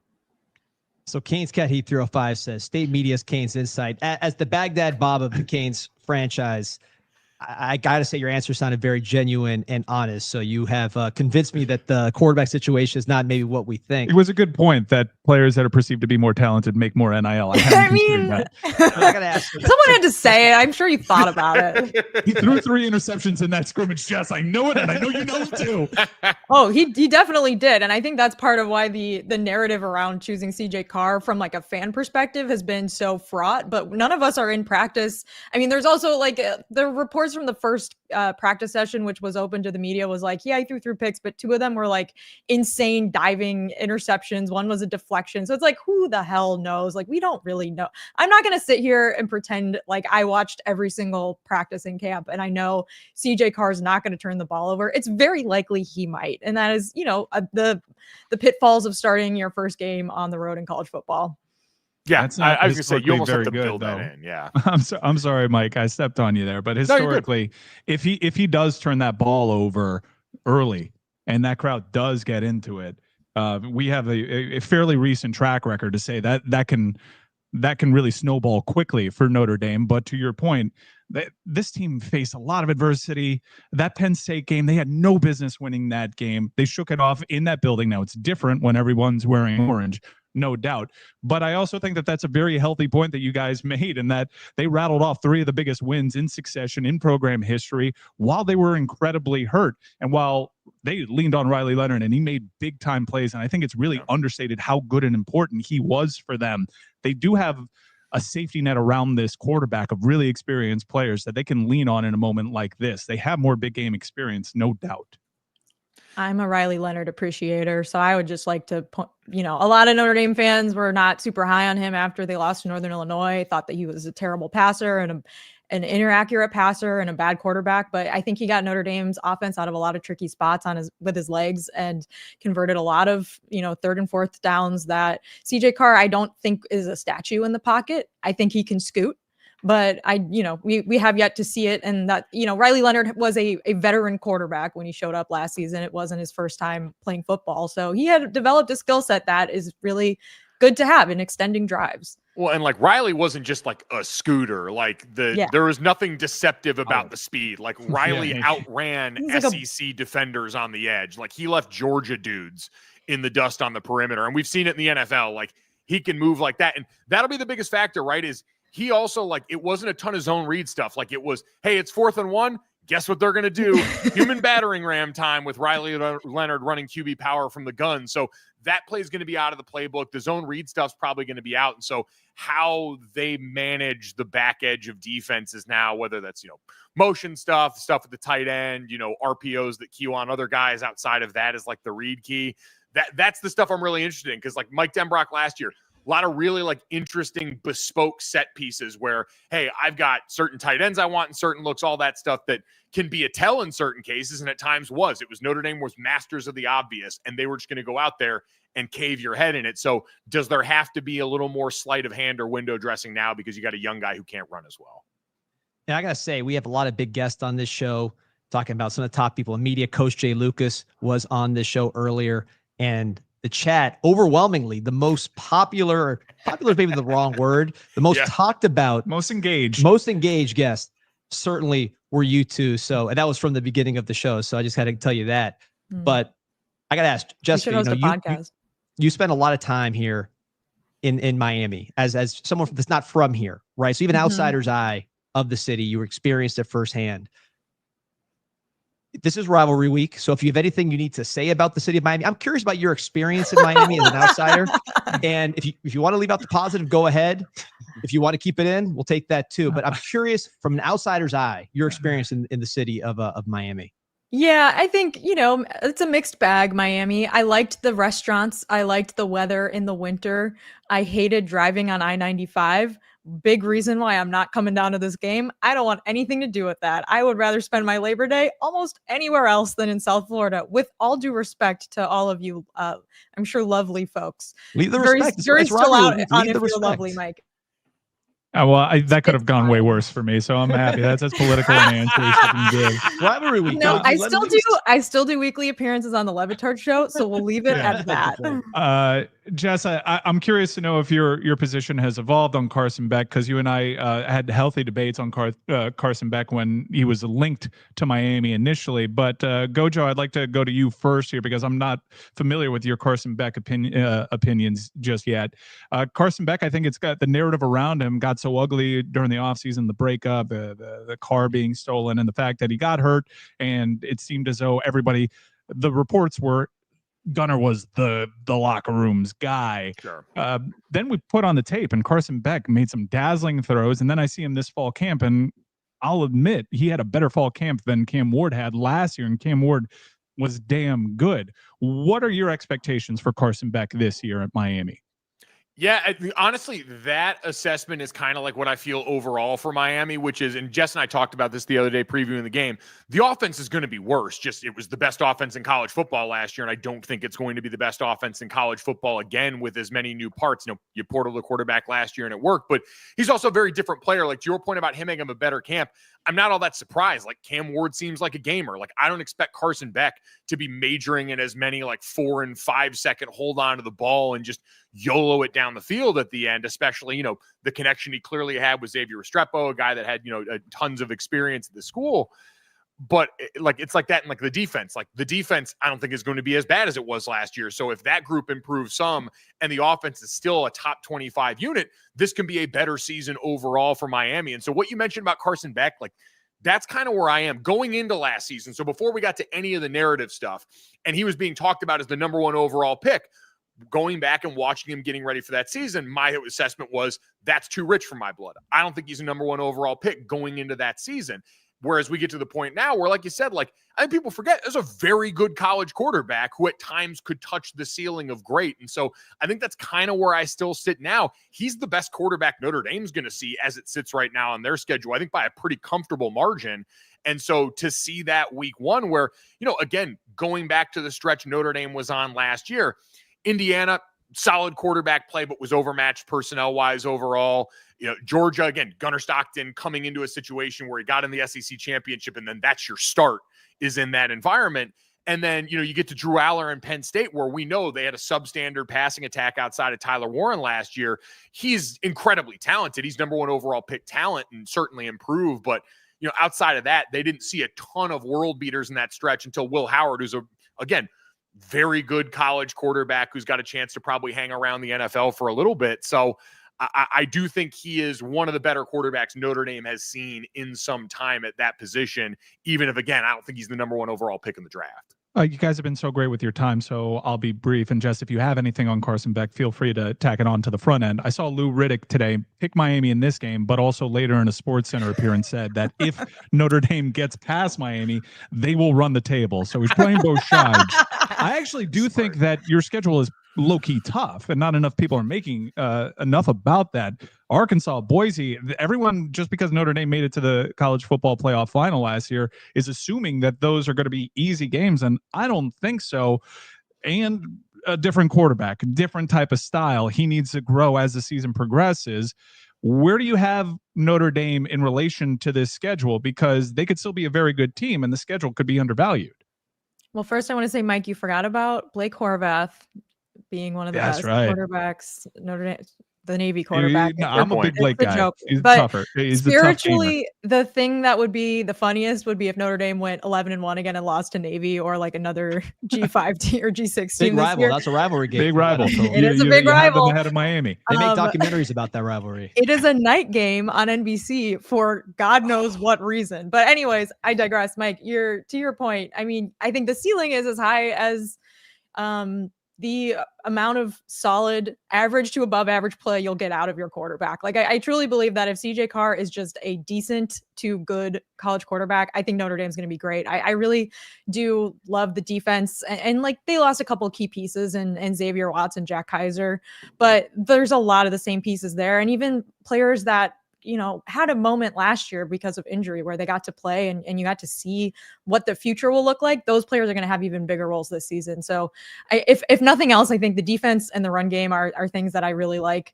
But it's just, you just need a quarterback that's not going to turn the ball over and do, red zone interceptions, costly turnovers, pick sixes, fumbles. Like that's just the thing that you need to cut out. But if CJ Carr is good, if he doesn't even have to be like amazing, then I think, Notre Dame's in a really good spot. Well, thank you guys for joining us. Mike, you have a point to tack on to what Jess said? I was just going to say, if CJ Carr is an average college quarterback, Notre Dame can be a playoff team. If he ends up being above average and really shows something with an arm, they can win a national title with this roster. Wow. All right. Excellent stuff from Jess Smetana and Mike Golic Jr. Check out the Echoes. Notre Dame's always going to be playing nationally relevant games. So if you want good Notre Dame insight, you'd be hard pressed to find a better podcast out there. Thank you guys so much for coming in enemy territory. I know Notre Dame doesn't typically do that a lot. They like the neutral site. So I appreciate you guys making the road trip. What are you talking about? We're not talking Nick Saban's Alabama here. It's very true. You play like 3 road games last year. Who are you kidding? All right. Thank you guys very much. Guys. It's what you do. Okay. It's what I love that you faded them out. Thank you. All right, so we're rounding third here on HURRICADE 2025. They lived up to the billing. I actually do think that they made me soften my stance on how quickly we'll rip off CJ Carr's head and the Notre Dame Fighting Irish. They made a lot of solid points there. No doubt a talented team, and I do think that we are homers, no doubt. And I do think that they have a really good team. The experience thing is a big deal. We can't overlook that, D.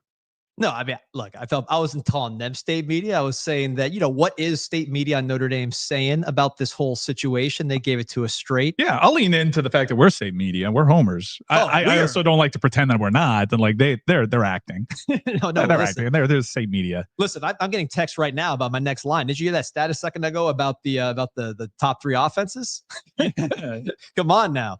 No, but they're awesome, man. And they really are the most over people in the chat. You guys are not looking at the chat. It's like good heel heat. And I do think that doubting whether or not Shannon Dawson and Miami can replicate being the top offense in the nation yet again is a healthy doubt. I do think it's going to look different for Miami this year. There's going to be more ground control. And we're hoping the defense pitches in a little bit more. The defense was so bad that it did inflate those offensive numbers quite a bit for Cam Ward and the Miami Hurricanes. No, 100%. But I mean, they scored every time. It was unbelievable. Excuse me, the efficiency of that offense last year. It's like, when you really think about what our worst game was last year, it was Georgia Tech on offense, where you really produced a lot of points. Or you didn't produce a lot of points, sorry, you produced a lot of yards. You were very efficient while you had the ball. Missed a lot of plays, ultimately didn't do enough. You didn't have the ball that often in that game because of the third down conversions that Kevin talked about. So, I mean, this offense is unbeatable. You cannot match it. It was so far ahead of the second-ranked team that I agree with Mike's point. You can't expect anything but a regression unless it's another historically good gap from number 2 type of offense. And that's just unrealistic. I think it's going to. I just think it's going to look different for Miami, and I'm kind of eager to see that. Look, Cam Ward was a magician back there. He kept Miami in games that they had no business being in. He also erased a lot of his own mistakes. I think if you look back at the Virginia Tech game, that's a prime example of Cam getting a little too cute. That was a game that could have been over in that first quarter, and he throws a really dumb interception that Virginia Tech takes that momentum, runs it back, and then all of a sudden Tootin is prime MJD on the ground and no one can stop him. You give them life.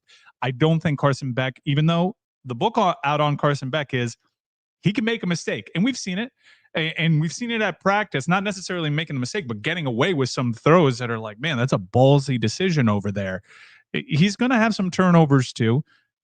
We have enough of a sample. He's played a lot of football to suggest that picks are a part of his game. I think he's got the healthy amount of interception. This was a discourse that I have from being a former Cleveland Browns fan surrounding Baker Mayfield.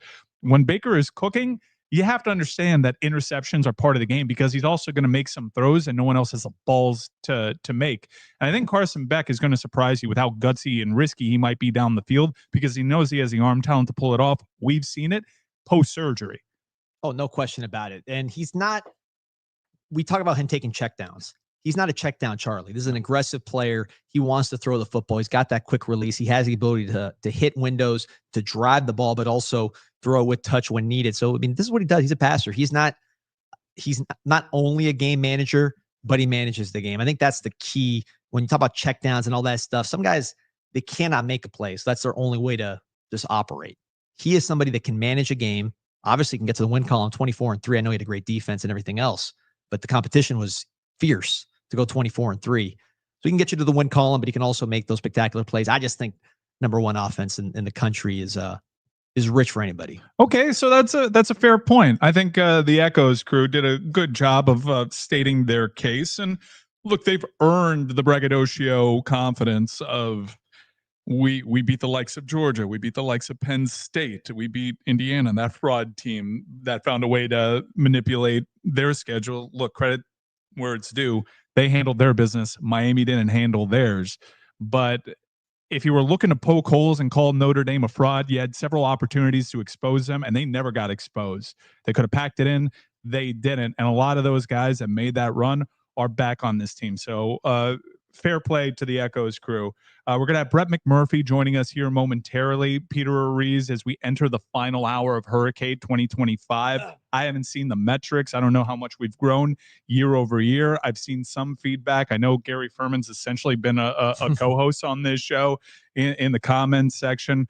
But we have Brett McMurphy. And then after his hit, we lay out and get you really hyped for this game. Still holding out hope that we can bring it home with one major surprise left to go. By the way, like and subscribe to 7600 on live right now. So we haven't said it enough. We are streamers at the end of the day. Like and subscribe. What verb do you want for the like button? We say hit. Smash. I say smash that like. But that's like, it's been done. Is there something better we could do? Like pulverize that like? That's too many syllables, huh? What can we do to the like button? Chat, let us know.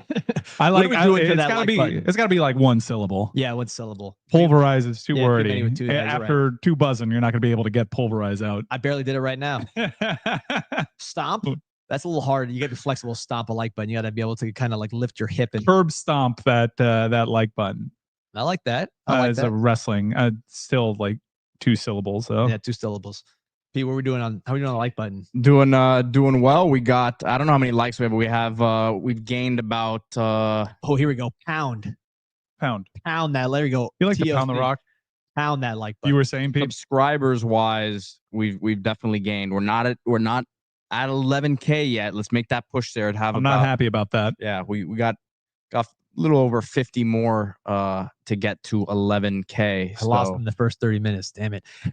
I'm loving that pound that like button. Pete, can you add that to the? Oh, we have our next guest ready. That's great. Uncle Brett. That's fantastic. Also, if you're digging the community around HURRICADE 2025, we have our website, canesinsight.com, with the message board and community. How many posts?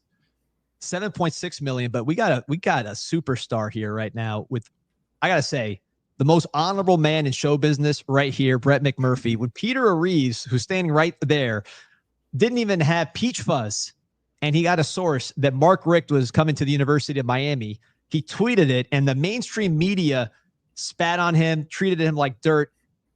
Brett McMurphy, one of the top writers in the country, reports that Mark Richt is coming to Miami and says first reported by the young Peter Ariz. And how do I repay his whole him? career? I eat all of the steak tartare at Burns. I didn't leave enough for Brett. I apologize again. I'll do it publicly now, Brett. But thank you for joining us today. Yeah. Hey, I've been on both sides of that, not getting credited, but enough about ESPN. But yeah, I'm glad to help out. And look, I mean, I was watching it earlier when Fallica was on. He's doing it from a car. He's got green and orange paint on his face that he didn't take off. Feldman's doing it from, his palace, overlooking the Pacific. I'm in my cave. I feel bad for Mike. I'm like, he looks like Jerry Lewis. Let's find a cure, guys. Come on, let's find a cure. Let's get this done. GainesConnection.com/CIS. Go ahead. Is that a taupe paint scheme that you have on your walls? It does resemble some of the interior decorating of Bruce Feldman's. Yeah, it's a primer. I've seen hostages in better setups than this, but glad to be with you guys. And yeah, you did eat all the steak. You did eat all the steak, by the way. He did eat all the steak. He did. Brett, when we look at the college football landscape, again, 3 top 10 matchups, the goodbye to Lee Corso. This is as hot as college football is bursting onto the scene to really take advantage of the week that it has to itself. What do you think are, say, the 2 biggest storylines? Because I think most people would argue Arch Manning, they've been waiting years to see this at the defending national champion, Ohio State Buckeyes. That's huge. That's well known. What is the other thing that you have your eye on? Well, I'm not saying it just because I'm on here with you guys, but basically to see, who's a pretender and who's a contender between Miami and Notre Dame. And look, I don't think the loser is out of the running for the college football playoff by any means. I think Miami's got an advantage, though. If they do lose, they still have the opportunity to win the ACC and get to the playoff. But for Notre Dame, they basically open with Miami and A&M, and then a whole bunch of tomato cans mixed in with USC there. So if Notre Dame loses this game, they have a very small window of opportunity the rest of the way. I don't necessarily think they need to run the table, but they better beat A&M because, like I said, they don't have any top 25 games after that. And it was, I listened to a lot of it. I don't want to say I was surprised, but I guess I was a little bit surprised how much the Bear feels strongly about Miami. I don't necessarily disagree with that. I do know that there was, and you guys touched on this, I'm sure, that there was some concern with Notre Dame and that CJ Carr. I think everyone expected him to walk away with that starting job. Guys, that didn't happen. I talked to people there. It was much closer than they expected. There's some, to be candid, some concerns about Carr's throwing ability during the preseason camp. Will that translate into trouble Sunday night?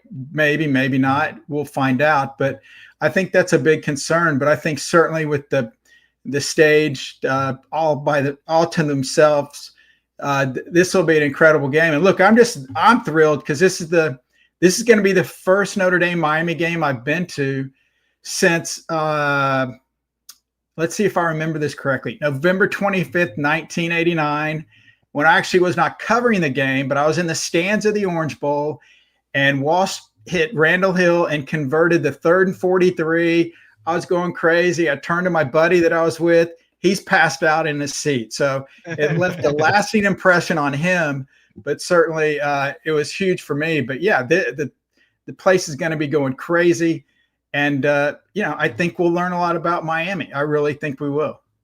Brett, I was going to ask you a question about Coach Heatherman, but I'm throwing that away. I got to ask you, 1989, you're down in Miami. What was the reason you were down in Miami? And tell me a little bit about your weekend down in Miami when you watched the Canes do their thing. I had just started at the Tampa Tribune like 2 years ago. So I was just few years out of college. And, back then I covered high schools, didn't cover college at that point. And somehow we got tickets to the game, and it's the Orange Bowl. I had actually been to the Orange Bowl as a kid growing up in Oklahoma. We came and saw, Arkansas Seal Club OU in one of the Orange Bowls with Lou Holtz was a 48-point underdog and cost OU a national championship. I just remember going down there. It was crazy. It was intimidating. Just that whole setup. I have no clue what I did before or after the game. I just remember that play, 3rd and 43, and the whole stadium's going crazy. And I turned to my buddy, and he's literally passed out He was passed out, so it must have been too many cocktails. Needless to say, he did not drive that night. But yeah, that was just. I mean, you guys have been in the Orange Bowl. I mean, the old Orange Bowl. That place was, when that place was going. Man, that was the most intimidating stadium in the country. And, Notre Dame's, yet to win in Miami. Can they pull the trigger, or can they flip that script Sunday night? Right? I don't think so, but we'll find out. Those past 6 games have no impact on this game, but certainly history does side with the Canes. Yeah, the past 6 games that you're talking about is Notre Dame has lost to Miami in every matchup dating back to 1981. That's the longest home winning streak by any school against the Fighting Irish over the last 45 years, and a lot of memorable moments, most of them in the Orange Bowl. One incredible night at Hard Rock Stadium where that venue showed what its ceiling could be, and that ceiling is blowing the roof off of the place. What kind of atmosphere do you expect here? Because Miami's fan base is much maligned. A lot of the banter is fair, but this program hasn't really given the fan base a lot to be excited about to dial it up to that level to pack that pro stadium. This is a huge marquee matchup. It's a national holiday the very next day. Legends were told about that atmosphere in 2017. What do you expect? Yeah, look, if this place isn't rocking, I'd be very disappointed. And you're right, Notre Dame losing those 6 games to Miami by an average of 4 touchdowns. For those that care, and I'm sure a lot of people do, 0-6 against the spread in those meetings with Miami, failing to cover by an average of 24 points. So, guys, it hasn't been close.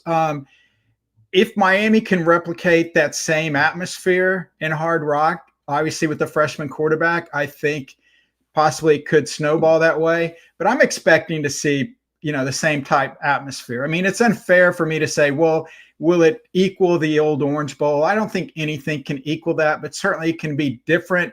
It can be new, and it can be just as intimidating. Just because there aren't bars on the windows of the the apartments across the street from Hard Rock Stadium, and of course there are no apartments across the street, it doesn't mean it can't be as intimidating. So let me ask you, this is kind of me getting inside like this is like an inside media type question, but I'm just curious about this. You are a veteran. You've been around covering the sport for a long, long time. You talk about Miami's defense. Like, you can't just turn on the tape or what your notes were on Miami's defense last year and then analyze that defense. You got to look at transfers from other schools, a coordinator from another school. It's like a whole Frankenstein type defense that you have not seen play. So in this modern age of college football where the teams change so drastically, and not just young players that you may have seen a little bit of getting more reps, but like totally new players from different teams. How do you kind of do your preseason stuff and say, okay, this is what this team's going to look like. This is what this team's going to look like? That's the hardest thing, I think, for everybody to judge is with, just 2 or 3 years ago, you could look at a school and say, okay, they lost X number of players and they've got these guys coming up that had been at the school, came up through the recruiting classes. So you kind of had an idea. It was a much slower trajectory. Now it's just overnight. You flip a switch. You look at Indiana and what Kurt Cignetti did. Comes in from James Madison, basically brings his whole team, and they just, Indiana goes from not being relevant to being in the college football playoff. Now we can debate whether they should have been in. Their schedule was ridiculously soft. But hey, you can do it overnight. You mentioned the new defensive coordinator. I actually think Miami overall is going to be a better team than last year. I don't think the offense is going to be as good. And anybody that does, I think that's, an insult to what Cam Ward did. I mean, last year, Miami, the only team in the country that outgained every one of their opponents, but they still lost 3 games. So turnovers happen, different things happen. I think the offense regresses a little bit, but I don't necessarily think that's a bad thing. I think, Mario's background, offensive line coach, wants to power game, do those things. Well, you can't, with Cam Ward, you got to take advantage of who you have.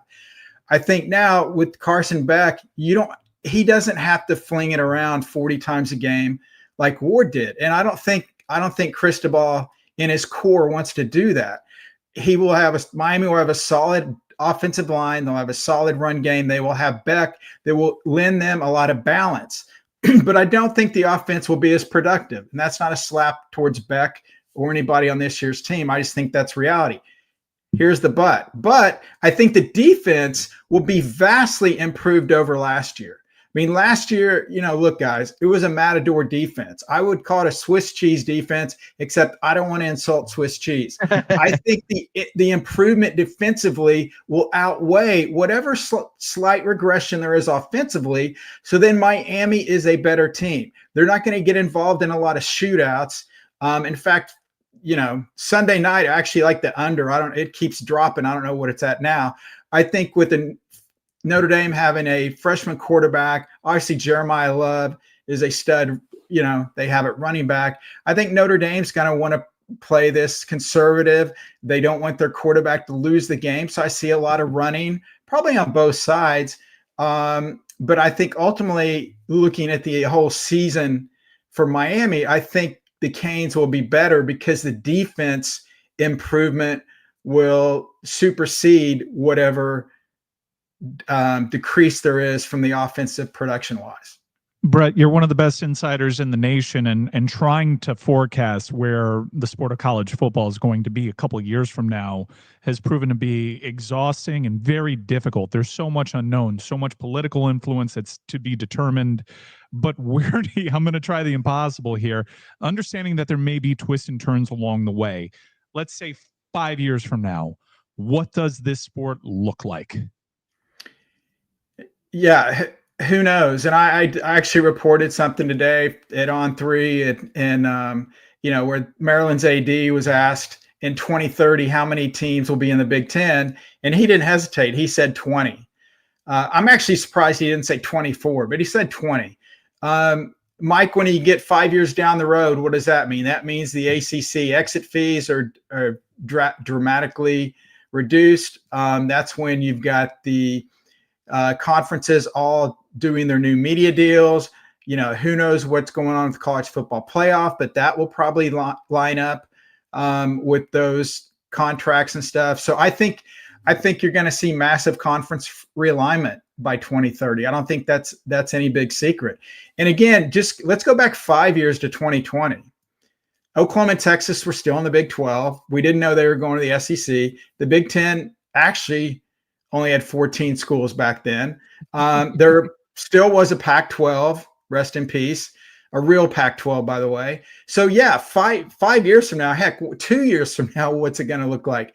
The thing I don't know, and nobody knows, and if anyone says this is how it's going to look, they're fully, you know what? It's a family program. I don't want to cuss, but they're full of shit, okay? Because there's no way to project what's going to happen because the people at the highest levels don't know what it's going to look like. Is the Big Ten going to go to 20? Is it going to go to 24? The SEC is not going to stand by. Are they going to go to 18? Are they going to go to 20? I think you're going to see a number of schools in the ACC, and what I reported today, I think that the most desirable candidates for Big Ten expansion are those with AAU membership. There are 8 current ACC members. There are 5 current Big 12 members that are AAU members. Miami is one of those. I think Miami will have the opportunity, if it wishes, I'm not saying they want to, but I think Miami will have the opportunity to go to the Big Ten. The SEC obviously is going to want to shore up their flanks, if you will. So it'll be fascinating to see how this all plays out. But to answer your question, I'm not copping out of your question. I'm just saying nobody knows. It will be much different. The one thing that I hope doesn't happen, I hope we don't go to the Super League, because guys, if that happens, then I think it's going to be like the NFL. And I hate that. The NFL is a cookie cutter league. Everybody runs the same offense, the same defense. All the games finish perfectly in 3 hours. I don't want that. I want chaos. I want to turn on the Hawaii game and see a kid that learned to kick off YouTube, that learned to speak English by watching, Leave It to Beaver reruns, whatever it is. I don't want everything to be the same. I'm afraid if we get to that Super League with the top 30 teams where the Big Ten and SEC kind of merge or pack together, I hate that. I hate there's no Pac-12. I hate there's no Southwest Conference. I hate, hey, this will ring true to your hearts. I also kind of hate that there's no Big East football anymore.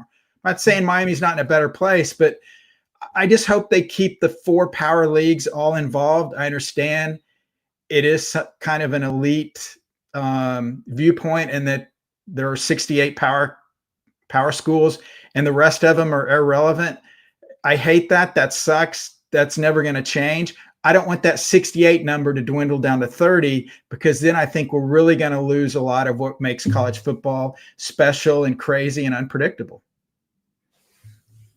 I got to ask, because I hear the scorn in your voice every time you say Big Ten. Is it time for a name change for this conference? Every single time you say it, it's just a little bit of venom about that. You have to say 10 No, I mean, what are you going to call it? The big infinity. I mean, we never know what number they're going to land on. So I understand keep Big 10, Big 12.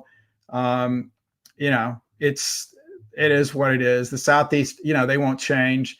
But hey, if they merge, maybe they got to come up with a new name for both of them. Who knows? But I'm cool with the Big 10. Brett, I will ask you about the one key national talking point, given the scope of your coverage. Arch Manning coming into Texas. Texas, crazy resources. Probably one of the only schools that can outgun them on resources is the one they're going up against, the national champion. This gets everything going this weekend. You have the number 1 team against the number 3 team. The number 3 team is the defending national champion. How do you see this thing playing out? And it seems impossible, but do you believe Arch Manning to be capable of living up to the expectation? Mike, I don't. And that doesn't mean I don't think that Arch is a fabulous quarterback and will be one of the best players in college football this year. I just think there's no way that he can live up to these expectations. I mean, when you got Paul Feinbaum saying he's the best quarterback since Tim Tebow, I mean, Feinbaum's done everything but done a Beano Cook and predicted that he would win 4 Heisman trophies. I mean, I guess hey, here's you want my prediction? Texas wins Saturday. Feinbaum goes on First Take on ESPN or Get Up or whatever they call it and predicts 4 Heismans for Manning. Unfortunately for Arch and also for Texas, I don't think they can live up to those expectations. I don't necessarily think that's fair, but that's just the reality. He's the preseason Heisman Trophy favorite. Okay. What has happened to the last 11 preseason Heisman Trophy favorites? They didn't win the Heisman Trophy. The last one to do it was Marcus Mariota in 2014 at Oregon. I don't think he wins the Heisman. I think when you are anointed as the favorite and you get all of the attention that Arch has gotten, and it's not his fault. I don't think he's out there demanding the attention like a certain coach in the Big 12 that represents the Buffaloes has done. But because of that, what happens? Everybody wants to knock you down. After the first game, when he throws for 3 touchdowns and 1 interception, they're all going to break it down and say, why did he throw that 1 interception? Why didn't he have 4 touchdown passes? I think over the course of the season, that will keep him out of winning the Heisman. I think he has a great shot to get to New York. I don't buy that he's going to win it because I know Heisman voters, and I only have 1 vote. I can't speak for everybody. They like to look for a narrative, and maybe that narrative is Arch Manning. He's like 5-1, 6-1 right now. If they win at Ohio State, those odds will be cut in half. But I would never wager on the Heisman Trophy. Well, I can't because I vote for it. But if you do, don't do it now. It's a waste of money. Send your money to me. I'll book it. I don't care who you want. I'll take it. You can't pick the Heisman winner this early. And as far as Texas, history doesn't guarantee what's going to happen, but it gives us a pretty good read. And guess what? 19 of the last 21 preseason number 1 ranked teams did not win the national championship. So congrats, Texas. You're ranked number 1 in the preseason for the first time in school history. And 19 of the last 21 years says you're not going to win it. Can they win it? We'll see. I don't know. I just think the expectations of both Arch and Texas are going to weigh on them. Look, they're not going 6-6, anything like that. I just don't think they win the national championship, and I don't think Arch wins the Heisman because of that. Brett, you now have seen the 12-team playoff play out. How has the way you looked at college football changed now that you've seen it play out and now you're trying to prognosticate and say, how's this going to turn out? What plays, what doesn't? I know it's just 1 year sample, but none of us had seen a 12-team playoff. Now you've seen it. What are you looking at differently as you evaluate this college football season? Yeah, I don't know about you guys, but for me, it's really changed the way I kind of look at who I think is going to win a national championship. Because, go back 2 years. What was the most important thing 2 years ago for every team not named Notre Dame? Win your conference championship and get to the college football playoff. Now you don't even have to win your conference championship. What do you have to do? You have to get to 10 wins, and you got a pretty good shot. I mean, Ohio State didn't even win their conference last year. They won the national championship.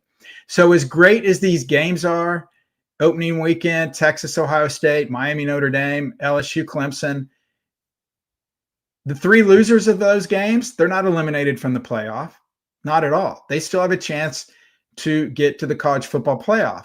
Part of me likes that, and part of me doesn't, because I kind of like that, there's more emphasis, more urgency on these games where it's almost do or die. Now, I don't think there should be a do or die game first week of the season, but I don't know if you guys get what I'm saying, but I kind of like the fact that you were penalized, if you lost these games. Now, obviously, you can go the Indiana route and not play these type of games and then beat a bunch of tomato cans and get a playoff berth. So that's kind of, I like the 12-team format. We're going to get to 16 at some point. Look, teams 13, 14, 15, and 16 are never going to win the college football playoff. I don't know if teams 9, 10, 11, or 12 are going to win the college football playoff. And again, hate to keep bringing up history, but like you said, I'm a veteran, which is a nice way of saying I'm old. 19 of the last 21 national champions started the year ranked in the top 7 of the AP preseason poll. Okay. So that gives you a pretty good gauge that the national champion is probably going to come from that top 7. Obviously, just right outside of that top 7, Alabama is 8, LSU 9, Miami is 10. Doesn't mean they can't win it. It just means in the past 2 decades, if you're in the top 7, you got a really, really, really, really good chance. If you're not, you can still get there, but you've got more bodies to climb over, if you will. Brett McMurphy on 3 Sports. As we get you out of here, college football playoff usually has a surprise team in it. TCU, Washington. Last year, SMU bursting onto the scene in the ACC, going to the championship game and making it to the CFP. Who's the surprise team in your book? I'll go with a couple teams that are not in the top 25. One is USC, which is kind of weird because I did a story a couple weeks ago. Since in the college football playoff, they are the most overrated team since 2014. So the good news is they're not ranked in the preseason, so they can't be overrated this year. I think that they can get up again. I don't think they're going to win the Big Ten, but they don't have to. I think they can get to the college football playoff. Certainly, I mentioned the Notre Dame game they have, obviously the Big Ten schedule. Last year, they had 4 close losses. Usually those things kind of even out the following year. But more importantly than that, they led in the fourth quarter in 5 of their losses. If they can figure that out, they've got, with Lincoln Riley, whether you love him or hate him for the way he makes brisket, he knows how to coach offense. And Lynn is back as defensive coordinator, 2nd year. I think you'll see a big improvement again defensively for the Trojans. I think they would be one team as a surprise. And then Auburn.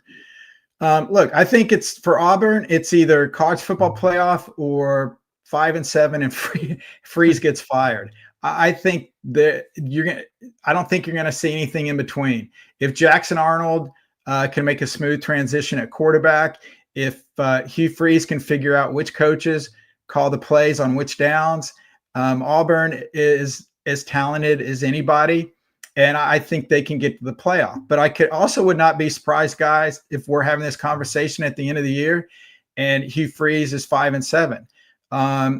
There's never been a coach that has had 3 losing seasons at Auburn and remain the coach. Hugh Freeze already has 2.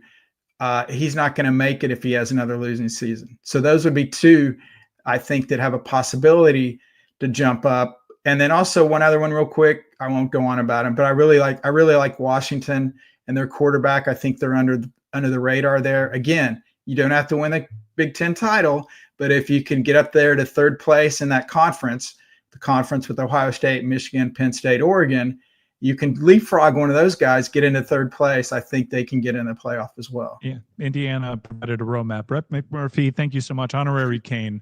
Don't eat his steak tartare. Thank you so much for joining us. Thanks, guys. We need a cure. Everybody call in now. Let's make a push. Let's do it, baby. Let's get a cure. Come on, guys. Thank you, Brett. Appreciate it. All right. Electric, man. He's awesome. Final half hour great. here of HURRICADE 2025. I love Brett. We had 2 of the best national information guys in Bruce Feldman and Brett McMurphy on this show. Shout out to everybody along the way. Peter Rees for helping put this show together. Great guest list. Look, I know we were hoping for a big marquee name to close things out. It didn't break our way, but we had a huge guest list. We did. Valley P, you made a very disgusted face in your phone. They get nervous. No. Just making no decommits. making sure that if there was to be any late guest here, that everything's in order. But we'll see what happens. I just want to make sure there was no decommits. No, no I mean, rumors. his mind is plugged into basketball. We had Jay Lucas on there. How about Jay Lucas's answers earlier? He was awesome. He was great. That dude is a dog. I love that guy. The first thing he's done in 6 months is go to dinner with his wife once. Yeah, that's what it takes. Feel better about our situations. I feel better about Gaga on Wednesday. It's gonna be unbelievable. Yeah, we've got almost 9,000 live on the stream right now. So 9, hit that like button, subscribe to the channel. Let's push to 11K here. Let's get to 11K, please. Well, they're all here and they're hanging out for the final half hour of this show for the weekly tradition, the song of the week and wrestler of the week. It's a shame we already got yours, Sami Zayn. I'm curious if Team Money wants to talk about some wrestlers here real quick, as now we have this huge audience that clearly just tuned in for that. I didn't expect to be doing that. Let's see what wrestlers are catching our fancy right now. I mean, Rhea Ripley every week. I know that's kind of a lame answer, but I got to go to Florida Championship Wrestling of Florida, I should say, featuring Gordon Soley. Yes, Dusty Rhodes, the core discipline of the South Florida wrestling fan, no doubt. No question about it. Are you setting something up? Perhaps. Whew. That's why you're a pro, my friend. Perhaps I see a glimmer in your eye. Yeah, maybe feeling a little bit good about what's about to happen here. Is Jeremiah Smith going to flip to Miami? No. No, remember those shows, though? Cam Ward did an interview where he was talking about that. Man, I would love to pick people's brain about that moment in time. Listen, we don't worry about that. He's going to be a nice runner-up or defeat a team on the road to the championship this year. So he had his moment. Is that where you're now? I know tomorrow's preseason Hype Pod Day, correct? It is. This is a time-honored tradition around these parts for legacy fans of Kane's Insight. I know I'm relatively new to the proceedings, but I was a fan first and foremost. The production value keeps setting the bar higher. Last year was incredible. Yeah, the whole Elvis comeback special setup. What can people? Can you give us a crumb? This is what we can expect in tomorrow's preseason Hype Pod. I have something better than a crumb, guys. Yeah. So we actually do have one more guest.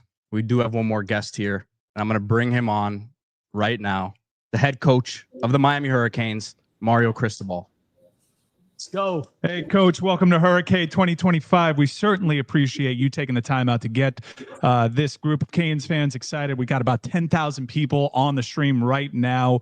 And thank you for delivering on being our headliner here of HURRICADE 2025, Coach. No, I appreciate you having me on here now. We got some meetings going on right now. Just stepped out for a second, and it's an honor to join you guys, and let's roll, man. Coach, I got to ask you, I've seen you at practice running from station to station. You look shredded.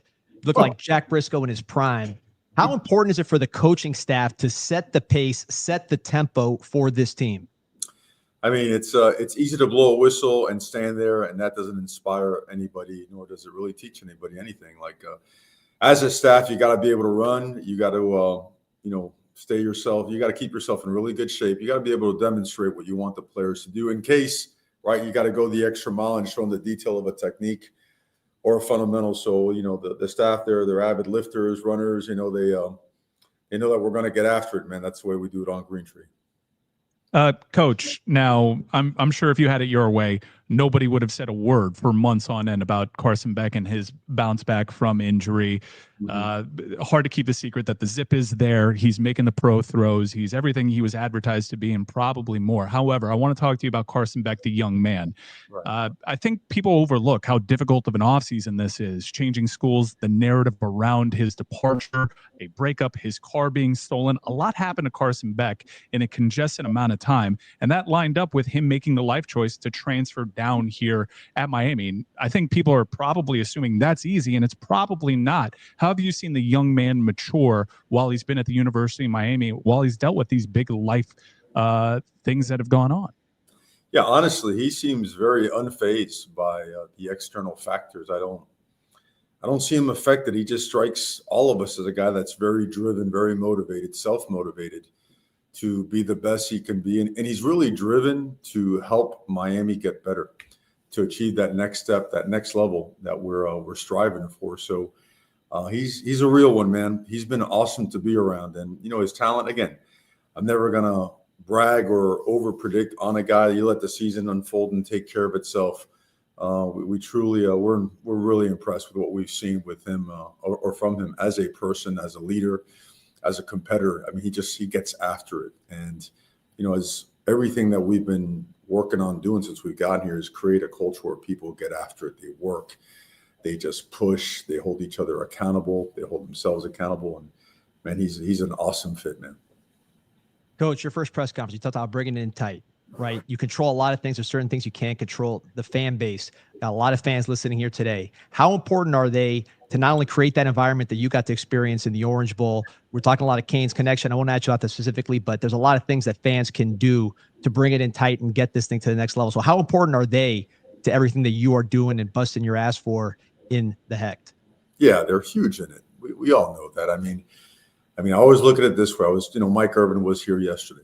You know, John Vilma spoke to the team on Sunday, and we dug deep. You know, we all played here, right? We all have, I've mentioned the word before, we have multiple zippers on our bodies from surgeries, from, you know, stuff that happens with football out there on the green tree and how we laid it on the line. And with all that being said, there's a lot of principles and values that we learned back then that we've incorporated in our lives and everything we do. And that being said, we're never trying to take Miami backwards or back. We like those principles and values to just launch Miami forward. You know what I mean? Into present time in a modern day football, and making sure that parts of those blueprints are incorporated. And I mean, I know I've said it ad nauseum, but I'll say it again. Been away for 27 plus years before coming back. And I was just driven to the point where I was sick and tired of not seeing Miami rise. And I was sick and tired of seeing its own people, you know, sometimes even getting after them. You know what I mean? Like, that's never been part of being a Miami Hurricane. So when Miami comes together, it's the most unstoppable force. It really is. It's when the magic happens. I'm talking about everybody, community, fans, alumni, everybody. It's awesome. And we felt a lot of that really coming on strong last year. And we want to build on that and take it even higher. So we appreciate the support tremendously. It's felt. The momentum is real. When you start look at the recruiting classes that are coming together, you start just acknowledging the fact that our first recruiting class, they're only true juniors, and what's coming in and what's coming after. I mean, it's an awesome time to be a Miami Hurricane. So we really hope and expect people to be really fired up and excited and just flat out bring it. Coach, year over year, you've looked at the football team and you've made the adjustments, right? And last year, every fan that's probably watching this at a certain point screamed to the heavens about what was going on defensively. You didn't just change the defensive coordinator. You reshaped that entire secondary, and you brought in Motoré at linebacker. This is a real massive overhaul on the defensive side of the ball. That takes time to gel. How pleased are you so far with the progress that you've seen through spring and fall camps? Yeah, there's been real progress, great progress. The fact that Coach Heatherman, he's a diligent, get after it grinder, and we've hired other people. And of course, retaining guys like Jason Taylor are critical because there is a foundation there with him and some of our players. So that combination, it works, it gels. They're like-minded folks that they know how much, how important football is to the University of Miami and how much this program means to all of us. So they've come a long, long way. This is a very different style of football than we were playing a year ago. You know, last year we started off actually really good on defense. We lost our way. We lost our way completely after, you know, a couple of injuries on the back end. Then we just there's no excuse. Can't get there, you know. And I feel like we're finding our way into what Miami needs to be defensively. Very physical, you know, play with violence and physicality and swarm the football. Last year, you guys were elite, if not the best in the country, short yardage, not having negative runs, and really just moving people forward. How important is that element of the game on Sunday to just old school physically dominate your matchup?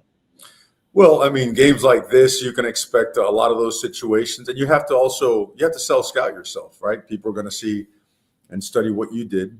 Fortunately, we have some really good analysts. We have some great coaches that they dive deep into self-scout and just finding the ways. How do you attack us in this particular part of our game, in this particular personnel group? And from that deep dive, we find a lot about ourselves, and we travel the country, both from an NFL visit standpoint and other college, visit standpoints, that we gain a lot of just edges, right? We find ways to morph, to evolve, and just find more ways to be creative in the use of our personnel and our formations and our play, so that we can just get better. And we feel that we can. Are we going to be a little bit different every year? Probably, right? Different players and whatnot. But the line of scrimmage, man, we're playing a team with a great defensive front and a great offensive line and tight ends and linebackers and whatnot. So we expect a tremendously physical game, and we've been really working hard at becoming a physical team and gotten better. So, let's go find out on Sunday. Coach, you're a Miami Hurricanes lifer. You've heard the narrative around Hard Rock Stadium, how it's constantly compared to the Orange Bowl. The one bright spot in the history of the Miami Hurricanes football program at that stadium, the gold standard, was 2017 Notre Dame, where the crowd had its way with the Irish, and in turn, the football team did. What are you expecting on Sunday from this crowd at Hard Rock Stadium with a national holiday the very next day? What do we need to do to influence that game the way that we did in 2017? Well, I mean, I don't ever like comparing teams to years and stuff like that. I know that like so many other ones, Coach Rick, them a historic night, great night for the University of Miami, and it's very well documented the impact that the crowd had. For us, we stay focused on obviously the process and everything else. For everyone attending that game, without question, the history of the University of Miami in big time games and big time opportunities. The Orange Bowl, Hard Rock, it's been an asylum. It's been something that is memorable for everybody because they bring so much energy and they bring so much noise that they start to kind of realize, what, we can affect the game as good or better than anybody else in the country as fans. And that's what's wanted. That's what's expected. So let's do it. Coach, real quick on a lot of these portal guys, it seems like they've embraced what it is to be a Hurricane. Keontae Scott told me on media day, he walks in there and he sees the All-American banners. Guys like Mo Toure seems to have embraced the history, what it is to be a Hurricane. How has that kind of happened so quickly with some guys who obviously have only been here for a few months? I do think the culture has gotten better and better every year. I think the frequency which we have alumni swing by, share their experience, connect with these guys, you'd be surprised at how many former players, especially now through social media and being able to connect and DM and whatnot, how many guys actually connect with our current players to let them know that they are supported, to let them know that, hey, man, this is your part of the brotherhood now, and that all it's going to take is all that you've got. And once you get in, the introduced to Green Tree practice field, the level of intensity and work that we do, I think you start to, number one, respect the processes, respect the work there when you dive into the history, which we show them the history of Miami, a tremendous amount of honor and respect there. And I think when you want to be a part of it, once you feel it, once you see it, you want to be a part of it. There's only one way to be a part of it. That's to work your butt off. And we've been very fortunate with the transfers that we have brought in because, right, you're basically, you're bringing in a guy that you just, some you've recruited, so you know them, but others, I mean, you don't know the whole story. But we've been very fortunate, very diligent in our background checks and whatnot. And these guys, they want to win. They want to play great football, and they want to give everything they have for the University of Miami. Coach, FIU, you start with Bowflex machines, get to a conference championship. Obviously, that was a building process. Oregon, I mean, right? So, got a genuine chuckle on Bowflex. That's right. I mean, that was there. Is that right? Well, we had two rack. It was, I'll never forget, because we had a guy that you had to have an official visit.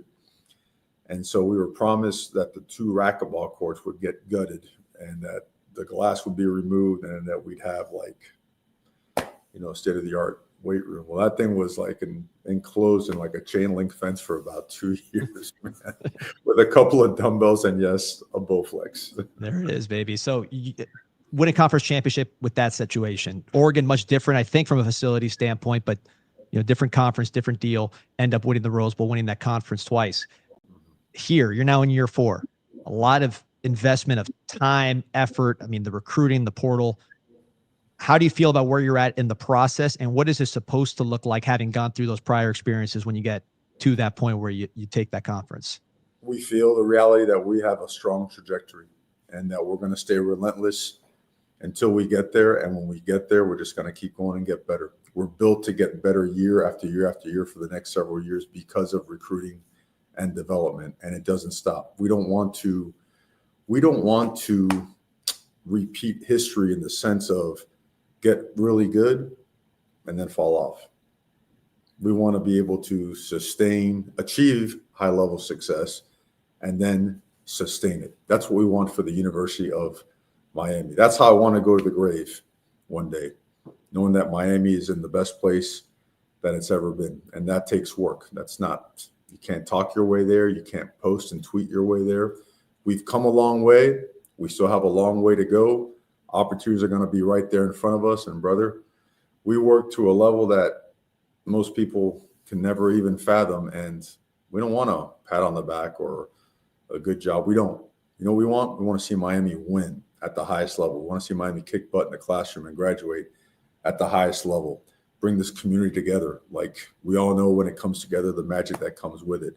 That's the obsession. That's the drive. That's the determination. That's it. It's that simple. That's the reason for coming back. That's the reason for putting everything else aside and making sure that we found our way back here to do it the way it's supposed to be done at whatever cost, whatever it takes. So all we want to do is shut our mouths and work our butts off, man. That's all we want to do. Coach, you've been so gracious with your time, and I know it's a game week and you got a lot of prep that you have to do, so we'll let you go momentarily. But I got to say, we were talking about this on the show last week. This was really the first offseason where we weren't really saying a couple players here and there, like, man, if they put it all together, if he focuses on the game, it seems like you finally got the culture to where you were aspiring to back when you were highlighting guys like Mark Fletcher and Ruben Bain, guys that can help institute this culture change because it's not just on the coaches. Where are you at right now in terms of satisfaction with the culture change at the University of Miami? Is there still room to grow? I assume that you'd always say that, but it seems as though we've made some real progress in this regard. Real process, stronger, and still lots of room for growth. It doesn't stop. They are really understanding. This group really understands. Like last year's group started introducing the understanding of legacy, right? And what that means. And I want to go back. I want to say it again, just these past couple of speakers, how they drove home what that truly means and how you achieve that. That stuff hits you right between the eyes. There's no BS, no fluff to it. And the more we get into that, the more we get into the work, the more we get into the accountability, the trust factor, and all that goes with it, brother, that's when, again, the chunks of improvement, the trajectory continues going up. There's no stopping. We gotta keep grinding and making sure we do everything we possibly can on a daily basis for the University of Miami Hurricanes. Oof. There we go, baby. Coach, you ready? I'm ready for Sundays, but I'm ready for. I'm ready. I'm about to run through a brick wall and rip some heads off. Coach, appreciate you joining us.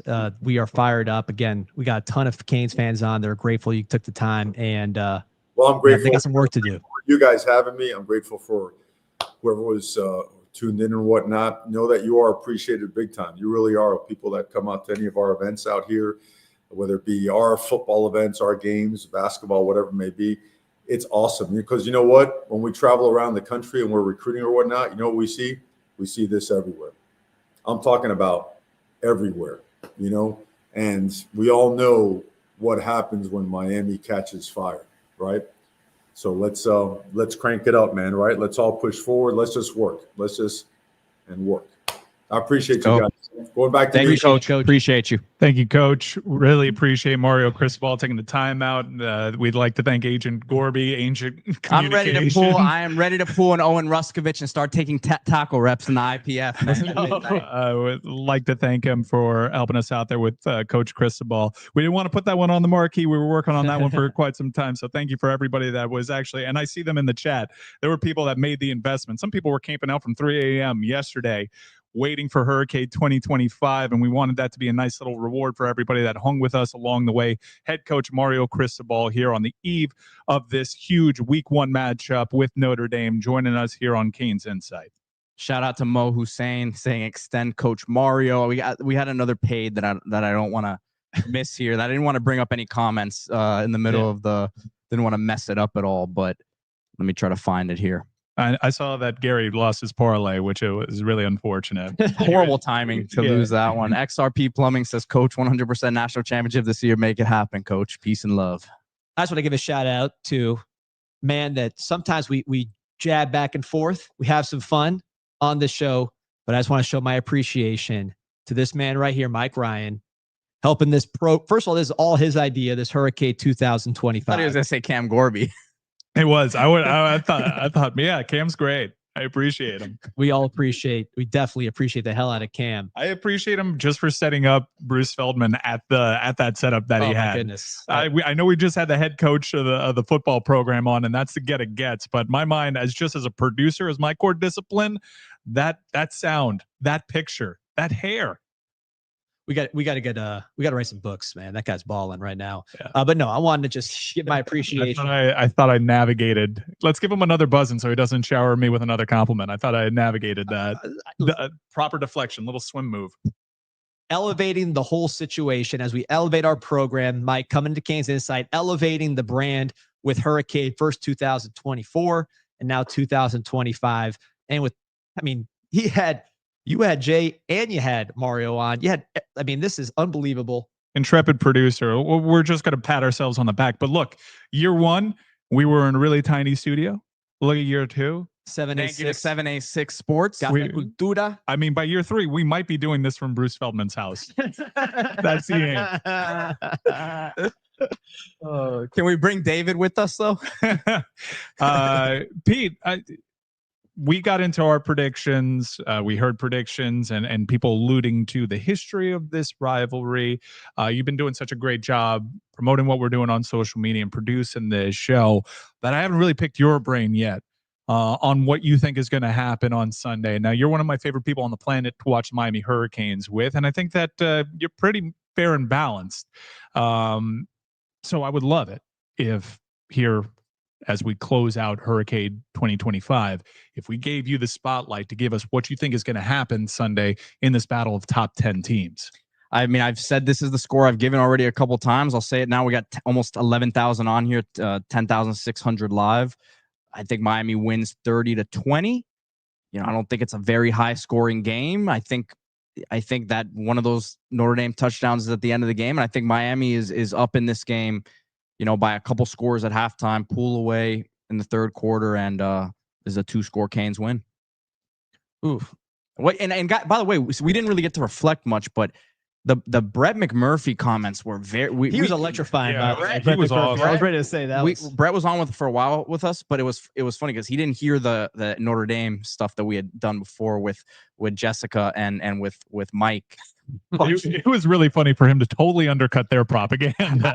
I can't wait. I felt okay, good. Because I felt bad about the state media comment. It bugged me. I didn't mean it. It's they're real media. We are the fake media. So I call everybody state. I live in that world. Oh, please. Okay. Jessica Smetana saying she's not state media. Get out of here. Okay, good. All right. Now I feel better. I might just finish the rest of this buzzing and just Golic played. Like he was. No, they're okay. Good. Well, listen. It may not be us. I know Jess has a journalism background, so she doesn't want to be. Pete has broken the head coach. Actually, look, excuse me. Hold on. Wait. Can I take a step back for a second here? It's the end of the show. It's like the end of a wedding, man. You just want to give people hugs. You want to say thank you to people. We already gave you your flowers. I got to say, the person who broke the Mark Richt to Miami story is that man right there. Mm-hmm. The person who broke or officially reported the Mario Cristobal to Miami story, I believe. Yeah. And the person who broke Messi. and Messi Yeah. and broke Jay Lucas to Miami right over there. So, I mean, the media power, Edward R. Murrow would be jealous Sounds of like what you're we got lagging. going on out Sounds here. like you're lagging behind. Well, listen, wait till you see this outfit tomorrow. There we go. You know what I mean? Tomorrow is your day. I've told you this before, but last year, my wife is a scientist. So last year, she was really dissecting the first couple of segments, no doubt. No, she sure was. She was voted president of basically ABA autism treatment for the whole state.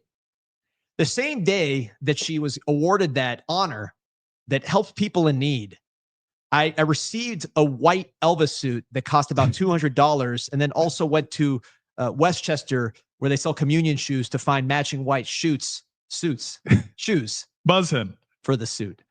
That was the first ever expense that I approved as a partner That's here true. at Canes Insight, a white Elvis suit. I think the Islas Canarias lunch also went on there. Yeah. But it was a sobering reminder of my place in the world. And with that said, tomorrow's Hype podcast, I've been thinking about it deeply for about pretty much since that whistle blew against Syracuse. How am I going to dig out of this situation? Because it was rough. It was traumatic. I don't know if I did it or not. We'll see. But that should be dropping later this week, along with Carson Beck Storm Sessions. So check that one That's out. He was huge. awesome. Huge. Time-honored tradition for every irrational Miami Hurricanes homer out there. The D-Money preseason hype pod gave us life when you were trying to espouse the virtues of Jaron Williams. He did outplay Trevor Lawrence in the All-America games. I've heard. I mean, that was just a statement of fact at the time. The Manning fact that it passing played out that way. I'm not saying the projection was correct. I'm saying that that's statement of fact. Dude was higher than the Alabama spread. Listen, you're saying it. You're saying it. D. Oh, I never got my prediction. I was gonna say 30-17. 31-17. All right, there you go. I'm at 38-17. And D, where are we gonna be in the lead up to the game at the Lickin'? In the heart of Miami Gardens, the Lickin'. I mean, this place, I'm a Hooters fan, as you know, always been a supporter of Hooters. It is a Florida establishment. It is a traditional Florida establishment. But, the Lickin', also a Florida establishment. Very Miami establishment. But I think they've elevated the sauce, just the whole decor, the vibe. It is next level. I have to be honest with you. And it's going to be an unbelievable pregame. They made you eat meat. I had to really delay that one. They converted you. Well, they have a great selection. Welcome at back. the Lickin'. You had some salmon. Yeah, I like some teriyaki glazed salmon. I like the fish for now and then. Every now and then get frisky and get all pescatarian on their ass. The sauce on this thing was unbelievable. Pete really did slam every bit of food that was there. I did the ribs, and then they gave me some leftovers, and I'm not normally a leftovers guy. I took it home and I ate it the next day. So it was great acting. I knew from his Jaron Williams work prior to that this guy can act. Well, I mean, I said some condescension in the voice of a child actor who was with Christina. Yes. Before you were in kindergarten acting with the great Christina? Yes. She looked great. How old is she? Back then? Back then. I don't know, man. I didn't know what ages were. I was 9. Well, anyways. Everybody was 34 to me. Anyways, unbelievable job in that commercial. I know you're a trained actor. We did not know we were going to act. We showed up there to just I had no idea. Have a lunch meeting. Yeah. And then the next thing we know, there's people like there's sketches going up. Skits. Buzzin'. Yeah, skits. Well, this is actually the perfect opportunity to once again thank our sponsor, Buzzin'. We'll thank all our sponsors here. We're going to thank Islas Canarias. Shout out to John Andrade, the king of croquetas on his birthday. Kimchi. You know what upsets me? Any relation to Santiago? We love all of our commentators in the chat, and we love the commentator in the chat that calls himself Croqueta King. But he's like in Game of Thrones when all the kings kind of came out of the woodworks and there was really only one true king. The one true king of croquetas is John Andrade, Islas Canarias, and it is his birthday today. So we are shouting you out, John. Orchid Man, unbelievable, the best in the business. He was texting me. Orchid Man would have set up another high-powered guest, but we're running out of time, so we'll save that. We'll put that one in the pocket, but that's how Orchid Man makes one call. He's got everybody in the city on the Rolodex. Who else we got? Duffy's, you kidding me? Duffy's been around since you go ahead and look at the walls of that place. You don't need to go to a Canes museum. You got Duffy's, you got Jim Kelly. They're taking credit cards now. They're family oriented. It's that sweet spot. What a gem West Miami is. It is the gem of West Miami. It's that sweet spot between, dingy dive bar. It's not a dive bar. And it's a family bar, but it's not, totally clean and sterile. It's got that an edge to sweet it. spot. It's that sweet spot. That's Duffy's Tavern. That's why people in the city have been claiming it for, I don't know, 50, 60, how many years, Pete? I know you stay there. I don't know. I don't know.